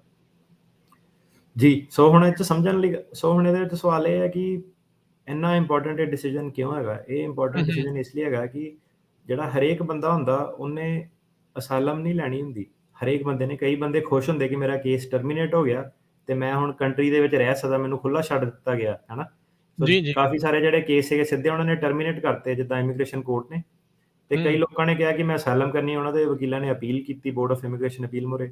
ਕਈ ਲੋਕੀ ਕਹਿੰਦੇ ਕਿ ਕੋਈ ਨਹੀਂ, ਪ੍ਰੇਰਾ ਨੇ ਸਾਰੇ ਜਿਹੜੇ ਕੇਸ ਸਪੈਸ਼ਲੀ ਜਿਹੜੇ ਸਦਰਨ ਬਾਰਡਰ ਤੋਂ ਕਲਾਇੰਟ ਆਉਂਦੇ ਹਨਾ, ਉਹ ਕਹਿੰਦੇ ਕਿ ਠੀਕ ਹੈ ਸਾਡਾ ਕੇਸ ਟਰਮੀਨੇਟ ਹੋ ਗਿਆ, ਸਾਨੂੰ ਗ੍ਰੀਨ ਕਾਰਡ ਕੁਛ ਨਹੀਂ ਚਾਹੀਦਾ ਤੇ ਆਪਾਂ ਹੁਣ ਇੱਥੇ ਆਰਾਮ ਨਾਲ ਰਹਿ ਸਕਦੇ ਹਾਂ, ਆਪਾਂ ਪ੍ਰੋਸੀਡਿੰਗ 'ਚ ਨਹੀਂ ਹੈਗੇ। ਮਤਲਬ ਕਿ ਉਹ ਕਿੰਨੇ ਸਾਲ ਇੱਥੇ ਰਹਿ ਸਕਦੇ ਸੀਗੇ, ਪਰ ਕਿਉਂਕਿ ਹੁਣ ਜਿੱਦਾਂ ਕੇਸ ਡਿਸਾਈਡ ਹੋ ਗਿਆ, ਇਮੀਗ੍ਰੇਸ਼ਨ ਜੱਜ ਦਾ ਜੁਰਿਸਡਿਕਸ਼ਨ ਆ ਗਿਆ ਵਾਪਸ, ਕਹਿਣ ਦਾ ਮਤਲਬ ਹੈਗਾ ਕਿ ਉਹ ਟਰਮੀਨੇਟਡ ਕੇਸਿਸ ਨੂੰ ਰੀਓਪਨ ਕਰ ਸਕਦੇ ਹੈਗੇ। ਸੋ ਉਹ ਬੰਦਿਆਂ ਨੂੰ ਕੋਈ ਫਰਕ ਨਹੀਂ ਪੈਂਦਾ ਜਿਨ੍ਹਾਂ ਨੇ ਆਪਣਾ ਅਸਾਲਮ ਦਾ ਕੇਸ ਲੜਨਾ ਸੀਗਾ, ਪਰ ਉਹ ਬੰਦੇ ਨੂੰ ਬਹੁਤ ਫਰਕ ਪੈਂਦਾ ਜਿਹੜੇ ਕਹਿੰਦੇ ਕਿ ਮੇਰੇ ਕੇਸ ਟਰਮੀਨੇਟ ਹੋਏ ਸੀਗੇ। ਸੋ ਇਮੀਗ੍ਰੇਸ਼ਨ ਜਿਹੜਾ ਜੱਜ ਹੈਗਾ ਉਹ ਹੁਣ ਜਿਹੜੇ ਆਹ ਵਾਲੇ ਕੇਸ ਹੈਗੇ ਇਹਨਾਂ ਨੂੰ ਖੋਲ ਸਕਦੇ ਆ। ਸੋ ਬੇਸਿਕਲੀ ਇਹਦੀ ਜਿਹੜੀ ਐਡਜਸਟਮੈਂਟ ਆਫ ਸਟੇਟਸ ਦੀ ਤੇ ਉਹ ਸਾਰੀ ਦੀ ਐਪਲੀਕੇਸ਼ਨ ਸੀਗੀ, ਇਮੀਗ੍ਰੇਸ਼ਨ ਜੱਜ ਨੇ ਇਹ ਕਿਹਾ ਕਿਉਂਕਿ ਤੂੰ ਇੱਕ ਕ੍ਰਾਈਮ ਕਰਤਾ, ਐਗਰਾਵੇਟਿਡ ਫੈਲਨੀ ਕਰਤੀ, ਜਿਹੜੇ ਬੰਦੇ ਲਗਾਉਣ ਦਾ ਕੰਮ ਕਰਦੀ ਸੀਗੀ ਉਹਦੀ ਤੈਨੂੰ ਕਨਵਿਕਸ਼ਨ ਹੋ ਗਈ ਹੈ, ਇਸ ਲਈ ਤੈਨੂੰ ਆਟੋਮੈਟਿਕਲੀ ਕੈਂਸਲੇਸ਼ਨ ਆਫ ਰਿਮੂਵਲ ਤੇ ਵੋਲੰਟਰੀ ਡਿਪਾਰਚਰ ਲਈ ਇਨਐਲੀਜੀਬਲ ਕਰਾਉਂਦੀ ਹੈ, ਕਿਉਂਕਿ ਉਹ ਐਗਰਾਵੇਟਿਡ ਫੈਲਨੀ ਹੈ ਤੇ ਜਿਹੜਾ ਤੇਰਾ NTA ਸੀਗਾ ਉਹ NTA ਨੇ ਤੇਰਾ ਪੇਰੋਲ ਆਲਰੇਡੀ ਟਰਮੀਨੇਟ ਕਰਤਾ। ਸੋ ਜਿਹੜਾ ਇਹਦਾ 10 ਸਾਲ ਵਾਲਾ ਸੀਗਾ ਸਟਾਪ ਟਾਈਮ ਰੂਲ ਵਾਲਾ, ਉਹਨੇ ਕਿਹਾ ਕਿ ਇਹ ਹੋਰ ਮਸਲਾ ਹੈਗਾ ਸਟਾਪ ਟਾਈਮ ਰੂਲ ਵਾਲਾ, ਸੋ ਉਹਦੇ ਵਿੱਚ ਤੂੰ ਨਹੀਂ ਆਂਦੀ ਤੇ ਨੀਸ਼ ਚਾਵੇਸ ਤੇ ਪਰੇਰਾ ਤੈਨੂੰ ਐਪਲੀਕੇਬਲ ਨਹੀਂ ਹੈਗੇ, ਸੋ ਇਸ ਲਈ ਤੇਰੀ ਜਿਹੜੀ ਡਿਪੋਰਟੇਸ਼ਨ ਆ ਉਹ ਸਟੈਂਡ ਕਰੂਗੀ। ਵਾਓ ਸੋ ਜੀ ਐਂਟੀ ਇੱਕ ਸਿੰਪਲ ਕਾਗਜ਼ ਨਹੀਂ ਹੈ, ਇੱਕ ਸਿੰਪਲ ਨੋਟਿਸ ਨਹੀਂ ਆ, ਇਹਦੇ ਕਰਕੇ ਹੀ ਕਈ ਕੁਝ ਹੋ ਸਕਦਾ। ਡਿਫੈਕਟਿਵ ਆ ਗਿਆ ਤਾਂ ਰੌਲਾ, ਸਿੱਧਾ ਆ ਗਿਆ ਤਾਂ ਰੌਲਾ, ਸੋ ਰੌਲਾ ਬੜਾ ਹੈ। ਸੋ ਇਹਦਾ ਫਿਰ ਜਿਹੜਾ ਕੈਂਸਲੇਸ਼ਨ ਆਫ ਰਿਮੂਵਲ ਵਾਲਾ ਜਿਹੜਾ 10 ਸਾਲ ਵਾਲਾ ਰਿਲੀਫ ਮਿਲ ਜਾਂਦਾ ਹੈ, ਵੀ ਜਿੱਦਾਂ ਆਪਾਂ ਸ਼ੁਰੂਆਤ 'ਚ ਵੀ ਤੁਸੀਂ ਥੋੜਾ ਜਿਹਾ ਇਸ ਦਾ ਜ਼ਿਕਰ ਕੀਤਾ ਸੀਗਾ, ਜੇ ਐਨਡੀਏ ਡਿਫੈਕਟਿਵ ਵੀ ਆ ਸੋ ਉਹਨਾਂ ਨੇ ਤਾਂ ਕਾਫੀ ਕੁਝ ਇਸ ਹਿਸਾਬ ਦੇ ਨਾਲ ਉਹ ਫਿਰ ਰੱਦ ਕਰ ਦਿੱਤਾ। ਜਿਹੜਾ ਕੈਂਸਲੇਸ਼ਨ ਆਫ ਰਿਮੂਵਲ ਦੇ ਜਿਹੜੇ ਹੁਣ ਰਾਈਟ ਨਾਓ ਜਿਨ੍ਹਾਂ ਨੇ ਇਸ ਆਧਾਰ ਦੇ ਉੱਤੇ ਲਾਏ ਹੋਣਗੇ, ਉਹਨਾਂ ਕੇਸਾਂ ਦਾ ਫਿਰ ਕੀ ਫਿਰ ਬਣੂਗਾ ਜੀ? ਨਹੀਂ, ਕਿਉਂਕਿ ਇਸ ਕੇਸ ਦੇ ਵਿੱਚ ਦੋ ਚੀਜ਼ਾਂ ਸੀਗੀਆਂ, ਇੱਕ ਤਾਂ ਇਹਨੂੰ ਪੈਰੋਲ ਦਿੱਤਾ ਸੀਗਾ ਨਾ, ਤੇ ਦੂਜਾ ਜੀ ਇਹ ਸੀਗਾ ਕਿ ਇਹਦੀ ਐਗਰਾਵੇਟਿਡ ਫੈਲਨੀ ਸੀਗੀ। ਦੋ ਜਿਹੜੇ ਚੀਜ਼ ਹੁਣ ਦੋ ਠੀਕ ਹੈ ਚੀਜ਼ਾਂ ਸੀਗੀਆਂ। ਹੁਣ ਜਿਹੜੇ ਸਾਡੇ ਵਾਲੇ ਕੇਸ ਆ, ਜਿਹੜੇ ਉਹਨਾਂ ਦੇ ਵਿੱਚ ਜਿਨ੍ਹਾਂ ਨੇ ਕ੍ਰਾਈਮ ਕੋਈ ਨਹੀਂ ਕੀਤਾ, ਤੇ ਜਿਹਨਾਂ ਦਾ ਓਕੇ ਮਸਲਾ, ਕਿਉਂਕਿ ਜਿਹੜੀ ਨੀਸ਼ ਚਾਵੇਸ ਤੇ ਪਰੇਰਾ ਦੀ ਰੂਲਿੰਗ ਬੜੀ ਨੈਰੋ ਹੈਗੀ ਕਿ ਹਾਂ ਹਾਂ ਸਟਾਪ ਟਾਈਮ ਰੂਲ ਦੇ ਉੱਤੇ, ਜੇ ਸਿਰਫ ਆਪਾਂ ਸਟਾਪ ਟਾਈਮ ਰੂਲ ਦੀ ਗੱਲ ਕਰੀਏ ਤੇ ਕੈਂਸਲੇਸ਼ਨ ਆਫ ਰਿਮੂਵਲ ਦੀ ਗੱਲ ਕਰੀਏ, ਉਹਨੂੰ ਕੋਈ ਫਰਕ ਨਹੀਂ ਪਿਆ। ਮਤਲਬ ਜਿਹੜੇ ਵੀ ਕੈਂਸਲੇਸ਼ਨ ਓਕੇ ਆਫ ਰਿਮੂਵਲ ਵਾਲੇ ਲੋਕ ਆ ਉਹ ਅੱਗੇ ਜਾ ਸਕਦੇ ਆ, ਉਹਨਾਂ ਨੂੰ ਕੋਈ ਪ੍ਰੋਬਲਮ ਨਹੀਂ। ਇਹਦਾ ਮਸਲਾ ਇਹ ਪਿਆ ਕਿ ਇਹਨੇ ਕਹਿਣ ਦੀ ਕੋਸ਼ਿਸ਼ ਕੀਤੀ ਕਿ ਇਮੀਗ੍ਰੇਸ਼ਨ ਜੱਜ ਕੋਲ ਜੂਰਿਸਡਿਕਸ਼ਨ ਨਹੀਂ ਹੈਗਾ। ਇਹਨੇ ਇਸ ਲਈ ਇਦਾਂ ਕਿਹਾ ਕਿਉਂਕਿ ਇਹਦੀ ਆਲਰੇਡੀ ਇੱਕ ਫੈਲਨੀ ਸੀਗੀ, ਸੋ ਇਹਦੇ ਵਕੀਲ ਨੇ ਕੋਸ਼ਿਸ਼ ਕੀਤੀ ਕਿ ਉਹਨੂੰ ਪਤਾ ਕਿ ਇਹਦਾ ਡਿਪੋਰਟੇਸ਼ਨ ਤੇ ਇਹਦੀ ਲੱਗਣੀ ਹੈ, ਸੋ ਕਿਸੇ ਤਰੀਕੇ ਨਾਲ ਆਪਾਂ ਇਦਾਂ ਦੀ ਆਰਗੂਮੈਂਟ ਪੇਸ਼ ਕਰੀਏ ਕਿ ਇਮੀਗ੍ਰੇਸ਼ਨ ਜੱਜ ਨੂੰ ਜੂਰਿਸਡਿਕਸ਼ਨ ਨਹੀਂ ਹੈਗਾ। ਸੋ ਉਹਨਾਂ ਨੇ ਪਰੇਰਾ ਤੇ ਨੀਸ਼ ਚਾਵੇਸ ਨੂੰ ਘੁਮਾਉਣ ਦੀ ਕੋਸ਼ਿਸ਼ ਕੀਤੀ ਕਿ ਇਹ ਇਹਨਾਂ ਦੇ ਇਮੀਗ੍ਰੇਸ਼ਨ ਹੱਥ ਜੱਜ 'ਚ ਕੋਲ ਆ ਗਿਆ। ਜੂਰਿਸਡਿਕਸ਼ਨ ਹੀ ਲੈ ਲੈਂਦੇ ਆ। ਸੋ ਬੋਰਡ ਆਫ ਇਮੀਗ੍ਰੇਸ਼ਨ ਅਪੀਲ ਨੇ ਕਿਹਾ ਕਿ ਨਹੀਂ, ਰੂਲਿੰਗ ਉਹਨਾਂ ਦੀ ਬੜੀ ਨੈਰੋ ਸੀਗੀ, ਉਹ ਸਿਰਫ ਸਟਾਪ ਟਾਈਮ ਰੂਲ ਬਾਰੇ ਗੱਲ ਹੋ ਰਹੀ ਸੀ, ਉਹ ਇਸ ਬਾਰੇ ਗੱਲ ਨਹੀਂ ਹੋ ਰਹੀ ਸੀਗੀ ਕਿ ਜੇ ਨੋਟਿਸ ਡਿਫੈਕਟਿਵ ਆ ਤੇ ਤੁਹਾਨੂੰ ਕੋਰਟ ਹੀ ਨਹੀਂ ਜਾਣ ਦੀ ਲੋੜ ਹੈਗੀ। ਸੋ ਬਿਲਕੁਲ ਹੁਣ ਅਜੇ ਜਿੱਦਾਂ ਹੁਣ ਕਾਫੀ ਸਾਰੇ ਜਿਹੜੇ ਆਪਣੇ ਵਕੀਲਾਂ ਦੇ ਗਰੁੱਪ ਹੈਗੇ, ਅੱਗੇ ਸਰਕਲ ਹੈਗੇ, ਉਹਨਾਂ ਦੇ ਵਿੱਚ ਗੱਲ ਇਹੀ ਹੋ ਰਹੀ, ਕਈ ਵਕੀਲ ਅਜੇ ਵੀ ਇਹੀ ਕਹਿ ਰਹੇ ਆ ਕਿ ਨੋਟਿਸ ਡਿਫੈਕਟਿਵ ਹੈਗਾ, ਕਲਾਇੰਟ ਨੂੰ ਜਾਣ ਦੀ ਲੋੜ ਨਹੀਂ ਹੈਗੀ। ਮਤਲਬ ਕਈ ਕਹਿੰਦੇ ਕਿ ਜਿਹੜਾ ਦੇਖਦੇ ਆ ਕਿ ਅੱਗੇ ਸੁਪਰੀਮ ਕੋਰਟ ਤੱਕ ਲੈ ਕੇ ਜਾਵਾਂਗੇ, ਫਿਰ ਕੀ ਦੇਖਦੇ ਆ ਕਿੱਦਾਂ ਹੁੰਦਾ ਨਾ। ਸੋ ਕਈ ਓਕੇ ਲਾਇਰ ਹੁਣ ਇਸ ਹਿਸਾਬ ਨਾਲ ਸੋਚਦੇ ਆ। ਸੋ ਦੇਖਦੇ ਆ, ਅਜੇ ਬੋਰਡ ਆਫ ਇਮੀਗ੍ਰੇਸ਼ਨ ਅਪੀਲ ਦਾ ਡਿਸੀਜਨ ਹੈਗਾ ਇਹ, ਸੋ ਦੇਖਦੇ ਆ ਹੁਣ ਅੱਗੇ ਇਹਦੇ ਕੋਲ ਪੈਸੇ ਹੈਗੇ ਜਾਣ ਦੇ, ਨਹੀਂ ਹੈਗੇ, ਅੱਗੇ ਇਹ ਜਾਂਦੀ ਆ, ਅਪੀਲ ਕਰਦੀ ਆ, ਨਹੀਂ ਕਰਦੀ ਆ, ਤੇ ਵਕੀਲ ਅੱਗੇ ਕਿੱਦਾਂ ਦੇ ਵਧੀਆ ਕੰਮ ਕਰਦੇ, ਘਟੀਆ ਕੰਮ ਕਰਦੇ, ਕਿੱਦਾਂ ਦੀਆਂ ਆਰਗੂਮੈਂਟਸ ਦਿੰਦੇ ਹਨਾ। ਸੋ ਤੁਸੀਂ ਦੱਸਿਆ ਕਿ ਸਿੰਪਲ ਨੋਟਿਸ ਨਹੀਂ ਹੁੰਦਾ ਐਨਟੀਏ, ਬਿਲਕੁਲ ਸਿੰਪਲ ਨੋਟਿਸ ਨਹੀਂ ਹੁੰਦਾ, ਪਰ ਪ੍ਰੋਬਲਮ ਹੁਣ ਆਪਣੀ ਸਾਡੀ ਹੁਣ ਕਮਿਊਨਿਟੀ 'ਚ ਕੀ ਹੈ, ਜਿੱਦਾਂ ਮੈਂ ਕੇਸ ਦੇਖ ਰਿਹਾ BIA ਦੀਆਂ, ਉਹਨਾਂ ਦੀਆਂ ਅਪੀਲਾਂ ਦੇਖ ਰਿਹਾ, ਜਿਹੜੇ ਲਾਇਰਸ ਨੇ ਫਾਈਲ ਕੀਤਾ, ਲਿਖਿਆ ਨਹੀਂ ਕੁਝ, ਬਸ ਕਹਾਣੀਆਂ ਉਹੀ ਸੇਮ ਕਾਪੀ ਪੇਸਟ ਕਰਕੇ। ਤੇ ਤੁਹਾਨੂੰ ਇਹਦੇ ਵਿੱਚ ਜਦੋਂ ਤੁਸੀਂ ਉਤਲੀਆਂ ਅਦਾਲਤਾਂ ਦੇ ਵਿੱਚ ਜਾਂਦੇ ਹੋ, ਤੁਹਾਨੂੰ ਬਹੁਤ ਜ਼ਿਆਦਾ ਟੈਕਨੀਕਲ ਤਰੀਕੇ ਨਾਲ ਇਹਨੂੰ ਐਕਸਪਲੇਨੇਸ਼ਨ ਦੇਣੀ ਪੈਂਦੀ ਹੈ। ਫਿਰ ਉਹ ਇਕੱਲਾ ਹਾਕੀ ਸਟਿਕ ਤੇ ਪੋਸਟਰ ਵਾਲਾ ਕੰਮ ਨਹੀਂ ਚੱਲਦਾ ਉੱਥੇ। ਸੋ ਉੱਥੇ ਦੇਖੋ ਕਿ ਜਿਹੜਾ ਲਾਅ ਨੂੰ ਤੁਹਾਨੂੰ ਆਰਗਿਊ ਕਰਨਾ ਪੈਂਦਾ ਬੋਰਡ ਆਫ ਇਮੀਗ੍ਰੇਸ਼ਨ ਨਾਲ, ਤੇ ਉਹ ਵੀ ਬੜੇ ਸਮਝਦਾਰ, ਐਦਾਂ ਨਹੀਂ ਕਿ ਤੁਸੀਂ ਉਹਨਾਂ ਨੂੰ ਬੇਵਕੂਫ ਬਣਾ ਸਕਦੇ ਹਨਾ। ਸੋ ਜੇ ਤਾਂ ਤੁਹਾਡੇ ਕੋਲ ਟੈਕਨੀਕਲ ਆਰਗੂਮੈਂਟਸ ਹੈਗੀਆਂ ਤਾਂ ਹੀ ਤੁਸੀਂ ਪ੍ਰਵੇਲ ਕਰਦੇ ਹੋ, ਜੇ ਤੁਹਾਡੇ ਕੋਲ ਟੈਕਨੀਕਲ ਆਰਗੂਮੈਂਟਸ ਨਹੀਂ ਹੈਗੀਆਂ, ਤੁਸੀਂ ਪ੍ਰਵੇਲ ਨਹੀਂ ਕਰ ਸਕਦੇ। ਜੀ ਸੋ ਬਿਲਕੁਲ, ਸੋ ਅੱਜ ਜਿਹੜਾ ਕਾਫੀ ਇੰਪੋਰਟੈਂਟ ਜਿਹੜਾ ਇਹ ਸੀਗਾ, ਸੋ ਇਹ ਆ ਵੀ ਜਿਹੜਾ ਈਵਨ ਜਿਹੜਾ ਐਨਟੀਏ ਆ ਉਹ ਡਿਫੈਕਟਿਵ ਵੀ ਆ, ਡੈਫੀਸ਼ੀਐਂਟ ਵੀ ਜਿਹੜਾ ਉਹ ਸੀਗਾ, ਪਰ ਜੇ ਤੁਹਾਡੇ ਉੱਤੇ ਪਰੋਲ ਸੀਗੀ, ਐਗਰੀਵੇਟਿਡ ਫੈਲਨੀ ਸੀਗੀ, ਫਿਰ ਕਾਫੀ ਰਸਤੇ ਜਿਹੜੇ ਉਹ ਬੰਦ ਹੋ ਜਾਂਦੇ ਆ। ਪਰ ਜਿਹੜਾ ਕੈਂਸਲੇਸ਼ਨ ਆਫ ਰਿਮੂਵਲ ਦਾ ਤੇ ਜੇ ਕੱਲੀ ਸਟਾਪ ਟਾਈਮ ਵਾਲੇ ਨੂੰ ਗੱਲ ਕਰੀਏ ਤਾਂ ਉਹ right now as it is ਹੀ ਜਿਹੜਾ ਆ ਉਹ ਸਟੈਂਡਿੰਗ ਹੈਗੀ ਹੈ। ਜਿਹੜੇ ਉਹਦੇ ਅੰਡਰ ਹੈਗੇ ਆ ਉਹ ਕਰ ਸਕਦੇ ਆ, ਬਸ਼ਰਤੇ ਤੁਹਾਡਾ ਕੋਈ ਐਗਰੀਵੇਟਿਡ ਫੈਲਨੀ ਜਾਂ ਪਰੋਲ ਵਾਲਾ ਕੋਈ ਰੌਲਾ ਜਿਹੜਾ ਆ ਉਹ ਨਾਲ ਨਾ ਹੋਵੇ। ਸੋ ਜ਼ਰੂਰ ਅਭੀ ਜੀ ਸੋ ਇਸ ਚੀਜ਼ ਦਾ ਦੇਖੋ, ਅਟਰਨੀ ਟੇਰਕੀਆਨਾ ਹੁਣ ਜਿੰਨਾ ਬਰੀਕੀ ਦੇ ਨਾਲ ਜਿਹੜਾ ਉਹ ਸਮਝਾਉਂਦੇ ਆ, ਜਦੋਂ ਤੁਸੀਂ ਪਹਿਲਾਂ ਵੀ ਜ਼ਿਕਰ ਕੀਤਾ ਸੀ, ਰੇਡੀਓ ਕਾਲਰ ਨੇ ਆਪ ਹੀ ਦੱਸਿਆ ਸੀਗਾ ਵੀ ਉਹਨਾਂ ਨੇ ਆਪਣੇ ਕਿਸੇ ਇੱਕ ਵਕੀਲ ਨੂੰ ਜਿਹੜਾ ਉਹ ਪੁੱਛਿਆ ਸੀ, ਉਹ ਕਹਿੰਦੇ ਵੀ ਉਹ ਰੂਲ ਹੀ ਨਹੀਂ ਹੈਗਾ, ਉਹ ਲਾਅ ਹੀ ਨਹੀਂ ਹੈਗਾ ਕੁਛ। ਸੋ ਫਰਕ ਇਸ ਚੀਜ਼ ਦਾ ਹੁੰਦਾ ਆ ਵੀ ਕਿਉਂ ਆਪਾਂ ਜਿਹੜੇ ਚੰਗੇ ਵਕੀਲ ਦੇ ਕੋਲ ਜਿਹੜਾ ਉਹ ਜਾਣਾ ਹੁੰਦਾ ਹੈ, ਵੀ ਉਹਨਾਂ ਨੂੰ ਲੇਟੈਸਟ ਕੀ ਹੋ ਰਿਹਾ। So every week, every month ਕੋਈ ਨਾ ਕੋਈ ਨਵਾਂ ਕੇਸ ਡਿਸਾਈਡ ਹੁੰਦਾ ਆ, ਜਿਹੜਾ ਕਿ ਬਾਕੀ ਚੱਲ ਰਹੇ ਕੇਸਾਂ ਦੇ ਉੱਤੇ ਜਿਹੜਾ ਉਹ ਅਸਰ ਪਾਉਂਦਾ ਆ। ਸੋ ਬਹੁਤ ਜ਼ਰੂਰੀ ਹੁੰਦਾ ਆ ਵੀ ਆਪਾਂ ਅਜਿਹੇ ਜਿਹੜੇ ਵਕੀਲ ਦੇ ਨਾਲ ਜਿਹੜਾ ਉਹ ਸੰਪਰਕ ਕਰਕੇ ਜਿਹੜਾ ਉਹ ਰੱਖੀਏ। ਜੀ ਜੇ ਤਾਂ ਵੀਜ਼ਾ ਮਿਲ ਖੋਲਣੀ ਆ, ਵੀਜ਼ਾ ਮਿਲ ਖੋਲਣ ਦਾ ਮਤਲਬ ਹੁੰਦਾ ਕਿ same copy paste rinse repeat. ਜੇ ਤਾਂ ਵੀਜ਼ਾ ਮਿਲ ਖੋਲਣੀ ਆ, ਫਿਰ ਤਾਂ ਚਲੋ ਠੀਕ ਆ, ਤੁਹਾਨੂੰ ਇੰਨਾ ਜ਼ਿਆਦਾ ਪੜ੍ਹਨ ਦੀ ਲੋੜ ਨਹੀਂ, ਤੁਹਾਨੂੰ ਲੇਟੈਸਟ ਡਿਸੀਜਨ ਆਪਣਾ ਟਾਈਮ ਭਰਨ ਦੀ ਲੋੜ ਨਹੀਂ। ਫਿਰ ਤੁਸੀਂ ਕੋਲ ਮੇਰੇ ਕੋਲ ਤਾਂ 20 ਕੇਸ ਆ ਦਿਨ ਦੇ ਹਨਾ, ਤੁਸੀਂ ਉਹੀ ਸੇਮ ਚੀਜ਼ ਕਰਦੇ ਰਹਿ ਸਕਦੇ ਹੋ। ਪਰ ਇਹ ਹੈ ਕਿ ਫਿਰ ਕਲਾਇੰਟ ਨੂੰ ਸਿੱਧਾ ਇਹ ਦੱਸਣਾ ਚਾਹੀਦਾ ਕਿ ਠੀਕ ਆ, ਮੇਰਾ ਇੰਨਾ ਕੁ ਕੰਮ ਹੈਗਾ, ਇਸ ਤੋਂ ਉੱਤੇ ਜਿਹੜਾ ਅਪੀਲਾਂ ਪੁੱਲਾਂ ਵਾਲਾ ਕੰਮ ਉਹ ਮੇਰਾ ਨਹੀਂ ਹੈਗਾ, ਮੈਂ ਨਹੀਂ ਕਰ ਸਕਦਾ ਹਨਾ। ਸੋ ਆ ਕੇ ਕਲਾਇੰਟ ਕੀ ਦੱਸਦੇ ਨੇ ਕਿ ਵਕੀਲ ਪੈਸੇ ਫੜ ਲੈਂਦੇ ਨੇ, ਉੱਤੋਂ ਆਪਣਾ ਜਿੱਦਾਂ ਕਮਿਸ਼ਨ ਕੱਟ ਕੇ ਅੱਗੋਂ ਦੀ ਫਾਈਲ ਕਿਸੇ ਹੋਰ ਨੂੰ ਦੇ ਦਿੰਦੇ ਨੇ ਕਿ ਤੁਸੀਂ ਕੰਮ ਕਰ ਦਿਓ, ਹੈ ਨਾ। ਤੇ ਮਤਲਬ ਏਦਾਂ ਦੀਆਂ ਕਾਫੀ ਅਨਐਥੀਕਲ ਜਿਹੜੀਆਂ ਪ੍ਰੈਕਟਿਸ ਆ ਉਹ ਚੱਲ ਰਹੀਆਂ ਹੈਗੀਆਂ। ਡਿਸਬਾਰਮੈਂਟ ਵੀ ਹੈਗੀ ਉਹਦੀ, ਪਰ ਕਰੀ ਜਾ ਰਹੇ ਨੇ ਇੰਨੇ ਸਾਲਾਂ ਤੋਂ, ਕਿਸੇ ਨੇ ਬੋਦਰ ਨਹੀਂ ਕੀਤਾ। ਸੋ ਲੋਕਾਂ ਨੂੰ ਵੀ ਜਿਹੜੀ ਕਮਿਊਨਿਟੀ ਵਾਲੇ ਆਪਣੇ ਬੰਦੇ ਵੀ ਆਉਂਦੇ ਹਨ, ਕਈ ਵਿਚਾਰਿਆਂ ਨੂੰ ਈਮੇਲ ਨਹੀਂ ਕਰਨੀ ਆਉਂਦੀ, ਚਲੋ ਬਰੀਫ ਤਾਂ ਉਹਨਾਂ ਨੇ ਕਿੱਦਾਂ ਪੜ੍ਹ ਕੇ ਦੇਖਣਾ ਅੱਗੇ। ਸੋ ਪਰ ਇਹ ਹੈ ਕਿ ਤੁਹਾਨੂੰ ਜੇ ਤੁਸੀਂ ਜਿੱਦਾਂ ਡਿਨਾਈ ਹੋ ਗਿਆ, ਤੁਹਾਨੂੰ ਥੋੜਾ ਪਹਿਲੀ ਗੱਲ ਤਾਂ ਇਹ ਹੈ ਕਿ ਆਪਣੀ ਪ੍ਰੋਬਲਮ ਤੁਸੀਂ ਆਪ ਸੋਲਵ ਕਰਨੀ ਹੈ, ਕਿਸੇ ਵੀ ਵਕੀਲ ਨੇ ਨਹੀਂ ਸੋਲਵ ਕਰਕੇ ਦੇਣੀ। ਤੁਹਾਨੂੰ ਪਤਾ ਹੋਣਾ ਚਾਹੀਦਾ ਕਿ ਕੀ ਚੱਲ ਰਿਹਾ, ਲਾਅ ਕੀ ਆ। ਜਦੋਂ ਤੁਸੀਂ ਜਾਣਦੇ ਹੋ, ਤੁਸੀਂ ਇਹ ਨਹੀਂ ਕਿ ਕਿੰਨੇ ਪੈਸੇ ਲੈਣੇ, ਕਿੱਦਾਂ ਕੇਸ ਕਰਨਾ, ਮੇਰਾ ਕੰਮ ਹੋ ਜਾਊਗਾ ਕਿ ਨਹੀਂ ਹੋਊਗਾ। ਤੁਸੀਂ ਜਾ ਕੇ ਲੀਗਲ ਕੁਐਸਚਨ ਪੁੱਛੋ ਕਿ ਮਸਲਾ ਕੀ ਹੈਗਾ, ਕੀ ਤਰਕ ਹੋਣੇ ਆ, ਕੀ ਜਵਾਬ ਹੋਣੇ ਆ, ਲੀਗਲ ਬੇਸਿਸ ਕੀ ਹੈਗਾ, ਹਨਾ। ਜਦੋਂ ਤੁਸੀਂ ਉਹ ਪੁੱਛਦੇ ਹੋ, ਫਿਰ ਜਿਹੜਾ ਵੀ ਤੁਹਾਡਾ ਵਕੀਲ ਆ ਉਹ ਵੀ ਫੋਰਸ ਟੂ ਆਨਸਰ ਹੈਗਾ ਕਿ ਉਹਨੂੰ ਦੇਣਾ ਪੈਣਾ ਕਿ ਹਾਂ ਤੇਰੀ ਆਹ ਚੀਜ਼ ਕਰਕੇ ਡਿਨਾਈ ਹੋਈ ਤੇ ਅਪੀਲ ਦੇ ਵਿੱਚ ਮੈਂ ਆਹ ਗਰਾਊਂਡਾਂ ਦੇ ਉੱਤੇ ਮੈਂ ਅਪੀਲ ਰੇਜ਼ ਕਰੂੰਗਾ। ਪਰ ਜ਼ਿਆਦਾਤਰ ਹੁਣ ਜਿੱਦਾਂ ਆਉਂਦੇ ਆ, ਕਈ ਵਾਰੀ ਮੈਂ ਸਮਝਾਉਣ ਦੀ ਵੀ ਕੋਸ਼ਿਸ਼ ਕਰਦਾ ਕਿ ਆਹ ਦੇਖੋ ਜੀ ਏਦਾਂ ਕਰਨਾ, ਉਹ ਕਲਾਇੰਟ ਕਹਿੰਦਾ ਮੈਨੂੰ ਕੋਈ ਇੰਟਰਸਟ ਨਹੀਂ, ਕਿਹੜੀ ਰੈਗੂਲੇਸ਼ਨ ਧਾਰਾ, ਜੋ ਕਰਨਾ ਤੁਸੀਂ ਕਰਨਾ ਨਾ। ਪਰ ਏਦਾਂ ਉਹ ਚੀਜ਼ ਸਹੀ ਨਹੀਂ ਹੈਗੀ ਤੁਹਾਡੇ ਲਈ, ਹਨਾ। ਜੇ ਤੁਸੀਂ ਆ ਕੇ ਕੰਸਲਟੇਸ਼ਨ ਬੰਨਦੇ ਹੋ, ਤੁਹਾਨੂੰ ਦੱਸ ਰਿਹਾ ਵਕੀਲ ਕਿ ਆ ਤੁਸੀਂ ਉਹਨੂੰ ਸਮਝੋ, ਜੇ ਨਹੀਂ ਸਮਝ ਆਉਂਦੀ ਤੁਸੀਂ ਵਕੀਲ ਨੂੰ ਦੁਬਾਰਾ ਕਹੋ ਕਿ ਮੈਨੂੰ ਸੌਖੇ ਸ਼ਬਦਾਂ 'ਚ ਥੋੜਾ ਜਿਹਾ ਸਮਝਾ ਦਿਓ, ਹਨਾ। ਪਰ ਜੇ ਤੁਸੀਂ ਜਾ ਕੇ ਕਹੋਗੇ ਕਿ ਨਹੀਂ ਮੈਨੂੰ ਸਮਝਣ ਦੀ ਲੋੜ ਨਹੀਂ ਹੈਗੀ, ਫਿਰ ਵਕੀਲ ਨੇ ਕਹਿਣਾ ਇਹਨੇ ਇਹ 70-80% ਮੈਂ ਕਹਿਣਾ ਪੁੱਛ ਕੇ ਦੇਖਣਾ ਮੇਰੇ ਤੋਂ ਕਿ ਬਰੀਫ ਦੇ ਵਿੱਚ ਕੀ ਲਿਖਿਆ, ਫਿਰ ਜੋ ਮਰਜ਼ੀ ਕਰੀ ਜਾਓ, ਤੇ ਐਂਡ 'ਚ ਮੈਂ ਕਹਿਣਾ ਕਿ ਬੋਰਡ ਆਫ ਇਮੀਗ੍ਰੇਸ਼ਨ ਨੇ ਤੇਰੀ ਡਿਨਾਈ ਕਰਤੀ, ਬੜਾ ਔਖਾ ਕੇਸ ਸੀਗਾ, ਮੰਨੇ ਨਹੀਂ ਤੇਰੇ ਨਾਲ ਨਾ। ਸੋ ਫਿਰ ਇਹ ਹੈ ਕਿ ਜੇ ਤੁਸੀਂ ਸਵਾਲ ਜਵਾਬ ਕਰੋਗੇ, ਫਿਰ ਵਕੀਲ ਨੂੰ ਵੀ ਪਤਾ ਕਿ ਕਲਾਇੰਟ ਤੇਜ਼ ਆ, ਇਹਨੇ ਸਵਾਲ ਪੁੱਛਣੇ ਆ, ਇਹਨੇ ਪੜ੍ਹ ਕੇ ਦੇਖਣਾ ਵਾ, ਇਹਨੇ ਕਿਸੇ ਹੋਰ ਵਕੀਲ ਕੋਲ ਜਾਣਾ, ਉੱਥੋਂ ਵੀ ਇਹਨੇ ਪੜ੍ਹਾ ਕੇ ਦੇਖਣਾ ਵਾ। ਸੋ ਫਿਰ ਉਹ ਤੁਹਾਨੂੰ ਸਹੀ ਸਰਵਿਸ ਉਹਨੂੰ ਪ੍ਰੋਵਾਈਡ ਕਰਨੀ ਪੈਣੀ, ਉਹਨੂੰ ਆਪਣਾ ਸਟੈਂਡਰਡ ਜਿਹੜਾ ਤਾਂ ਚੱਕਣਾ ਪੈਣਾ। ਸੋ ਆਪਾਂ ਇੱਥੇ ਕਿਉਂ ਆਏ ਆ? ਆਪਾਂ ਇੱਥੇ ਆਏ ਆ ਕਿ ਆਪਾਂ ਤਾਂ ਆਪਣਾ ਸਟੈਂਡਰਡ ਚੱਕਣਾ, ਪਰ ਨਾਲ-ਨਾਲ ਬਾਕੀਆਂ ਨੂੰ ਵੀ ਫੋਰਸ ਕਰਨਾ ਕਿ ਉਹਨਾਂ ਨੂੰ ਵੀ ਆਪਣਾ ਸਟੈਂਡਰਡ ਨਾਲ-ਨਾਲ ਚੱਕਣਾ ਪੈਣਾ। ਜੀ, ਨਹੀਂ ਬਿਲਕੁਲ ਜੀ, ਬਹੁਤ ਇਹ ਜ਼ਰੂਰੀ ਆ। ਤੇ ਨਾਲੇ ਆਪਾਂ ਕਿੰਨੀ ਵਾਰੀ ਦੱਸਿਆ ਵੀ ਦਿਸ ਇਜ਼ ਸਰਵਿਸ ਇੰਡਸਟਰੀ, ਜਿਹੜੀ ਇਹ ਹੈਗੀ ਆ, ਜਿਹੜੇ ਲਾਇਰਸ ਆ ਉਹ ਤੁਹਾਡੇ ਕੋਲੋਂ ਡਾਲਰ ਲੈ ਕੇ ਤੁਹਾਡੇ ਲਈ ਜਿਹੜੀ ਉਹ ਸੇਵਾ ਪ੍ਰਦਾਨ ਜਿਹੜੀ ਉਹ ਕਰ ਰਹੇ ਆ।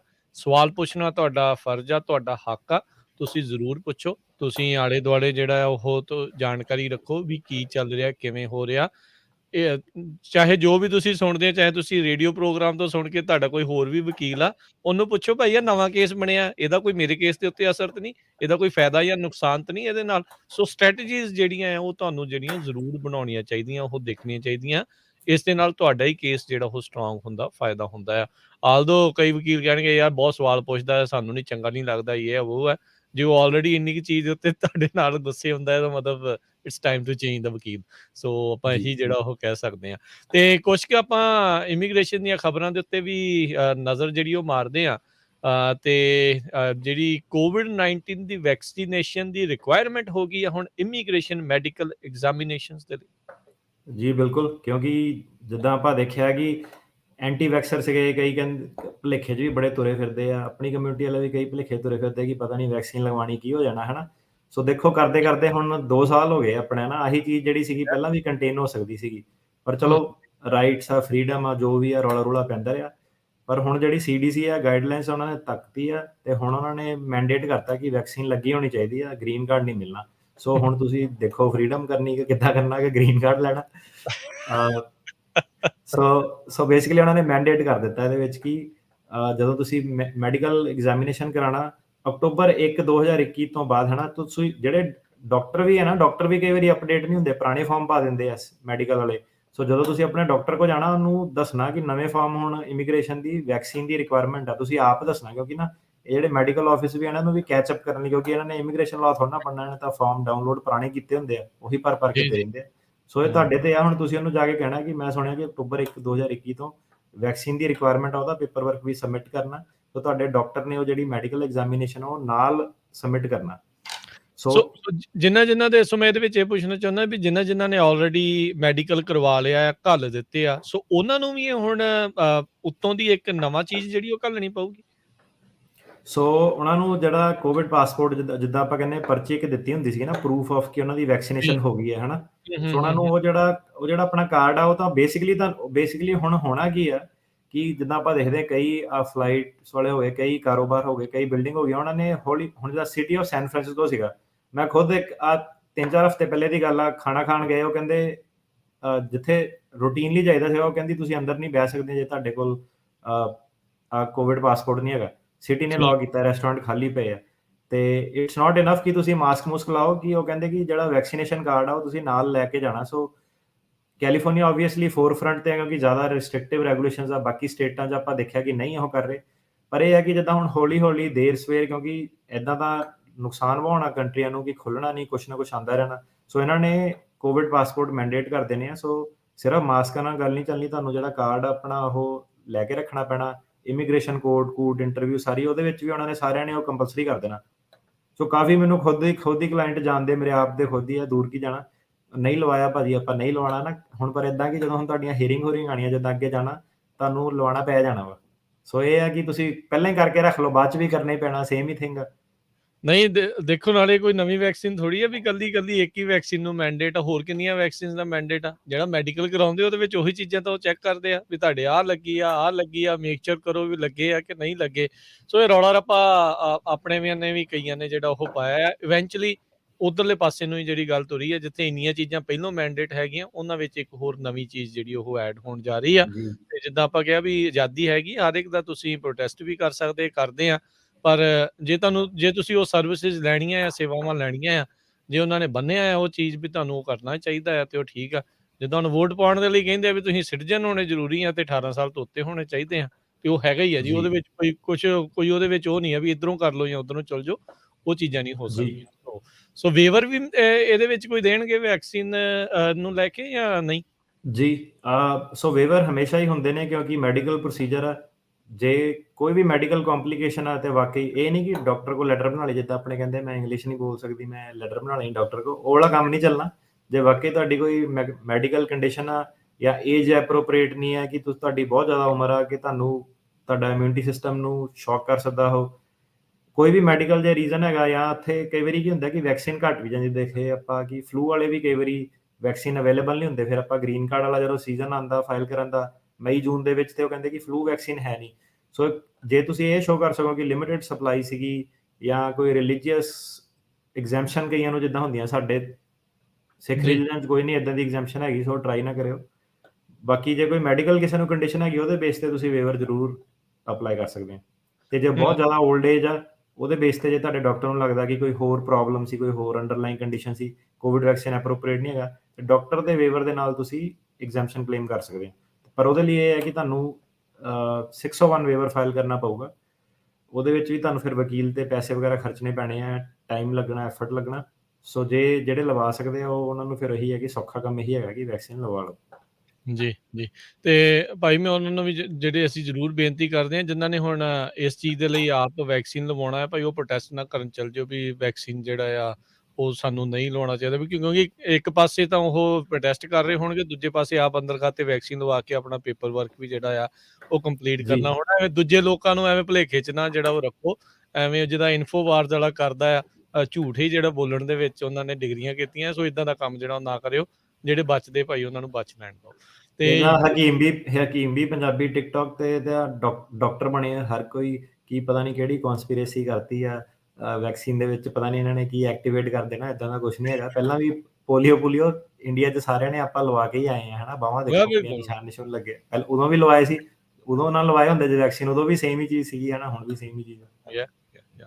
USCIS ਨੇ ਕਹਿੰਦੇ ਰਿਸਪੋਂਡਿੰਗ ਟੂ ਏਜੰਸੀ ਰਿਕੁਐਸਟ ਦੇ ਲਈ ਫਲੈਕਸੀਬਿਲਿਟੀ ਨੂੰ ਥੋੜਾ ਹੋਰ ਵਧਾ ਦਿੱਤਾ ਹੈਗਾ। ਜੀ ਬਿਲਕੁਲ। ਸੋ ਆਪਾਂ ਮਾਰਚ 2020 ਤੋਂ ਦੇਖ ਰਹੇ ਹਾਂ, ਤੇ ਕੀ ਇਹ ਹੌਲੀ ਐਕਸਟੈਂਡ ਕਰੀ ਜਾ ਰਹੇ ਨੇ।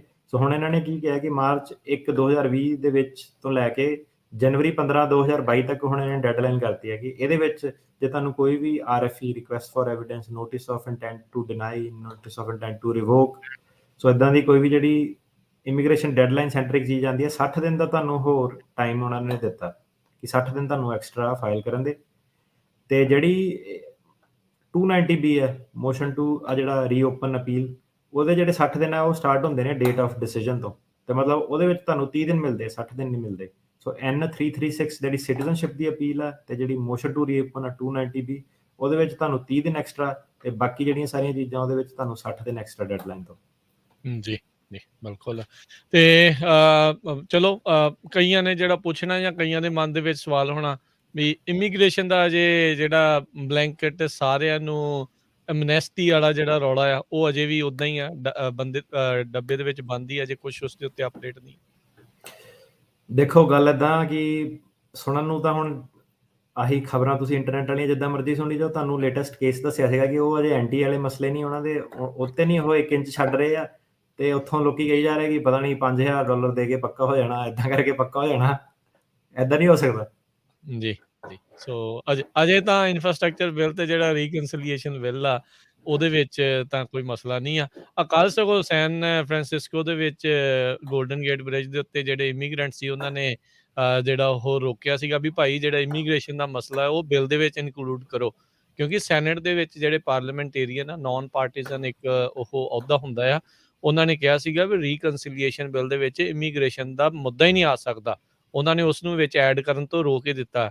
ਸੋ ਹਾਲ ਦੀ ਘੜੀ ਜਿਹੜੇ ਸੋਚ ਵੀ ਰਹੇ ਸੀਗੇ ਨਾ ਵੀ ਆ ਵੀ ਪਾਸ ਹੋ ਗਿਆ ਤੇ ਉਹ ਵੀ ਪੱਕੇ ਕਰ ਦੇਣਾ ਤੇ ਉਹ ਵੀ ਹੋ ਜਾਊਗਾ, ਉਹ ਸਭ ਇੱਕੋ ਨੁੱਕਰ ਦੇ ਉੱਤੇ ਜਿਹੜੇ ਉਹ ਲੱਗ ਗਏ ਆ, ਸਾਰੇ ਉਹ ਬਿੱਲ ਦੇ ਵਿੱਚੋਂ ਬਾਹਰ ਜਿਹੜਾ ਉਹ ਕੱਢ ਦਿੱਤਾ ਗਿਆ। ਹੁਣ ਹਾਲ ਦੀ ਘੜੀ ਕੋਈ ਦੂਰ ਨੇੜੇ ਜਿਹੜਾ ਉਹ ਨਜ਼ਰ ਨਹੀਂ ਆ ਰਿਹਾ ਵੀ ਕੋਈ ਇਮੀਗ੍ਰੇਸ਼ਨ ਦੇ ਵਿੱਚ ਕੋਈ ਰਿਫਾਰਮ ਜਿਹੜਾ ਹੈ ਇਸ ਚੀਜ਼ ਨੂੰ ਲੈ ਕੇ ਆ ਸਕਦਾ।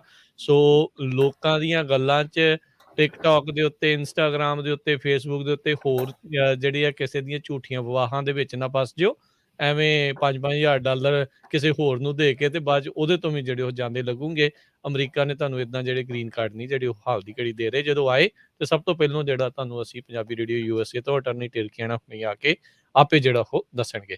ਤੇ ਸੋ ਏਦਾਂ ਹੈ ਕਿ ਜਿੱਦਾਂ ਹੁਣ ਕਹਿ ਲਓ ਕਿ ਸੈਂਸੇਸ਼ਨਲਿਜ਼ਮ ਜਾਂ ਸਨਸਨੀ ਫੈਲਾਣੀ ਆ ਨਿਊਜ਼ ਦੀ ਨਾ, ਜਿਹੜਾ ਬੰਦਾ ਉਹ ਕੰਮ ਕਰ ਰਿਹਾ ਉਹਨੂੰ ਆਪਣੇ ਵਿਊ ਕਰਨ ਲਈ ਸਾਰਾ ਉਹਨੂੰ ਉਦਾਂ ਦੀਆਂ ਖਬਰਾਂ ਹੀ ਦੇਣੀਆਂ ਪੈਣੀਆਂ ਅੱਗੇ ਚਲਾਉਣ ਲਈ, ਤੇ ਉਹ ਫਿਰ ਹਰੇਕ ਵਾਰੀ ਜਿੱਦਾਂ ਵੀਡੀਓ 'ਚ ਕਿ ਏਦਾਂ ਹੋ ਗਿਆ ਉੱਦਾਂ ਹੋ ਗਿਆ।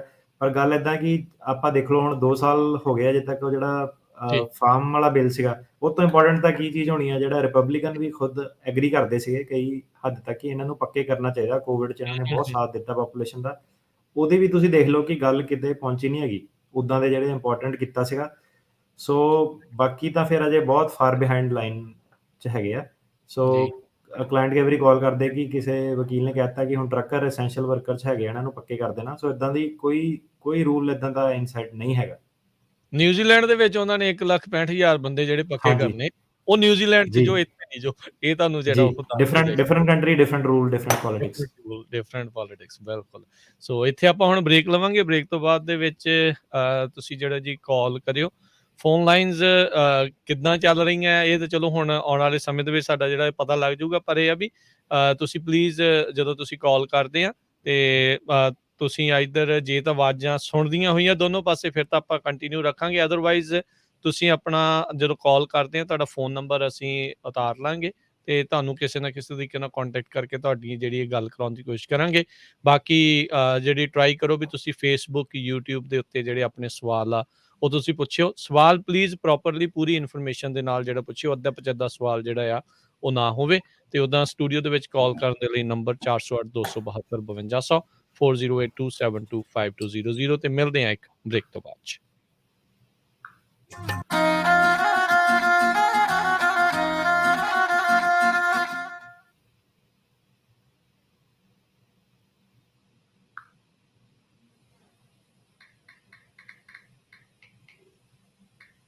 ਤੁਸੀਂ ਸੁਣ ਰਹੇ ਹੋ Punjabi radio USA, KWRU Fresno 1300 AM, KLHC Bakersfield 1350 AM, KOBO Yuba City 1450 AM, KIIT Sacramento 1470 AM, KCVR Lodi Stockton 1570 AM। ਭਾਜੀ ਨਵੇਂ ਟਰੱਕ ਦੀਆਂ ਮੁਬਾਰਕਾਂ, ਬੜਾ ਸ਼ਾਨਦਾਰ ਆ। ਬਸ ਜੀ ਕੱਲ ਹੀ ਸੈਲਮਾ ਟਰੱਕ ਐਂਡ ਟ੍ਰੇਲਰ ਸੇਲਜ਼ ਸੈਲਮੇ ਵਾਲਿਆਂ ਤੋਂ ਲੈ ਕੇ ਆਂਦਾ, ਉਹਨਾਂ ਨੇ ਇੰਨੀ ਵਧੀਆ ਡੀਲ ਦਿੱਤੀ ਮੇਰੇ ਕੋਲ ਨਾ ਹੀ ਨਹੀਂ ਹੋਈ। ਤੁਹਾਡੇ ਪੁਰਾਣੇ ਟਰੱਕ ਦਾ ਕੀ ਬਣਿਆ? ਉਹਨੂੰ ਤਾਂ ਮੈਂ ਵਧੀਆ ਕੀਮਤ ਤੇ ਟ੍ਰੇਡ ਕਰ ਲਿਆ। ਮੈਂ ਵੀ ਨਵਾਂ ਟਰੱਕ ਲੈਣ ਬਾਰੇ ਸੋਚ ਰਿਹਾ ਆ, ਜਦੋਂ ਦੀਆਂ ELDਆਂ ਲੱਗੀਆਂ ਡਰਾਈਵਰਾਂ ਦੀ ਤੇ ਕਮਾਈ ਨਹੀਂ ਹੁੰਦੀ। ਫੇਰ ਤਾਂ ਤੂੰ ਇਹਨਾਂ ਕੋਲ ਹੀ ਜਾ, ਇਹਨਾਂ ਕੋਲ ਟਰੱਕ ਐਂਡ ਟ੍ਰੇਲਰਸ ਦੀ ਬਹੁਤ ਵੱਡੀ ਇਨਵੈਂਟਰੀ ਆ ਤੇ ਨਾਲੇ ਟਰੱਕ ਫੈਕਟਰੀ ਵਾਰੰਟੀ ਨਾਲ ਆਉਂਦੇ ਨੇ, ਕਿਉਂਕਿ ਇਹ ਟਰੱਕ ਬੈਂਕੀਆਂ ਆਕਸ਼ਨ ਤੋਂ ਨਹੀਂ ਲੈਂਦੇ। ਇਹਨਾਂ ਕੋਲ ਆਟੋਮੈਟਿਕ ਟਰੱਕ ਵੀ ਨੇ? ਓਏ ਬਹੁਤ ਨੇ, ਪਰ ਮੇਰਾ ਕ੍ਰੈਡਿਟ ਚੰਗਾ ਨਹੀਂ। ਉਹ ਫਿਕਰ ਨਾ ਕਰ, ਇਹਨਾਂ ਕੋਲ ਨੋ ਕ੍ਰੈਡਿਟ ਤੇ ਬੈਡ ਕ੍ਰੈਡਿਟ ਵਾਲਿਆਂ ਲਈ ਵੀ ਬਹੁਤ ਪ੍ਰੋਗਰਾਮ ਨੇ। ਹੋਰ ਡੀਲਰਾਂ ਵਾਂਗ $3-4 ਵਾਧੂ ਫੀਸਾਂ ਨਹੀਂ ਲਾਉਂਦੇ। ਫਿਰ ਤਾਂ ਮੈਂ ਕੱਲ ਹੀ ਜਾਣਾ ਆ। Selma truck and trailer sales ਵਾਲੇ ਬੈਂਕ ਤੋਂ ਲੋਨ ਕਰਵਾ ਕੇ ਦਿੰਦੇ ਹਨ, ਲੀਜ਼ ਵਿੱਚ ਨਹੀਂ ਫਸਾਉਂਦੇ। Selma truck and trailer sales 10604 East Mountain View, Selma Valero ਦੇ ਪਿੱਛੇ। ਹਫਤੇ ਦੇ 7 ਦਿਨ ਖੁੱਲੇ ਰਹਿੰਦੇ ਨੇ। ਹੋਰ ਜਾਣਕਾਰੀ ਲਈ ਕਾਲ ਨਵਪ੍ਰੀਤ ਸਿੰਘ ਜਾਂ ਅਮੀਰ ਕਬਾਨੀ 5599052166 5590905 ਜੈਕ ਕਾਰ ਸਰਵਿਸ ਮੰਡੇਰਾ। ਕਿਸੇ ਵੀ ਟਰੱਕ ਤੇ ਟ੍ਰੇਲਰ ਦੀ ਰਿਪੇਅਰ ਦਾ ਕੰਮ ਹੋਵੇ, ਏਸੀਜ਼, APU, ਰੀਫੰਡ ਦਾ ਹੋਵੇ, ਕੋਈ ਵੀ ਕੰਮ, ਬ੍ਰੇਕ, DPF ਦਾ ਕੋਈ ਵੀ ਕੰਮ, ਇੰਜਨ ਕਲੀਅਰ ਕਰਵਾਉਣਾ ਹੋਵੇ, ਆਇਲ ਚੇਂਜ ਕਰਨਾ ਹੋਵੇ, ਇਹ ਸਾਰੇ ਕੰਮ ਕਰਦੇ ਹਨ। ਨਵੇਂ ਪੁਰਾਣੇ ਟਾਇਰ ਵੀ ਇਹਨਾਂ ਕੋਲੋਂ ਠੀਕ ਕਰਦੇ ਹੋ। ਅੱਜ ਹੀ ਕਾਲ ਕਰੋ ਜੈਕ ਟਾਇਰ ਸਰਵਿਸ ਮੰਡੇਰਾ ਦੇ ਬਿਨਾ ਸਿੰਘ ਨੂੰ 7603 559900। ਤੁਸੀਂ ਆਪਣੀ ਗੱਡੀਆਂ ਦੀ ਇੰਸ਼ੋਰੈਂਸ ਅਖੀਰਲੀ ਵਾਰ ਕਦ ਚੈੱਕ ਕੀਤੀ ਸੀ? ਕੀ ਤੁਹਾਡੀ ਕਵਰੇਜ ਅਤੇ ਰੇਟ ਅੱਜ ਦੇ ਹਿਸਾਬ ਦੇ ਨਾਲ ਠੀਕ ਹਨ? ਖਾਲਸਾ ਇੰਸ਼ੋਰੈਂਸ ਏਜੰਸੀ ਪਿਛਲੇ 30 ਸਾਲਾਂ ਤੋਂ ਵੱਧ ਤੋਂ ਵੱਧ A+ ਰੇਟਡ ਕੰਪਨੀਆਂ ਦੇ ਬ੍ਰੋਕਰ ਹਨ। ਆਪਣੀ ਆਟੋ ਇੰਸ਼ੋਰੈਂਸ ਦੇ ਬਾਰੇ ਸਹੀ ਸਲਾਹ ਲੈਣ ਦੇ ਲਈ ਹੋਰ ਜਾਣਕਾਰੀ ਲਈ ਅੱਜ ਹੀ ਕਾਲ ਕਰੋ 408 272 2500 4082722500। ਤੀ ਕੁੜੀ ਦਾ ਵਿਆਹ ਤੇ ਰੱਖ ਲਿਆ, ਭਲਾ ਕੱਪੜੇ ਲੀੜੇ ਦੀ ਕੋਈ ਫਿਕਰ ਹੈ? ਉਹ ਮੈਰੀ ਗੋਲਡ ਦੇ ਹੁੰਦਿਆਂ ਸਾਨੂੰ ਫਿਕਰ ਕਰਨ ਦੀ ਕੀ ਲੋੜ ਆ? ਉਹ ਹਾਂ, ਇਹ ਤੇ ਮੈਂ ਸੋਚਿਆ ਹੀ ਨਹੀਂ। ਜੀ ਹਾਂ, Marigold Fashion House Central Valley ਦਾ ਪਹਿਲਾ ਭਾਰਤੀ ਸ਼ੋਰੂਮ, ਜਿਸ ਵਿੱਚ ਤੁਹਾਡੇ ਵਿਆਹ ਦੀਆਂ ਸਾਰੀਆਂ ਜ਼ਰੂਰਤ ਦੀਆਂ ਚੀਜ਼ਾਂ ਮੌਜੂਦ ਨੇ। ਜੀ ਹਾਂ, ਇੱਕੋ ਛੱਤ ਦੇ ਥੱਲੇ ਤੁਹਾਨੂੰ ਮਿਲਣਗੇ bridal wear, party wear, men's wear, jewellery, footwear, accessory, wedding props ਤੇ ਹੋਰ ਵੀ ਬਹੁਤ ਕੁਝ। ਕਸਟਮ ਆਰਡਰਸ ਵੀ ਲੈਂਦੇ ਨੇ। ਤਾਂ ਅੱਜ ਹੀ ਪਹੁੰਚੋ Marigold Fashion House, El Paso shopping centre, highway 99 ਤੇ ਹੈਰੰਗਨ ਤੇ। ਕਾਲ 559 367 1285। ਫ੍ਰੈਜ਼ਨੋ ਤੇ ਉਸ ਦੇ ਨਜ਼ਦੀਕ ਇਲਾਕਿਆਂ ਦੇ ਵਿੱਚ MGA ਲਿਕਰ ਸਟੋਰਾਂ ਦੇ ਉੱਤੇ ਕੰਮ ਕਰਨ ਵਾਲੇ ਲੋਕਾਂ ਦੀ ਜ਼ਰੂਰਤ ਹੈ। ਅਤੇ ਨਾਲ ਹੀ ਜੇਕਰ ਤੁਸੀਂ ਇਹਨਾਂ ਇਲਾਕਿਆਂ ਦੇ ਵਿੱਚ ਲਿਕਰ ਸਟੋਰ, ਗੈਸ ਸਟੇਸ਼ਨ ਖਰੀਦਣਾ ਵੇਚਣਾ ਚਾਹੁੰਦੇ ਹੋ ਤਾਂ ਕਾਲ ਗੁਰਪ੍ਰੀਤ ਸਰਾਏ 5596960005 696 ਮਿਡਲੈਂਡ ਟਰੈਕਟਰਸ ਮੰਡੇਰਾ ਵਿੱਚ 50 ਸਾਲ ਤੋਂ ਉੱਤੇ ਦੇ ਐਕਸਪੀਰੀਅੰਸ ਵਾਲੀ ਫੈਮਿਲੀ ਗਰੋਨ ਤੇ ਫੈਮਿਲੀ ਰਨ ਬਿਜ਼ਨਸ। ਇਹਨਾਂ ਦੀ ਟੀਮ ਤੁਹਾਨੂੰ ਨਵੇਂ ਤੇ ਆਧੁਨਿਕ ਪ੍ਰੋਡਕਟਸ ਤੇ ਸਰਵਿਸਿਜ਼ ਪ੍ਰੋਵਾਈਡ ਕਰਦੀ ਹੈ। ਤੁਹਾਡੇ ਕੰਮਕਾਰ ਤੇ ਬਿਜ਼ਨਸ ਦੇ ਵਾਧੇ ਲਈ ਹੁਣ ਸੇਲ ਤੋਂ ਬਾਅਦ ਵੀ ਇਹ ਤੁਹਾਨੂੰ 24/7 ਸਰਵਿਸਿਜ਼ ਪ੍ਰੋਵਾਈਡ ਕਰਦੇ ਹਨ। ਮਿਡਲੈਂਡ ਟਰੈਕਟਰ ਮੰਡੇਰਾ ਵਾਲੇ ਜੌਨ ਡੀਅਰ ਦੇ ਹੋਮ ਟਾਊਨ ਡੀਲਰ, ਜਿਨ੍ਹਾਂ ਤੋਂ ਤੁਸੀਂ ਲੈ ਸਕਦੇ ਹੋ ਵਧੀਆ ਆਫਰਸ ਤੇ ਕਰ ਸਕਦੇ ਹੋ ਵਧੀਆ ਸੇਵਿੰਗ ਵੀ। ਕੰਪੈਕਟ ਟਰੈਕਟਰਸ ਤੇ ਰਾਈਡਿੰਗ ਲਾਨਮੋਵਰਸ ਜੇ ਪਾਰਟਸ ਚਾਹੀਦੇ ਹਨ ਤਾਂ ਤੁਸੀਂ ਅੱਜ ਹੀ ਇਹਨਾਂ ਨੂੰ ਕਾਲ ਕਰਕੇ ਆਰਡਰ ਪਲੇਸ ਕਰ ਸਕਦੇ ਹੋ। 1 ਵਜੇ ਤੋਂ ਪਹਿਲਾਂ ਦਿੱਤੇ ਗਏ ਆਰਡਰਾਂ ਤੇ ਸੇਮ ਡੇ ਡਿਲੀਵਰੀ ਇਹਨਾਂ ਦੇ 6 ਡ੍ਰੌਪ ਬਾਕਸ ਲੋਕੇਸ਼ਨਸ ਤੇ ਕਰਦੇ ਹਨ। ਜੌਨ ਡੀਅਰ ਦੇ ਪ੍ਰੋਡਕਟਸ ਲਈ ਤੁਸੀਂ ਇਹਨਾਂ ਦੇ ਮੰਡੇਰਾ ਆਫਿਸ, ਜੋ ਕਿ ਮੰਡੇਰਾ ਫੇਅਰ ਗਰਾਊਂਡਸ ਦੇ ਸਾਹਮਣੇ ਹੈ, ਵਿਜ਼ਿਟ ਕਰ ਸਕਦੇ ਹੋ। ਟਰੈਕਟਰ ਇਕਵਿਪਮੈਂਟ ਸੋਲੂਸ਼ਨਸ ਦੀ ਤਸੱਲੀ ਬਖਸ਼ ਸੇਵਾਵਾਂ ਦਿੱਤੀਆਂ ਜਾਂਦੀਆਂ ਹਨ। Offers based on availability. Offers 31 October 2021 ਤੱਕ।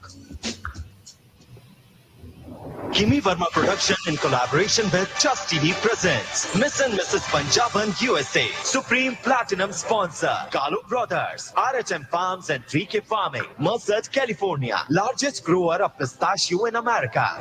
एक एहो जिहा ब्यूटी पेज है जो बदलेगा किस्मत ते तुहाडे नाम नू देवेगा नवी पहचान। Platinum sponsor Mohan Chima, Zender Mortgage and Real Estate Incorporated, where dreams come true. Royal sponsors Nirmal Maan, Pura Debt Settlement, Zenu Credit Repair, Harsimran Sangram Singh and Vikram Gill, Gilson Trucking Stockton. Bronze sponsor Paul Sehota, President NRI Sabha Punjab, Smartway Express Incorporated, Fresno. To sponsor this program, email us on info@justbroadcasting.com or call now at 646-246-7770 or 209-450-3362.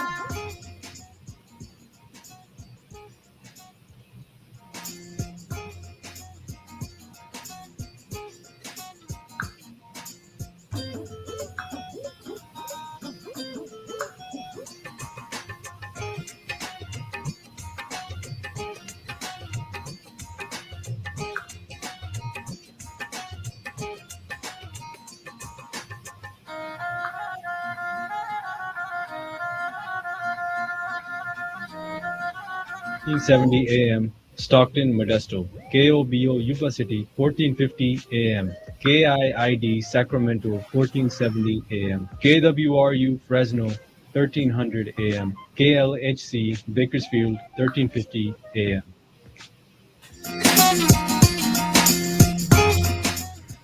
Punjabi radio USA ਸੁਣ ਰਹੇ ਸਾਰੇ ਹੀ ਮਾਣਯੋਗ ਅਤੇ ਸਤਿਕਾਰ ਸਰੋਤਿਆਂ ਨੂੰ ਇੱਕ ਵਾਰੀ ਫੇਰ ਨਿੱਘੀ ਜੀ ਆਇਆਂ ਨੂੰ ਸਭ ਦਾ ਸਵਾਗਤ ਹੈ। ਸੋ ਤੇ ਪ੍ਰੋਗਰਾਮ ਦੇ ਵਿੱਚ ਪ੍ਰੋਗਰਾਮ ਇਸ ਟਾਈਮ ਚੱਲ ਰਿਹਾ ਅਪਡੇਟ ਅਮਰੀਕਾ US ਇਮੀਗ੍ਰੇਸ਼ਨ ਦੇ ਬਾਰੇ ਤੇ ਆਪਣੇ ਨਾਲ US ਇਮੀਗ੍ਰੇਸ਼ਨ ਦੇ ਅਟਾਰਨੀ ਜੇ ਟੇਕਿਆਣਾ ਜੀ ਜਿਹੜੇ ਉਹ ਜੁੜੇ ਹੋਏ ਨੇ। ਅਟਾਰਨੀ ਟੇਕਿਆਣਾ ਜੀ ਆਇਆਂ ਨੂੰ ਸਵਾਗਤ ਹੈ। ਸਤਿ ਸ਼੍ਰੀ ਅਕਾਲ ਜੀ। ਸਤਿ ਸ਼੍ਰੀ ਅਕਾਲ ਜੀ। ਜੀ ਤੇ ਸਰੋਤਿਓ ਕਾਲ ਤੁਸੀਂ ਕਰ ਸਕਦੇ ਹੋ 408 272 5200 ਪਰ ਇਦਾਂ ਆ ਵੀ ਜੇ ਤਾਂ ਤੁਸੀਂ ਲੈਂਡਲਾਈਨ ਤੋਂ ਕਾਲ ਕਰ ਰਹੇ ਫਿਰ ਤਾਂ ਤੁਹਾਡੀ ਆਵਾਜ਼ ਤੁਹਾਨੂੰ ਜਿਹੜੀ ਹੈ ਸਾਡੀ ਸੁਣਨੀ ਆ। ਜੇ ਤੁਸੀਂ ਸੈੱਲ ਤੋਂ ਕਰ ਰਹੇ ਆ ਫਿਰ ਥੋੜੀ ਜਿਹੀ ਮੁਸ਼ਕਿਲ ਆ। ਫਿਰ ਇਹ ਵੀ ਤੁਸੀਂ ਜਦੋਂ ਕਾਲ ਕਰ ਦਿੰਦੇ ਆ ਜੇ ਤੁਹਾਨੂੰ ਸਾਡੀ ਆਵਾਜ਼ ਨਹੀਂ ਸੁਣੀ ਤਾਂ ਅਸੀਂ ਇਧਰੋਂ ਤੁਹਾਨੂੰ ਜਿਹੜਾ ਆ ਕੰਟੈਕਟ ਕਰ ਦੇਵਾਂਗੇ। ਸੋ ਇਹ ਥੋੜਾ ਅੱਜ ਵਰਕ ਅਰਾਊਂਡ ਆਪਾਂ ਨੂੰ ਜਿਹੜਾ ਕਰਨਾ ਪੈ ਰਿਹਾ। ਪਿਛਲੇ ਕੁਝ ਦਿਨਾਂ ਤੋਂ ਸਾਡੇ ਫੋਨ ਲਾਈਨਸ ਦੀ ਇਹ ਥੋੜੀ ਜਿਹੜੀ ਪ੍ਰੋਬਲਮ ਆ ਉਹ ਚੱਲ ਰਹੀ ਆ ਪਰ ਜਿਨ੍ਹਾਂ ਦੀਆਂ ਕਾਲਸ ਜੁੜੀਆਂ ਹੋਈਆਂ ਆ ਆਪਾਂ ਵਾਰੀ ਸਿਰ ਉਹਨਾਂ ਦੇ ਨਾਲ ਗੱਲ ਕਰਦੇ ਆ। ਸੋ ਮੈਂ ਇੱਕ ਵਾਰੀ ਫੇਰ ਤੁਹਾਨੂੰ ਦੱਸ ਦੇਵਾਂ ਜਦੋਂ ਤੁਸੀਂ ਕਾਲ ਕਰਦੇ ਹੋ ਜੇ ਤੁਹਾਨੂੰ ਸਾਡੀ ਆਵਾਜ਼ ਨਹੀਂ ਸੁਣ ਰਹੀ ਤਾਂ ਅਸੀਂ ਤੁਹਾਨੂੰ ਜਿਹੜਾ ਇੱਧਰੋਂ ਕਾਲ ਬੈਕ ਕਰਕੇ ਜਿਹੜੀ ਹੈ ਟਰਾਈ ਕਰਾਂਗੇ ਕੰਟੈਕਟ ਜਿਹੜਾ ਉਹ ਕਰਦੇ ਆ। ਅਦਰਵਾਈਜ਼ ਜੇ ਤੁਹਾਨੂੰ ਆਵਾਜ਼ ਸੁਣਦੀ ਹੈ ਤਾਂ ਫਿਰ ਹੋਲਡ ਤੇ ਜਿਹੜਾ ਹੋ ਰਿਹਾ ਤੇ ਫਿਰ ਤੁਹਾਡੇ ਨਾਲ ਜਿਹੜੀ ਉਹ ਗੱਲ ਕਰਾਂਗੇ। ਸਟੂਡੀਓ 'ਚ ਕਾਲ ਕਰਨ ਦੇ ਲਈ ਨੰਬਰ ਜਿਹੜਾ ਉਹ ਸੇਮ ਹੀ ਹੈ ਜੀ 408 272 5200 4082725200। ਇਸ ਤੋਂ ਪਹਿਲਾਂ ਆਪਾਂ ਕਾਲਜ ਲਈਏ ਇੱਕ ਜਿਹੜਾ ਸਾਰਿਆਂ ਦਾ ਹੀ ਸਵਾਲ ਆ ਜਿਹਦਾ ਆਨਸਰ ਨਹੀਂ ਹੈਗਾ ਪਰ ਫਿਰ ਵੀ ਪੁੱਛਣਾ ਸਾਰਿਆਂ ਨੇ ਹੀ ਆ ਵੀ ਇੰਡੀਆ ਦੇ ਵਿੱਚ ਅੰਬੈਸੀਆਂ ਦਾ ਕੀ ਹਾਲ ਆ।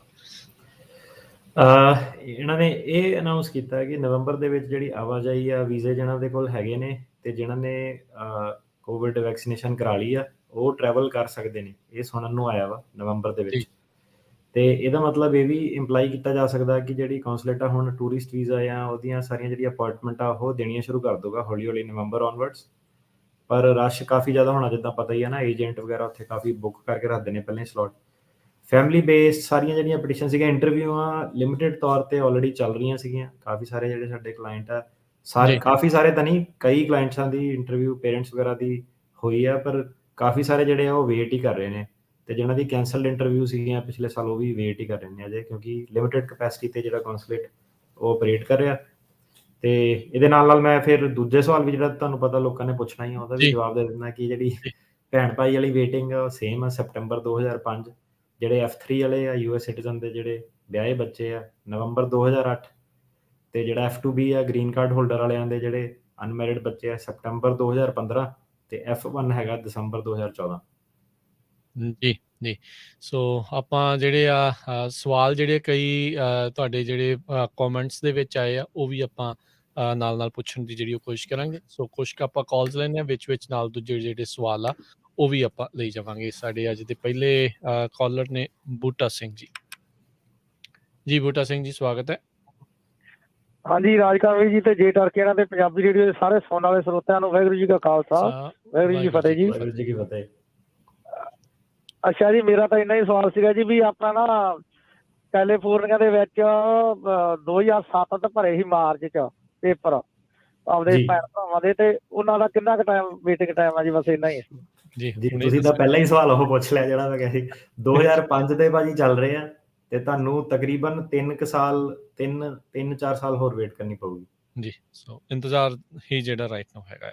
ਕੁਲਵਿੰਦਰ ਸਿੰਘ ਜੀ ਹਾਂਜੀ ਸਤਿ ਸ਼੍ਰੀ ਅਕਾਲ ਜੀ। ਸਤਿ ਸ਼੍ਰੀ ਅਕਾਲ ਜੀ।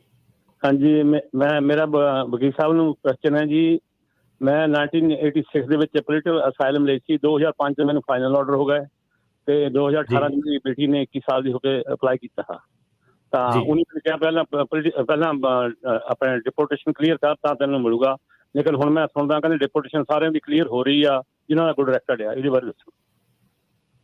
ਤੁਹਾਨੂੰ ਜੀ 212 ਵੇਵਰ ਜਿਹੜਾ ਹੈਗਾ ਉਹ ਫਾਈਲ ਕਰਨਾ ਪੈਣਾ ਆਪਣੇ ਆਪ ਤਾਂ ਨਹੀਂ ਕਲੀਅਰ ਹੋ ਰਹੀ।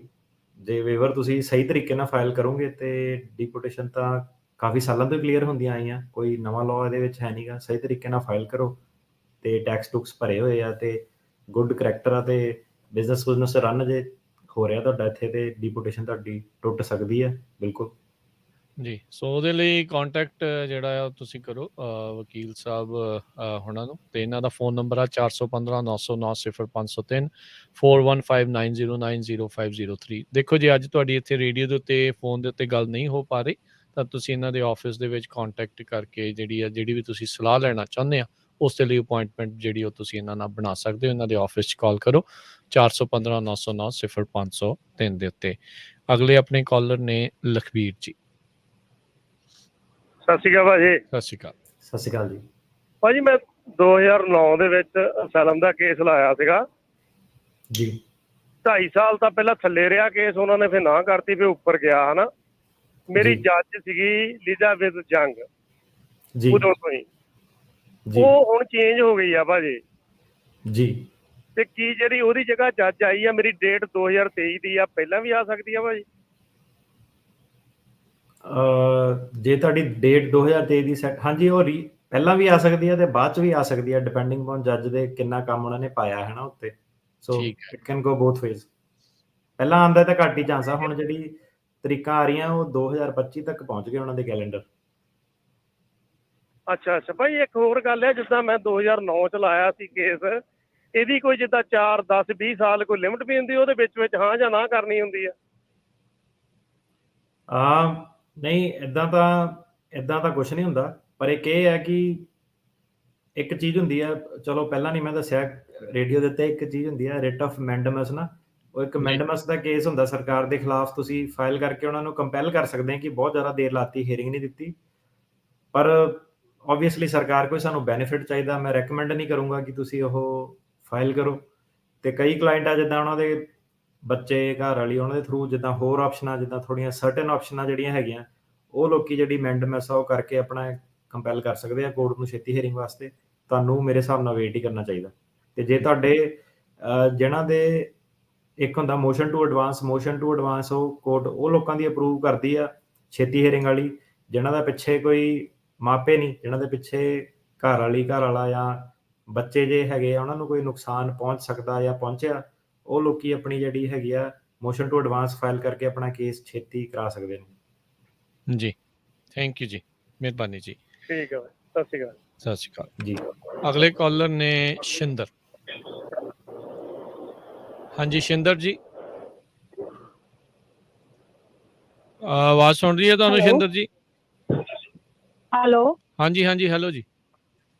ਹਾਂਜੀ ਹਾਂਜੀ, ਸਤਿ ਸ਼੍ਰੀ ਅਕਾਲ ਭਾਜੀ। ਜੀ, ਸਵਾਲ ਪੁੱਛੋ। ਹੈਲੋ, ਪੁੱਛੋ ਜੀ, ਪੁੱਛੋ, ਸਵਾਲ ਪੁੱਛੋ।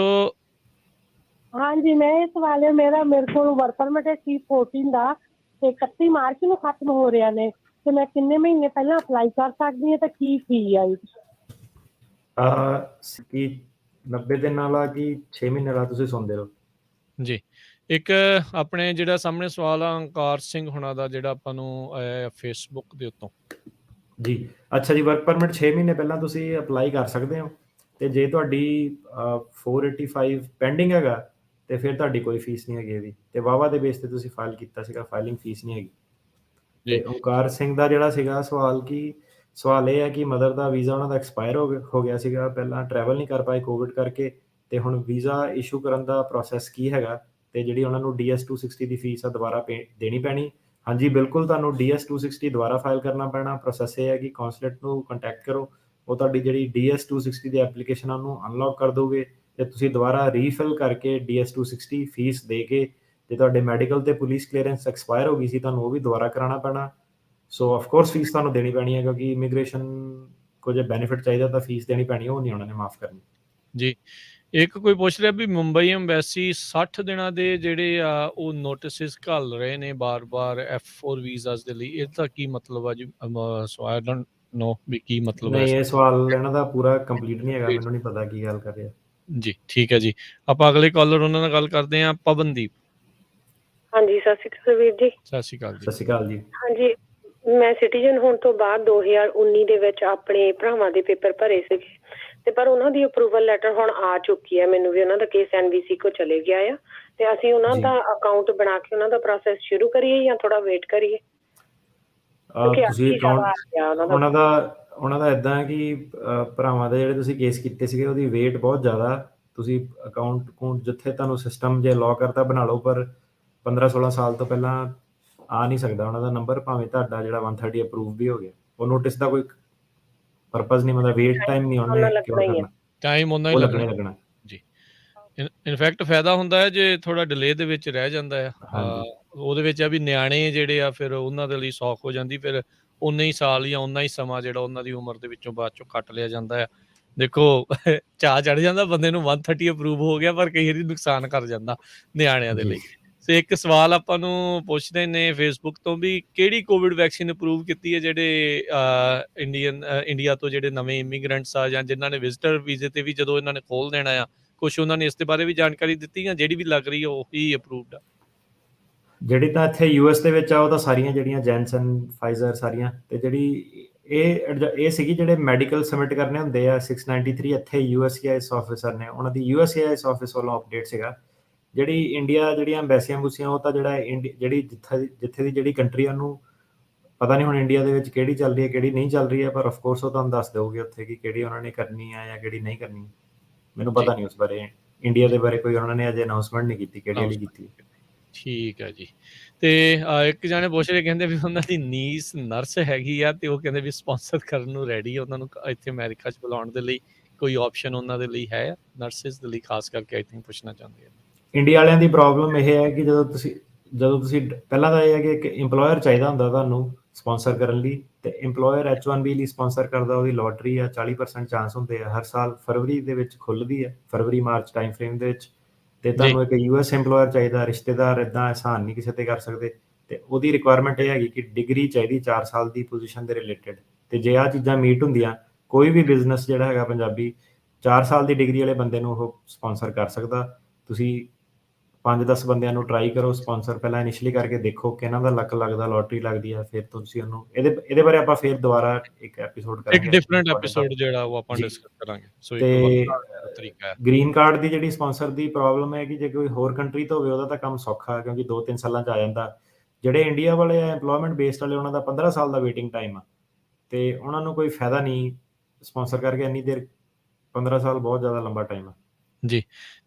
ਤੇ ਇੱਕ ਚੀਜ਼ ਜਿਹੜੇ ਮੈਂ ਸਰੋਤੇ ਕਾਲ ਕਰ ਰਹੇ ਉਹਨਾਂ ਨੂੰ ਕਹੀਏ, ਜੇ ਤੁਹਾਨੂੰ ਆਵਾਜ਼ ਸਾਡੀ ਨਹੀਂ ਸੁਣਨੀ ਬਾਰ-ਬਾਰ ਕਾਲ ਨਾ ਕਰੋ, ਉਹ ਆਵਾਜ਼ ਨਹੀਂ ਸੁਣਨੀ, ਉਹ ਸਾਡੀ ਪ੍ਰੋਬਲਮ ਚੱਲ ਰਹੀ, ਪਰ ਇੱਧਰੋਂ ਤੁਹਾਨੂੰ ਅਸੀਂ ਕੰਟੈਕਟ ਜਿਹੜਾ ਉਹ ਕਰ ਲਵਾਂਗੇ। ਸੋ ਥੋੜਾ ਜਿਹਾ ਸਬਰ, ਪੇਸ਼ੈਂਸ, ਜਿੱਦਾਂ ਪ੍ਰੋਗਰਾਮ ਦੀ ਸ਼ੁਰੂਆਤ 'ਚ ਗੱਲ ਕੀਤੀ ਸੀਗੀ, ਸੋ ਪੇਸ਼ੈਂਸ ਜਿਹੜਾ ਆਪਾਂ ਨੂੰ ਇਸ ਚੀਜ਼ ਦੇ ਵਿੱਚ ਰੱਖਣਾ ਪੈਣਾ ਆ। ਇੱਕ ਆਪਣਾ ਜਿਹੜਾ ਫੇਸਬੁੱਕ ਤੇ ਸਵਾਲ ਆ ਵੀ ਕਹਿੰਦੇ ਵੀ ਉਹਨਾਂ ਦੇ ਗ੍ਰੈਂਡ ਮਦਰ ਪ੍ਰਦੀਪ ਹੁਣੀ ਪੁੱਛਦੇ ਆ ਵੀ US ਦੇ ਵਿੱਚ 15 ਸਾਲ ਤੋਂ ਵੱਧ ਹੋ ਗਏ ਰਹਿੰਦੇ ਨੂੰ, 75 ਸਾਲ ਤੋਂ ਉਹਨਾਂ ਦੀ ਉਮਰ ਆ, ਤੇ ਉਹ ਸਿਟੀਜ਼ਨ ਬਣਨਾ ਚਾਹੁੰਦੇ ਨੇ ਪਰ ਹੈ ਅਨਪੜ੍ਹ, ਕੀ ਆਪਸ਼ਨ ਹੈਗੀ ਉਹ ਜਿਹੜਾ ਇੰਗਲਿਸ਼ ਟੈਸਟ ਆ ਉਸ ਨੂੰ ਖਾਸ ਕਰਕੇ ਲੈ ਕੇ?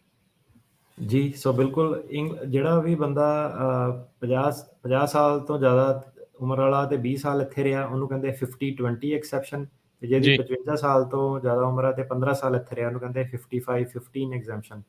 ਤੇ ਉਹ ਜਿਹੜੇ ਬੰਦਿਆਂ ਨੂੰ ਇੰਗਲਿਸ਼ ਟੈਸਟ ਦੀ ਰਿਕੁਆਇਰਮੈਂਟ ਨਹੀਂ ਹੈਗੀ। ਤੇ ਇਹਦੇ ਨਾਲ ਜਿਹੜੇ ਬੰਦੇ ਦੀ ਉਮਰ 65 ਸਾਲ ਤੋਂ ਜ਼ਿਆਦਾ ਤੇ 20 ਸਾਲ, ਸੋ ਮਤਲਬ 50-20 ਰੂਲ ਆ, 50 ਸਾਲ ਤੇ 20 ਸਾਲ ਵਾਲਾ, 55 ਸਾਲ ਵਾਲੀ ਉਮਰ ਤੇ 15 ਸਾਲ ਗ੍ਰੀਨ ਕਾਰਡ ਹੋਲਡਰ, ਉਹਨੂੰ ਇੰਗਲਿਸ਼ ਮਾਫ ਆ।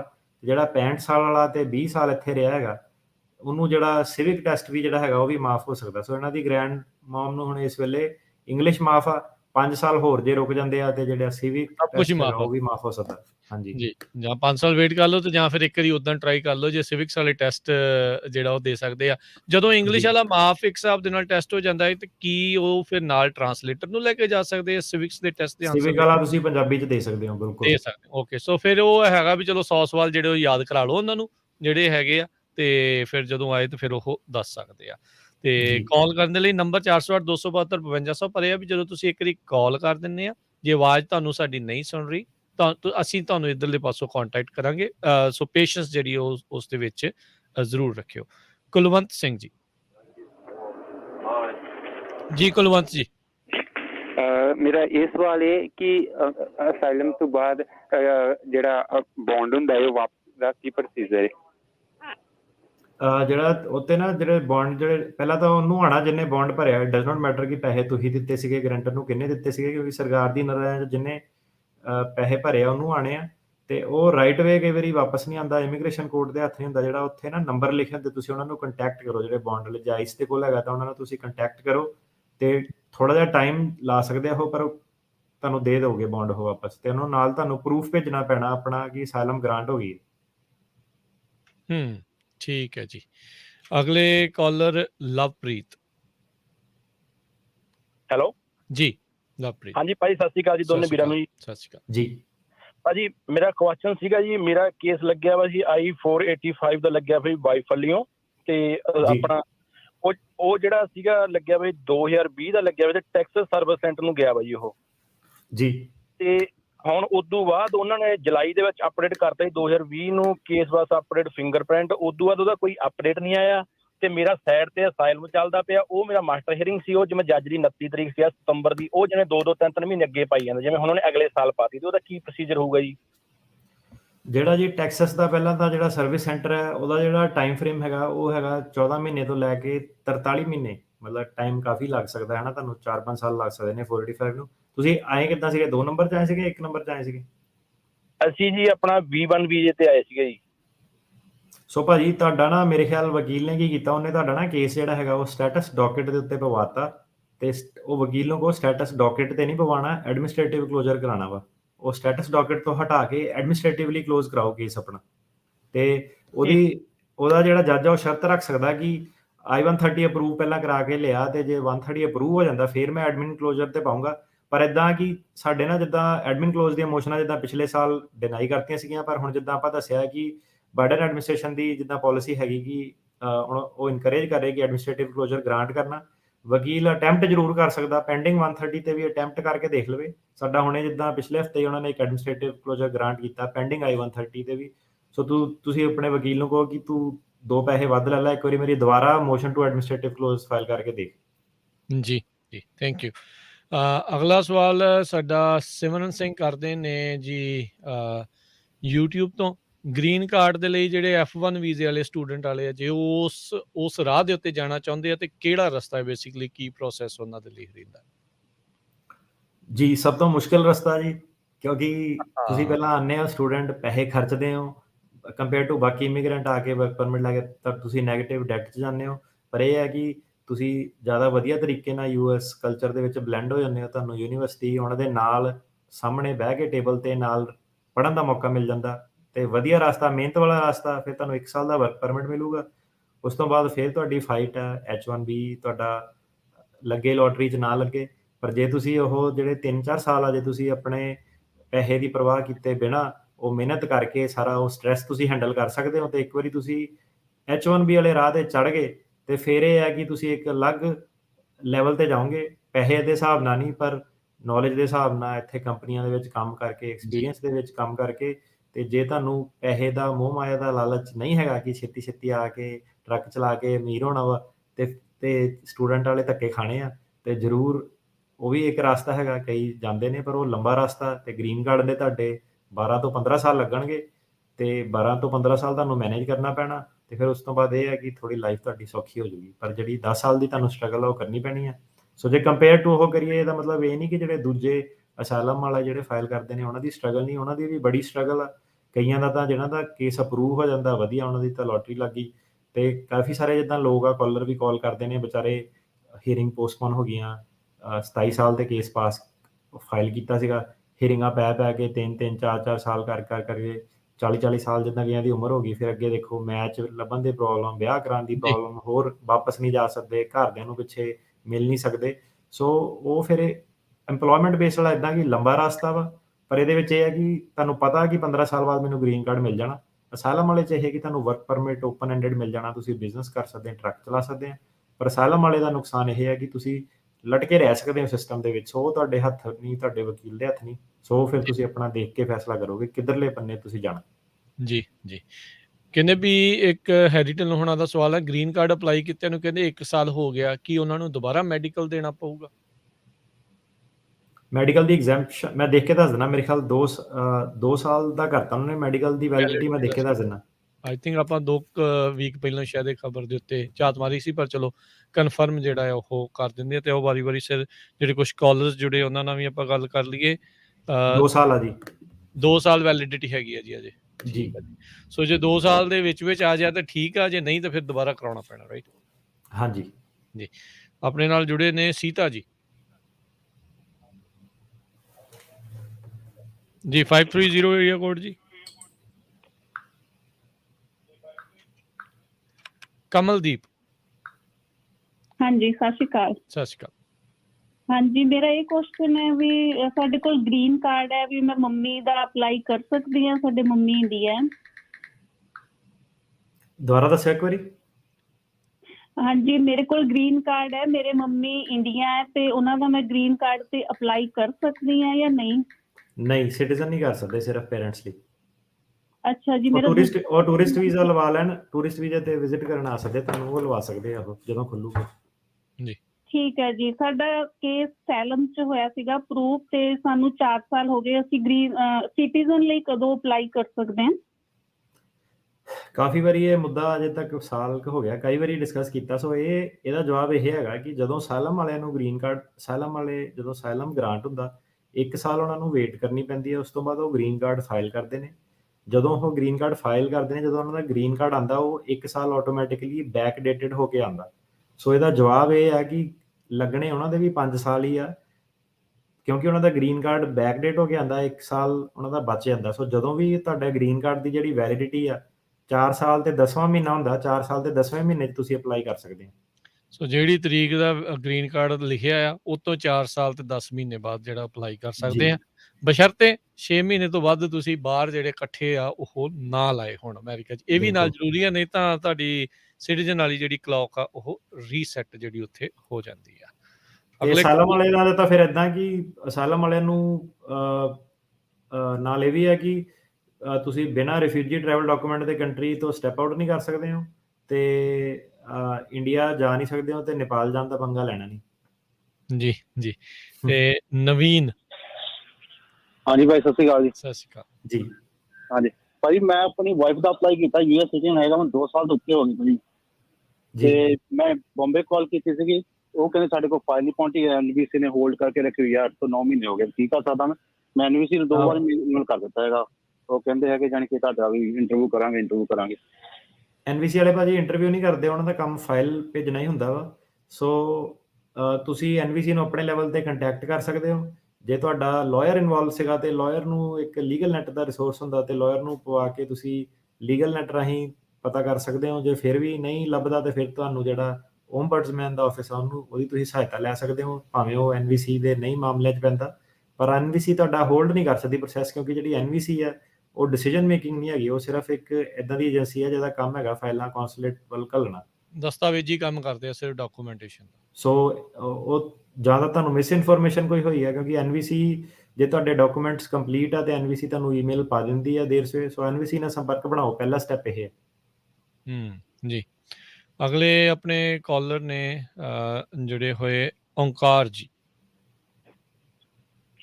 ਹਾਂਜੀ ਓਂਕਾਰ ਜੀ।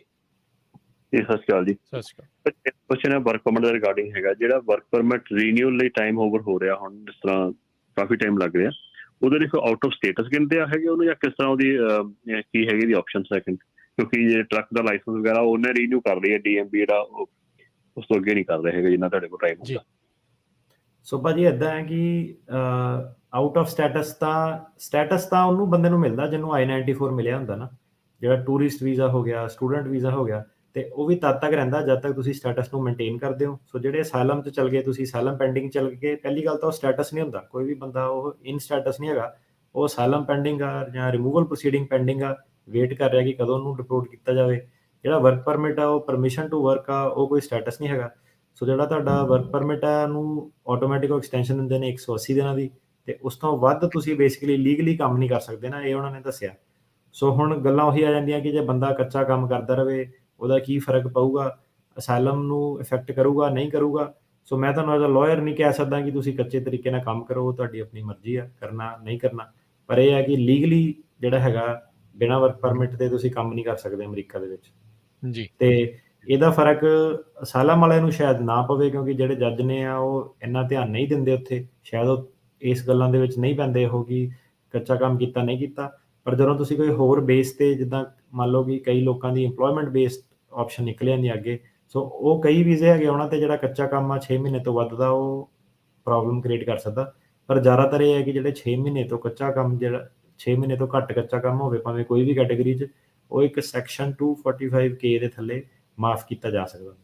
ਜੀ ਜੀ, ਕਈ ਜਿਹੜੇ ਆ ਪ੍ਰੋਸੈਸਿੰਗ ਟਾਈਮਸ ਪੁੱਛ ਰਹੇ ਆ, ਉਹ ਮੈਂ ਫੇਸਬੁੱਕ ਤੇ YouTube ਦੇ ਉੱਤੇ ਜਿਹੜੇ ਉਹ ਲਿੰਕ ਪਾਏ ਨੇ, ਤੁਸੀਂ ਉੱਤੇ ਕਲਿੱਕ ਕਰੋ, ਆਪਣੀ ਦੇਖੋ ਵੀ ਤੁਹਾਡਾ ਕਿਹੜੀ ਪਟੀਸ਼ਨ ਸੀ, ਉੱਤੇ ਪਾਓ ਕਿਹੜਾ ਸਰਵਿਸ ਸੈਂਟਰ ਆ, ਦੇਖ ਕੇ ਉਹਨਾਂ ਨੇ ਦੱਸ ਦੇਣਾ। ਜਿਹੜੇ ਕਹਿੰਦੇ ਵੀ ਵਾਕਈ 3-4 ਸਾਲ ਲੱਗ ਰਹੇ ਪ੍ਰੋਸੈਸਿੰਗ ਟਾਈਮ ਨੂੰ, ਸਾਡੇ ਹੱਥ ਵਸ ਨਹੀਂ, ਅਸੀਂ ਤਾਂ ਭਾਵੇਂ ਕੱਲ ਨੂੰ ਕਰ ਦਈਏ, ਪਰ ਐਤਵਾਰ ਨੂੰ ਵੈਸੇ ਹੀ ਛੁੱਟੀ ਕਰ ਲੈਂਦੇ ਹੋ। ਤੇ ਬਾਕੀ ਦੇਖੋ ਇਹ ਆ ਵੀ ਜਿੰਨਾ ਸਮਾਂ ਲੱਗਣਾ ਹੈ ਓਨਾ ਹੀ ਲੱਗਣਾ ਹੈ, ਵਾਧਾ ਘਟਦਾ, ਘਟਣ ਵਾਲਾ ਕੰਮ ਤਾਂ ਘੱਟ ਆ, ਵਧਣ ਵਾਲੇ ਪਾਸੇ ਨੂੰ ਜਿਹੜਾ ਉਹ ਜ਼ਿਆਦਾ ਰਹਿੰਦਾ ਆ। ਰਾਜ ਬਮਰਾ ਹੋਣਾ ਦਾ ਇਹ ਜਿਹੜਾ ਸਵਾਲ ਆ ਯੂ ਵੀਜ਼ੇ ਦੇ ਨਾਲ, ਕਹਿੰਦੇ ਵੀ ਉਹਨਾਂ ਦੇ ਲਾਇਰ ਨੇ, ਜੇ ਤੁਸੀਂ ਪੜ੍ਹ ਲਿਆ ਹੈਗਾ ਤਾਂ ਤੁਸੀਂ ਉਸ ਦਾ ਆਨਸਰ ਕਰ ਦਿਓ। ਇਹਨਾਂ ਨੇ ਬੇਸਿਕਲੀ ਇਹ ਪੁੱਛਿਆ ਕਿ ਯੂ ਵੀਜ਼ਾ ਫਾਈਲ ਕੀਤਾ ਸੀਗਾ ਵੇਵਰ ਦੇ ਨਾਲ 192 ਤੇ ਕੋਈ ਵੀ ਰਿਸੀਟ ਨੋਟਿਸ ਬਾਇਓਮੈਟ੍ਰਿਕਸ ਨਹੀਂ ਆਇਆ। 1 ਸਾਲ ਭਾਜੀ ਬਹੁਤ ਜ਼ਿਆਦਾ ਲੰਬਾ ਟਾਈਮ ਆ, ਲੇਟ ਜ਼ਰੂਰ ਹੋ ਰਹੇ, ਪਰ ਰਿਸੀਟ ਨੋਟਿਸ ਜੇ ਤੁਹਾਨੂੰ ਆ ਗਿਆ ਤੇ ਇਟਸ ਆਲ ਗੁੱਡ। ਬਾਇਓਮੈਟ੍ਰਿਕਸ ਨੂੰ ਟਾਈਮ ਲੱਗ ਸਕਦਾ ਵਾ, ਸੋ ਜੇ ਤੁਹਾਨੂੰ ਰਿਸੀਟ ਨੋਟਿਸ ਨਹੀਂ ਆਇਆ ਤੇ ਫਿਰ ਤੁਸੀਂ ਕੋਈ ਪ੍ਰੋਬਲਮ ਹੈ, ਐਪਲੀਕੇਸ਼ਨ ਡਿਲੀਵਰ ਨਹੀਂ ਹੋਈ। ਜੇ ਰਿਸੀਟ ਨੋਟਿਸ ਆ ਗਿਆ, ਬਾਇਓਮੈਟ੍ਰਿਕਸ ਦੀ ਵੇਟ ਕਰ ਰਹੇ ਆ, ਤੇ ਉਹ ਤਾਂ ਤੁਹਾਨੂੰ ਕਰਨੀ ਹੈ। ਯੂ ਵੀਜ਼ਾ ਉਹਨਾਂ ਨੇ ਕਿਹੜਾ ਤੁਹਾਨੂੰ ਦੇ ਦੇਣਾ ਜਾਂ ਵਰਕ ਪਰਮਿਟ ਦੇ ਦੇਣਾ, ਉਹਨਾਂ ਦੀ ਪਹਿਲ ਬਾਕੀ ਕੇਸਾਂ ਨੂੰ ਆ, ਉਹਨਾਂ ਨੇ ਜਾਣ ਕੇ ਜਿਹੜੇ ਯੂ ਵੀਜ਼ਾ ਦੇ ਬਾਇਓਮੈਟ੍ਰਿਕਸ ਆ 5-5 7-7 ਸਾਲ ਲੱਗਦੇ ਕੇਸ ਨੂੰ, ਤੇ ਉਹਨਾਂ ਨੂੰ ਕੋਈ ਫਰਕ ਨਹੀਂ ਪੈਂਦਾ ਕਿ ਬਾਇਓਮੈਟ੍ਰਿਕ ਉਹਨਾਂ ਨੇ ਪਹਿਲੇ ਸਾਲ ਲੈਣੇ ਨਹੀਂ ਲੈਣੇ। ਜੀ, ਕਿਸੇ ਦਾ I-130 ਕੇਸ F3 ਦੇ ਮਾਮਲੇ 'ਚ NVC ਦੇ ਕੋਲ ਆ, ਤੇ ਕਹਿੰਦੇ ਵੀ ਕੀ ਉਹਨਾਂ ਦਾ ਬੱਚਾ ਸਟੂਡੈਂਟ ਵੀਜ਼ੇ ਦੇ ਲਈ ਵੀ ਅਪਲਾਈ ਕਰ ਸਕਦਾ? ਸਟੂਡੈਂਟ ਵੀਜ਼ੇ ਦੇ ਵਿੱਚ ਤੁਹਾਨੂੰ ਟੈਂਪਰੇਰੀ ਇੰਟੈਂਟ ਦਿਖਾਉਣਾ ਪੈਂਦਾ ਕਿ ਮੈਂ ਵਾਪਸ ਆਪਣੀ ਕੰਟਰੀ ਦੇ ਵਿੱਚ ਆਊਂਗਾ। ਜੇ ਤੁਹਾਡਾ ਕੋਰਸ ਛੋਟਾ ਹੈਗਾ ਤੇ ਤੁਸੀਂ ਉਹਨਾਂ ਨੂੰ ਤੁਸੀਂ ਅਪਲਾਈ ਕਰ ਸਕਦੇ ਹੋ, ਉਹਦੇ ਵਿੱਚ ਤੁਹਾਨੂੰ ਸੱਚ ਦੱਸਣਾ ਪੈਣਾ ਕਿ ਇਮੀਗ੍ਰੈਂਟ ਵੀਜ਼ਾ ਫਾਈਲ ਕੀਤਾ। ਤੇ ਜੇ ਤੁਸੀਂ ਉਹ ਕਰ ਦੋ ਤੇ ਵਧੀਆ ਯੂਨੀਵਰਸਿਟੀ 'ਚ ਆ ਜਾਓ ਤੇ ਹੋ ਸਕਦਾ ਤੁਹਾਨੂੰ ਮਿਲ ਜਾਵੇ। ਜੇ ਐਵੇਂ ਲੰਡੂ ਫੰਡੂ ਯੂਨੀਵਰਸਿਟੀ 'ਚ ਆਉਂਗੇ ਤੇ ਉਹਨਾਂ ਨੂੰ ਪਤਾ ਕਿ ਇਹ ਬਹਾਨਾ ਲੱਭ ਰਹੇ, ਇਹਨਾਂ ਨੇ ਉੱਥੇ ਰੁਕ ਜਾਣਾ, ਤੇ ਫਿਰ ਉਹਨਾਂ ਨੇ ਤੁਹਾਡਾ F1 ਨਹੀਂ ਕਰਨਾ, ਟਰਾਈ ਕਰ ਸਕਦੇ ਆ। ਜੀ, ਅਗਲੇ ਕਾਲਰ ਜਗਜੀਤ। ਭਾਜੀ ਸਤਿ ਸ੍ਰੀ ਅਕਾਲ। ਸਤਿ ਸ਼੍ਰੀ ਅਕਾਲ ਜੀ। अस्सलाम वालेकुम, सत श्री अकाल। मैं ਤੁਹਾਨੂੰ ਲੱਖਾਂ ਪਾਕਿਸਤਾਨੀਆਂ ਦੀ ਤਰਫੋਂ ਔਰ ਖਰਾਜ ਤਹਿਸੀਨ ਪੇਸ਼ ਕਰਨਾ ਵਾ ਕਿ ਤੁਸੀਂ ਜਿਹੜੀ ਇਨਸਾਨੀਅਤ ਦੀ ਖਿਦਮਤ ਕਰ ਰਹੇ ਹੋ। I am big fan for you. ਧੰਨਵਾਦ ਜੀ, ਥੈਂਕ ਯੂ ਭਾਜੀ। You are great sir. ਮੇਰਾ ਸਵਾਲ ਇਹ ਵੇ ਕਿ ਮੈਂ ਪਾਕਿਸਤਾਨ ਤੋਂ ਆਇਆ ਵਾਂ ਤੇ ਮੈਂ ਆਇਆ ਵਾਂ ਮੈਂ ਟੂਰਿਸਟ ਵੀਜ਼ੇ ਤੇ, ਮੇਰਾ ਬੇਟਾ ਜਿਹੜਾ ਵੀ ਉਹ ਸਿਟੀਜ਼ਨ ਹੈ ਤੇ ਬੇਟੀ ਮੇਰੀ ਜਿਹੜੀ ਹੈ ਉਹ ਇੱਥੇ ਮੇਰਾ ਅਪਲਾਈ ਕਰਨ ਲਗਾ ਵੇ ਉਹ ਆਪਣਾ ਗ੍ਰੀਨ ਕਾਰਡ। ਸਵਾਲ ਮੇਰਾ ਇਹ ਵੇ ਕਿ ਬੇਟੀ ਮੇਰੀ ਜਿਹੜੀ ਹੈ 21 ਸਾਲ ਤੋਂ ਉੱਤੇ ਵੇ ਤੇ ਡਿਸੇਬਲ ਹੈ ਤੇ ਉਹ ਪਿੱਛੇ ਵੀ ਨਹੀਂ ਜਾ ਸਕਦੀ। ਉਹ ਅਗਰ ਗ੍ਰੀਨ ਕਾਰਡ ਆਪਣਾ ਅਸਾਈਲਮ ਅਪਲਾਈ ਕਰੇ ਤੇ ਉਹ ਆਪਣਾ ਸਾਡੇ ਕੇਸ ਤੇ ਕੋਈ ਅਸਰ ਆ ਸਕਦਾ? ਅਗਰ ਮੈਂ ਸਟੂਡੈਂਟ ਵੀਜ਼ੇ ਤੇ ਉਹਨੂੰ ਜਿਹੜਾ ਕਿ ਉਹ ਐਕਸੈਪਟ ਹੋ ਗਈ ਇੱਥੇ NY ਦੇ ਵਿੱਚ ਤੇ ਹੋਰ ਇੱਥੋਂ ਦੀਆਂ ਯੂਨੀਵਰਸਿਟੀਆਂ 'ਚ ਆਪਣਾ ਐਕਸੈਪਟੈਂਸ ਹੋਈ ਹੋ ਗਈ ਹੈ, ਮੈਨੂੰ ਇਹ ਦੱਸੋ ਕਿ ਮੈਂ ਉਹਨੂੰ ਕਿਸ ਤਰ੍ਹਾਂ ਰੱਖ ਸਕਦਾ? ਕਿਉਂਕਿ ਅਗਰ ਉਹ ਵਾਪਸ ਅਗਰ ਉਹ ਗ੍ਰੈਜੂਏਟ ਵੀ ਹੋ ਜਾਂਦੀ, ਉਹਦੇ ਟ੍ਰਾਂਸਫਰ ਹੋ ਜਾਂਦੇ ਨੇ 2 ਸਾਲ ਤੋਂ ਬਾਅਦ ਉਹਨੂੰ ਜਿਹੜਾ ਵਾ ਨਾ ਡਿਗਰੀ ਮਿਲ ਜਾਏਗੀ।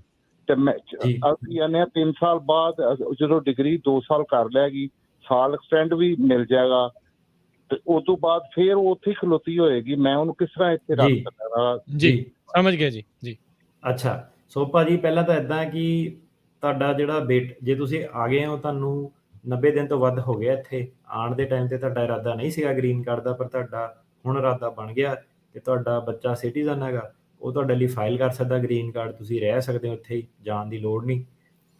ਤੁਹਾਡੀ ਬੇਟੀ ਦੀ ਗੱਲ ਕਰੀਏ ਤੇ F1 ਦਾ ਜਿਹੜਾ ਰਾਹ ਵਾ, ਜਿੱਦਾਂ ਆਪਾਂ ਡਿਸਕਸ ਕੀਤਾ ਕਿ F1 ਤੋਂ ਬਾਅਦ ਤੇ F1 ਨੂੰ ਤੁਸੀਂ ਕੰਟੀਨਿਊ ਰੱਖਦੇ ਹੋ ਐਜ਼ ਅ ਸਟੂਡੈਂਟ, ਪੈਸੇ ਦਿੰਦੇ ਹੋ ਜਿੰਨੇ ਚਿਰ ਮਰਜ਼ੀ ਪੜ੍ਹੀ ਜਾਓ, ਤੇ ਇਵੈਂਚੁਅਲੀ ਤੁਸੀਂ H1B ਵੀਜ਼ੇ ਵਰਕ ਵੀਜ਼ੇ ਤੇ ਸ਼ਿਫਟ ਕਰਦੇ ਹੋ। ਤੇ ਇੱਕ ਉਹ ਰਸਤਾ ਹੋ ਜਾਂਦਾ ਜਿਹੜੇ ਪਾਕਿਸਤਾਨੀ ਹੈਗੇ ਆ ਉਹਦੇ ਵਾਸਤੇ, ਇੱਕ E2 ਵੀਜ਼ਾ ਇਨਵੈਸਟਮੈਂਟ ਵੀਜ਼ੇ ਦਾ ਵੀ ਇੱਕ ਰਸਤਾ ਹੈਗਾ, ਤੁਸੀਂ ਸਿੱਧੇ ਉਸ ਥਰੂ ਜਾ ਸਕਦੇ ਹੋ। ਤੇ ਜੇ ਪੈਸੇ ਜ਼ਿਆਦਾ ਹੈਗੇ ਤੇ EB5 ਵੀ ਤੁਸੀਂ ਫਾਈਲ ਕਰ ਸਕਦੇ ਹੋ ਇਮੀਗ੍ਰੈਂਟ, ਉਹ ਵੀ ਆਪਸ਼ਨਸ ਤੁਹਾਡੇ ਕੋਲ ਹੈਗੀਆਂ। ਅਸਾਈਲਮ ਫਾਈਲ ਕਰਨਾ ਕਿ ਨਹੀਂ ਕਰਨਾ, ਇਹਦਾ ਜਵਾਬ ਇਹ ਹੈਗਾ ਕਿ ਜੇ ਤਾਂ ਉਹਨੂੰ ਕੋਈ ਹਾਰਮ ਸੀਗਾ, ਜੈਨੂਇਨ ਤੁਹਾਡਾ ਕੇਸ ਹੈਗਾ, ਤੁਸੀਂ ਅਸਾਈਲਮ ਫਾਈਲ ਕਰ ਸਕਦੇ ਹੋ। ਅਸਾਈਲਮ ਸਾਲ ਦੇ ਅੰਦਰ ਫਾਈਲ ਕਰਨਾ ਹੁੰਦਾ, ਜੇ ਸਾਲ ਨਹੀਂ ਹੋਇਆ ਤੇ ਉਹਨੂੰ ਕੋਈ ਖਤਰਾ ਸੀਗਾ ਤੇ ਬਿਲਕੁਲ ਅਸਾਈਲਮ ਫਾਈਲ ਕਰ ਸਕਦੀ ਹੈ। ਅਸਾਈਲਮ ਦੇ ਨਾਲ ਉਹ ਆਪਣੀ ਜਿਹੜੀ ਅਸਾਈਲਮ ਦਾ ਤੁਹਾਡੇ ਕੇਸ ਤੇ ਕੋਈ ਫਰਕ ਨਹੀਂ ਪਊਗਾ ਕਿਉਂਕਿ ਉਹ ਅਡਲਟ ਆ, ਉਹਦਾ ਆਪਣਾ ਕੇਸ ਆ, ਤੁਹਾਡਾ ਆਪਣਾ ਕੇਸ ਆ। ਪਰ ਜੈਨੂਇਨ ਅਸਾਈਲਮ ਫਾਈਲ ਕਰੇ, ਕਿਉਂਕਿ ਫ੍ਰਿਵਲਸ ਅਸਾਈਲਮ ਦੀ ਜਿਹੜੀ ਬਾਰ ਇੱਕ ਹੁੰਦੀ ਆ, ਫ੍ਰਿਵਲਸ ਅਸਾਈਲਮ ਬਾਰ ਦੇ ਪਤਾ ਲੱਗ ਗਿਆ ਕਿ ਫ੍ਰਿਵਲਸ ਅਸਾਈਲਮ ਸੀਗਾ ਤੇ ਫਿਰ ਜਿਹੜੇ ਹੋਰ ਸਾਰੇ ਇਮੀਗ੍ਰੇਸ਼ਨ ਦੇ ਜਿਹੜੇ ਰਸਤੇ ਆ ਉਹ ਪਰਮਾਨੈਂਟਲੀ ਬੰਦ ਹੋ ਜਾਂਦੇ ਨੇ, ਕੋਈ ਵੇਵਰ ਨਹੀਂ ਮਿਲ ਸਕਦਾ ਉਹਦੇ ਉੱਤੋਂ ਦੀ। ਸੋ ਫ੍ਰਿਵਲਸ ਜੇ ਸਾਦੇ ਸ਼ਬਦਾਂ 'ਚ ਕਹੀਏ ਵੀ ਨਕਲੀ ਜਾਲੀ ਤੌਰ ਦੇ ਉੱਤੇ ਵੀ ਬਗੈਰ ਤੋਂ ਵੀ ਸੀਗੀ ਨਹੀਂ ਕੋਈ ਤੇ ਜਾਣਬੁੱਝ ਕੇ ਜਿਹੜਾ ਉਹ ਅਪਲਾਈ ਕੀਤਾ, ਉਹ ਉਸ ਜੀ ਮਾਮਲੇ 'ਚ ਫਿਰ ਰਸਤੇ ਸਾਰੇ ਬੰਦ ਫਿਰ ਜੀ। ਜੇ ਸੋ ਅਸਾਲਮ ਇੱਕ ਡਿਨਾਈ ਮਤਲਬ ਕਹਿ ਲਓ ਇਮੀਗ੍ਰੇਸ਼ਨ ਨੇ ਕਰਤਾ ਕਿ ਤਰੀਕਾਂ ਗਲਤ ਦੱਸਤੀਆਂ, ਬਿਆਨ ਗਲਤ ਦੇ ਦਿੱਤੇ। ਉਹ ਫ੍ਰਿਵਲਸ ਨਹੀਂ ਹੈਗਾ, ਉਹ ਹੈਗਾ ਕਿ ਬੰਦਾ ਇਨਕਨਸਿਸਟੈਂਟ ਸੀਗਾ, ਸਾਨੂੰ ਕ੍ਰੈਡੀਬਲ ਨਹੀਂ ਲੱਗਿਆ। ਉਹ ਡਿਫਰੈਂਟ ਸਟੋਰੀ ਹੈਗੀ ਆ। ਜੀ ਫ੍ਰਿਵਲਸ ਦਾ ਮਤਲਬ ਹੁੰਦਾ ਕਿ ਇਦਾਂ ਦੇ ਤੱਤ ਉਹਨਾਂ ਦੇ ਸਾਹਮਣੇ ਆ ਗਏ ਕਿ ਉਹਨਾਂ ਨੂੰ ਪਤਾ ਲੱਗ ਗਿਆ ਕਿ ਇਹਨੇ ਅਸਾਲਮ ਹੀ ਇਹਦਾ ਨਕਲੀ ਸੀਗਾ, ਕਹਾਣੀ ਚੇਪਾ ਮਾਰਿਆ ਕਿਸੇ ਤੋਂ। ਕੱਲ ਪਰਸੋਂ ਕੋਈ ਕੰਟੈਕਟ ਕੀਤਾ ਸੀਗਾ, ਕੋਈ ਏਜੰਸੀ ਉਹਨਾਂ ਨੇ ਫੜ ਲਈ, ਉਹ ਮੁੰਡਾ ਅਸਾਲਮ ਦੇਣ ਗਿਆ ਇੰਟਰਵਿਊ ਤੇ ਉਹਨਾਂ ਨੇ ਪਹਿਲਾਂ ਹੀ ਕਹਾਣੀਆਂ ਰੱਖੀਆਂ, ਕਹਿੰਦੇ ਸਾਡੇ ਕੋਲ 9 ਕਹਾਣੀਆਂ ਇਦਾਂ ਦੀਆਂ ਆਈਆਂ ਹੋਈਆਂ ਤੇਰੇ ਵਾਲੀਆਂ, ਸੇਮ ਕੁੱਟ ਪਈ, ਸੇਮ ਉਦਾਂ ਕੀਤਾ, ਹਾਕੀ ਸਟਿੱਕਾਂ ਨਾਲ ਕੁੱਟਿਆ, ਪੋਸਟਰ ਕੀਤੇ। ਸੋ ਅੱਛਾ ਤੇਰਾ ਅਸਾਲਮ, ਉਹਨੂੰ ਕਹਿੰਦੇ ਫ੍ਰਿਵਲਸ ਅਸਾਲਮ, ਹਨਾ। ਤੁਹਾਡੀ ਫ੍ਰਿਵਲਸ ਅਸਾਲਮ ਨਹੀਂ ਹੋਣਾ। ਆਪਣਾ ਅਸਾਲਮ ਫਾਈਲ ਕਰਨਾ ਤੁਸੀਂ, ਜੋ ਵੀ ਤੁਹਾਨੂੰ ਲੱਗਦਾ ਖਤਰਾ, ਭਾਵੇਂ ਬਿਗ ਆ ਸਮਾਲ ਆ, ਕਿੱਦਾਂ ਨਾ ਰਿਜੈਕਟ ਹੁੰਦਾ, ਰਿਜੈਕਟ ਹੋਵੇ। ਤੇ ਨਾਲ ਆਪਣਾ ਜਿਹੜਾ ਸਟੂਡੈਂਟ ਸਟੇਟਸ ਆ ਉਹਨੂੰ ਮੇਨਟੇਨ ਕਰੇ, ਤਾਂ ਕਿ ਜੇ ਅਸਾਲਮ ਰਿਜੈਕਟ ਹੁੰਦਾ ਉਹ ਪ੍ਰੋਸੀਡਿੰਗ 'ਚ ਨਾ ਪਵੇ। ਸੋ ਮੈਂ ਤੁਹਾਨੂੰ ਇਹ ਰეკਮੈਂਡ ਕਰੂੰਗਾ ਕਿ ਜੇ ਇਹਦਾ ਜੈਨੂਇਨ ਅਸਾਲਮ ਹੈਗਾ ਉਹ ਕਰੇ, ਤੇ ਨਾਲ ਸਟੂਡੈਂਟ ਜਾਰੀ ਰੱਖੇ, ਤੇ ਤਾਂ ਕਿ ਉਹਨੂੰ ਕੋਈ ਪ੍ਰੋਬਲਮ ਨਾ ਆਵੇ। ਜੀ ਤੇ ਨਹੀਂ ਤਾਂ ਜੇ ਦੇਖੋ ਪੜ੍ਹਦੇ ਦੌਰਾਨ ਜੇ ਕਿਤੇ ਵਿਆਹ ਸ਼ਾਦੀ ਦਾ ਬਣਦਾ ਆ ਤਾਂ ਉਹ ਵੀ ਇੱਕ ਜਿਹੜਾ ਉਧਰਲੇ ਪਾਸੇ ਨੂੰ ਵੀ ਰਸਤਾ ਜਿਹੜਾ ਉਹ ਹੋ ਜਾਂਦਾ ਹੈਗਾ ਆ। ਤੇ ਜੀ ਸਮਾਂ ਜਿਹੜਾ ਆ ਉਹ ਆਪਣਾ ਸਮਾਪਤੀ ਦੇ ਵੱਲ ਨੂੰ ਆ। ਕੁਛ ਕੁ ਜਿਹੜੇ ਹੋਰ ਸਵਾਲ ਆਏ ਆ। ਇੱਕ ਮੈਂ NVC ਚੀਜ਼ ਇੱਕ ਮੈਂ ਪਾਕਿਸਤਾਨ ਵਾਲੇ ਕੇਸ 'ਚ ਹੋਰ ਚੀਜ਼ ਆਇਆ ਕਰਦਾ ਕਿ ਜਾਂ ਇੰਡੀਅਨਸ ਨੂੰ 15 ਸਾਲ ਲੱਗਦੇ ਨੇ ਇੰਪਲੋਇਮੈਂਟ ਬੇਸ ਵਾਲਾ। ਤੁਸੀਂ ਇੱਕ ਆ ਵੀ ਗੱਲ ਯਾਦ ਰੱਖਿਓ ਕਿ ਜਿਹੜੇ ਪਾਕਿਸਤਾਨੀ ਹੈਗੇ ਆ ਉਹਨਾਂ ਦੀ ਲਾਈਨ ਬਹੁਤ ਛੋਟੀ ਹੈਗੀ ਆ, ਉਹਨਾਂ ਨੂੰ 3 ਕੁ ਸਾਲਾਂ ਦੇ ਵਿੱਚ ਗ੍ਰੀਨ ਕਾਰਡ ਮਿਲ ਜਾਂਦਾ। ਸੋ ਤੁਸੀਂ ਇੱਕ ਇਹ ਹੈ ਕਿ ਜੇ ਉਹਨੂੰ ਜੌਬ ਮਿਲਦੀ ਹੈ ਕਿਤੇ, ਹਨਾ, ਉਹਦੀ ਡਿਗਰੀ ਦੇ ਬੇਸ ਤੇ, ਪਾਕਿਸਤਾਨ ਵਾਲੀ ਐਜੂਕੇਸ਼ਨ ਦੇ ਬੇਸ ਤੇ, ਜਾਂ ਸਿਰਫ ਆਪਣੇ ਹਾਈ ਸਕੂਲ ਸਕਿਲਡ ਵਰਕਰ ਦੇ, ਸੋ ਇੰਪਲੋਇਮੈਂਟ ਦੇ ਰਾਸਤੇ ਤੋਂ ਵੀ 3 ਸਾਲ ਦੇ ਵਿੱਚ ਗ੍ਰੀਨ ਕਾਰਡ ਲੈ ਸਕਦੀ ਹੈ। ਸੋ ਅਸਾਲਮ ਵਾਲੇ ਰਾਹ ਦੇ ਵਿੱਚ ਤੁਹਾਨੂੰ ਧੱਕੇ ਖਾਣ ਦੀ ਲੋੜ ਨਹੀਂ ਮੇਰੇ ਹਿਸਾਬ ਨਾਲ, ਜੇ ਉਹਨੂੰ ਇੰਪਲੋਇਮੈਂਟ ਲੱਭ ਸਕਦੀ ਹੋਵੇ। ਤੇ ਇੰਪਲੋਇਮੈਂਟ ਦਾ ਮਤਲਬ ਇਹ ਨਹੀਂ ਕਿ grocery store, convenience store, 7-11। Employment ਦਾ ਮਤਲਬ ਹੈ ਕਿ ਜੈਨੂਇਨ ਜਿਹੜੀ ਉਹਦੀ ਡਿਗਰੀ ਹੈ ਉਹਦੇ ਬੇਸ ਤੇ ਜਿਹੜਾ ਉਦਾਂ ਦਾ ਬਿਜ਼ਨਸ ਆ, H1 ਵਾਲਾ ਜਿਹੜਾ H1B ਅਗਰ ਆਊਟ, ਪਰ ਸਿੱਧੇ ਗ੍ਰੀਨ ਕਾਰਡ ਉਹਦਾ ਕਰ ਸਕਦੇ ਆ। H1B ਵਾਲੇ ਰਾਹ ਤੇ ਵੀ ਜਾਣ ਦੀ ਲੋੜ ਨਹੀਂ। ਜੀ ਨਹੀਂ ਦੇਖੋ, ਸੋ ਕਈ ਤਰੀਕੇ ਆ। ਸੋ ਕੰਟਰੀ ਆਫ ਬਰਥ ਦੇ ਉੱਤੇ ਬੜਾ ਕੁਛ ਜਿਹੜਾ ਡਿਪੈਂਡ ਬਿਲਕੁਲ ਕਰਦਾ।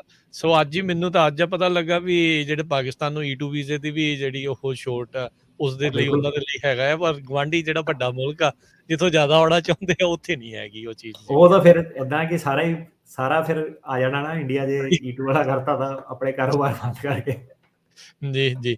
ਸੋ ਇੱਕ ਜਸ ਸ਼ਰਨ ਹੁਣੀ ਪੁੱਛ ਰਹੇ ਨੇ ਵੀ NVC ਡਾਕੂਮੈਂਟਰੀ ਕੁਆਲੀਫਾਈਡ ਆ, ਕਹਿੰਦੇ ਵੀ ਉਹਨਾਂ ਦਾ case spouse of US citizen ਨੇ, ਤੇ ਉਹਨਾਂ ਦੀ ਇੰਟਰਵਿਊ ਜਿਹੜੀ ਉਹ ਬੰਬੇ ਦੇ ਵਿੱਚ ਜਿਹੜੀ ਉਹ ਆਊਗੀ। ਹਾਂਜੀ, ਸੋ ਇਹ ਵਾਲੇ ਕੇਸਾਂ ਨੂੰ ਪਹਿਲ ਆ ਤੇ ਬਿਲਕੁਲ ਬੰਬੇ ਦੇ ਵਿੱਚ ਆਊਗੀ, ਹੋਰ ਕਿਤੇ ਨਹੀਂ, ਕਿਉਂਕਿ ਬੰਬੇ ਹੀ ਇਹਨਾਂ ਨੇ ਕੀਤਾ ਆ। ਸੋ ਇਹਨਾਂ ਨੂੰ ਵੇਟ ਕਰਨੀ ਪੈਣੀ ਆ। ਸੋ ਹੌਲੀ ਹੌਲੀ ਕਰਕੇ ਨੰਬਰ ਲੱਗੂਗਾ, ਇਹਨਾਂ ਦਾ ਵੀ ਲੱਗ ਜਾਊਗਾ, ਪਰ ਬਾਕੀਆਂ ਨਾਲੋਂ ਪਹਿਲ ਹੈ ਇਹਨਾਂ ਨੂੰ। ਜੀ ਤੇ ਬਾਕੀ ਜਿਹੜੇ ਇੱਕ ਸਵਾਲ ਸੀਗਾ ਵੀ ਜਿਹੜੇ ਹੁਣ ਵਿਜ਼ਿਟਰ ਵੀਜ਼ੇ ਵਾਲੇ ਆ, ਉਹ ਨਵੰਬਰ ਦੇ ਵਿੱਚ ਮੋਸਟ ਪ੍ਰੋਬਬਲੀ ਉਹਨਾਂ ਨੂੰ ਇੱਥੇ ਆਉਣ ਦੇ ਲਈ ਇਜਾਜ਼ਤ ਜਿਹੜੀ ਉਹ ਹੋਊਗੀ, ਬਸ਼ਰਤੇ 2 ਚੀਜ਼ਾਂ ਉਹਨਾਂ ਨੇ ਦੱਸੀਆਂ ਸੀਗੀਆਂ। ਇੱਕ ਤਾਂ ਵੈਕਸੀਨ, ਤੁਸੀਂ ਫੁੱਲੀ ਵੈਕਸੀਨੇਟ ਹੋਣੇ ਚਾਹੀਦੇ ਆ, ਤੇ 72 ਘੰਟੇ ਪਹਿਲਾਂ, ਯਾਨੀ ਕਿ 3 ਦਿਨ ਪਹਿਲਾਂ, ਤੇ ਉਸ ਦੇ ਦਰਮਿਆਨ ਤੁਹਾਡਾ ਨੈਗੇਟਿਵ ਟੈਸਟ ਕੋਵਿਡ ਦਾ ਜਿਹੜਾ ਉਹ ਹੋਣਾ ਚਾਹੀਦਾ ਆ। ਸੋ ਹੁਣ ਉਹਨਾਂ ਨੇ ਕੰਟਰੀ ਦੀ ਕੰਡੀਸ਼ਨ ਜਿਹੜੀ ਕਾਈਂਡ ਆਫ ਉਸ ਸਾਈਡ ਤੇ ਕਰਕੇ ਇੰਡੀਵਿਜੂਅਲ ਕੰਡੀਸ਼ਨਸ ਜਿਹੜੀਆਂ ਆ ਉਹ ਰੱਖਣੀਆਂ ਸ਼ੁਰੂ ਕੀਤੀਆਂ ਆ। ਤੇ ਮੋਸਟ ਪ੍ਰੋਬਬਲੀ ਵਾਈਟ ਹਾਊਸ ਨੇ 2 ਹਫ਼ਤੇ ਪਹਿਲਾਂ ਕਿਹਾ ਸੀਗਾ ਵੀ ਅਸੀਂ ਨਵੰਬਰ ਦੇ ਵਿੱਚ ਜਿਹੜਾ ਰਸਤਾ ਆ ਉਹ ਖੋਲ੍ਹਣ ਜਾ ਰਹੇ ਹੈਗੇ ਆ। ਸੋ ਟੂਰਿਸਟ ਵੀਜ਼ਾ ਤਾਂ ਵਰਕ ਵੀਜ਼ੇ ਦੇ ਵਿੱਚ ਕਨਵਰਟ ਨਹੀਂ ਹੁੰਦਾ। ਟੂਰਿਸਟ ਦਾ ਮਤਲਬ ਆ ਵੀ ਤੁਸੀਂ ਘੁੰਮਣ ਆਏ ਆ, ਕੰਮ ਕਰਨ ਨਹੀਂ ਆਏ ਹੈਗੇ। ਸੋ ਜੀ ਟੂਰਿਸਟ ਵੀਜ਼ਾ ਏਦਾਂ ਵਰਕ ਪਰਮਿਟ ਦੇ ਵਿੱਚ ਜਿਹੜਾ ਆ ਵਰਕ ਵੀਜ਼ੇ ਕਨਵਰਟ ਨਹੀਂ ਹੁੰਦਾ ਏਦਾਂ। ਟੂਰਿਸਟ ਦੇ ਵਿੱਚ ਇਹ ਹੈ ਕਿ ਜਿਹੜਾ ਟੂਰਿਸਟ ਤੁਸੀਂ ਆ ਸਕਦੇ ਹੋ, ਤੁਹਾਨੂੰ ਰਹਿਣ ਦੀ ਮੁਹਲਤ ਆ 6 ਮਹੀਨੇ, ਹਨਾ, ਤੁਹਾਡੀ ਟਾਈਮਿੰਗ। ਜਿਹੜਾ ਵਰਕ ਵੀਜ਼ਾ ਹੁੰਦਾ ਉਹ ਜਿਹੜਾ H1B ਆ ਉਹ ਫਰਵਰੀ-ਮਾਰਚ ਟਾਈਮ ਫਰੇਮ 'ਚ ਫਾਈਲ ਹੁੰਦਾ ਤੇ ਅਕਤੂਬਰ ਦੇ ਵਿੱਚ ਸ਼ੁਰੂ ਹੁੰਦਾ, ਹਨਾ। ਸੋ ਪਹਿਲਾਂ ਇਹ ਦੇਖੋ ਕਿ ਤੁਸੀਂ ਆਉਂਗੇ, ਆ ਕੇ ਤੁਸੀਂ ਇੰਪਲੋਇਰ ਨੂੰ ਕਨਵਿੰਸ ਕਰੋਗੇ, ਇੰਪਲੋਇਰ ਤੁਹਾਡਾ ਫਾਈਲ ਕਰ ਦੂਗਾ, ਤੁਹਾਨੂੰ ਵਾਪਸ ਜਾਣਾ ਪੈਣਾ, ਕਿਉਂਕਿ ਅਕਤੂਬਰ ਤੱਕ ਤੁਸੀਂ ਖਿੱਚ ਧੂ ਕੇ ਲਿਜਾ ਨਹੀਂ ਸਕਦੇ ਟੂਰਿਸਟ ਵੀਜ਼ੇ ਨੂੰ। ਪਰ ਇਹ ਹੈ ਕਿ ਜੇ ਤੁਸੀਂ B1 ਐਂਟਰੀ ਲੈਂਦੇ ਹੋ ਕਿ ਮੈਂ ਆਉਣਾ ਇੱਥੇ ਬਿਜ਼ਨਸ ਵਿਜ਼ਟਰ ਆ, ਜਾਂ B2, ਚਲੋ ਜੋ ਵੀ ਤੁਹਾਡਾ, ਕਿ ਇੰਪਲੋਇਰ ਨੇ ਤੁਹਾਨੂੰ ਨੌਕਰੀ ਦੇ ਦਿੱਤੀ, ਵੀਜ਼ਾ ਫਾਈਲ ਕਰਤਾ, ਤੁਸੀਂ ਚਲ ਗਏ, ਤੇ ਅਕਤੂਬਰ ਦੇ ਵਿੱਚ ਵਾਪਸ ਤੁਸੀਂ ਆ ਸਕਦੇ ਹੋ, ਪਰ ਤੁਹਾਨੂੰ ਕੰਟਰੀ ਆਊਟ ਕਰਨਾ ਪਊਗਾ। ਜੀ ਜੀ ਬਿਲਕੁਲ। ਚਲੋ ਜੀ, ਸਮਾਂ ਹੁਣ ਆਪਣੇ ਅੱਜ ਦੇ ਪ੍ਰੋਗਰਾਮ ਦਾ ਇੱਥੇ ਹੀ ਜਿਹੜਾ ਹੁਣ ਸਮਾਪਤ ਹੈਗਾ ਆ। ਸੋ ਟਰਾਈ ਕੀਤੀ ਆ ਵੀ ਵੱਧ ਤੋਂ ਵੱਧ ਜਿੰਨੇ ਕੁ ਕਮੈਂਟਾਂ ਦੇ ਵੀ ਜਵਾਬ ਜਿਹੜੇ ਉਹ ਸਵਾਲ ਜਿਹੜੇ ਉਹ ਲੈ ਸਕੀਏ। ਕਈ ਰਹਿ ਵੀ ਗਏ ਤੇ ਕਈ ਜਿਹੜੇ ਪੂਰੇ ਨਹੀਂ ਹੁੰਦੇ ਕੁਐਸਚਨ, ਤੇ ਬਾਕੀ ਉਮੀਦ ਅਸੀਂ ਕਰਦੇ ਹਾਂ ਵੀ ਬਈ ਸਾਡਾ ਫੋਨ ਸਿਸਟਮ ਜਿਹੜਾ ਹੁਣ ਜਲਦ ਜਿਹੜਾ ਉਹ ਠੀਕ ਹੋਵੇ। ਲੱਗੇ ਹੋਏ ਆ ਜੀ ਉਹਨਾਂ ਦੇ ਨਾਲ, ਤਾਂ ਜੋ ਜਿਹੜੀਆਂ ਵੱਧ ਤੋਂ ਵੱਧ ਕਾਲਸ ਜਿਹੜੀਆਂ ਨੈਕਸਟ ਟਾਈਮ ਆਪਾਂ ਲੈ ਸਕੀਏ। ਤੇ ਬਹੁਤ ਬਹੁਤ ਸ਼ੁਕਰੀਆ ਅਟਰਨੀ ਟੇਕੀਆਣਾ ਜੀ। ਮਿਲਦੇ ਹਾਂ ਜੀ ਅਗਲੀ ਵਾਰ। ਧੰਨਵਾਦ। ਸਤਿ ਸ੍ਰੀ ਅਕਾਲ ਜੀ। ਸਤਿ ਸ੍ਰੀ ਅਕਾਲ ਜੀ। ਜੀ ਤੇ ਸਰੋਤਿਓ ਇੱਥੇ ਹੀ ਸਾਡਾ ਅੱਜ ਦਾ ਪ੍ਰੋਗਰਾਮ ਹੁਣ ਸਮਾਪਤ। ਅਗਲੀ ਵਾਰ ਤੱਕ ਲਈ ਮੇਰੇ ਵੱਲੋਂ ਵੀ ਤੁਹਾਨੂੰ ਸਭ ਨੂੰ ਪਿਆਰ ਭਰੀ ਸਤਿ ਸ੍ਰੀ ਅਕਾਲ। ਸੁਣਦੇ ਰਹੋ ਪੰਜਾਬੀ ਰੇਡੀਓ USA।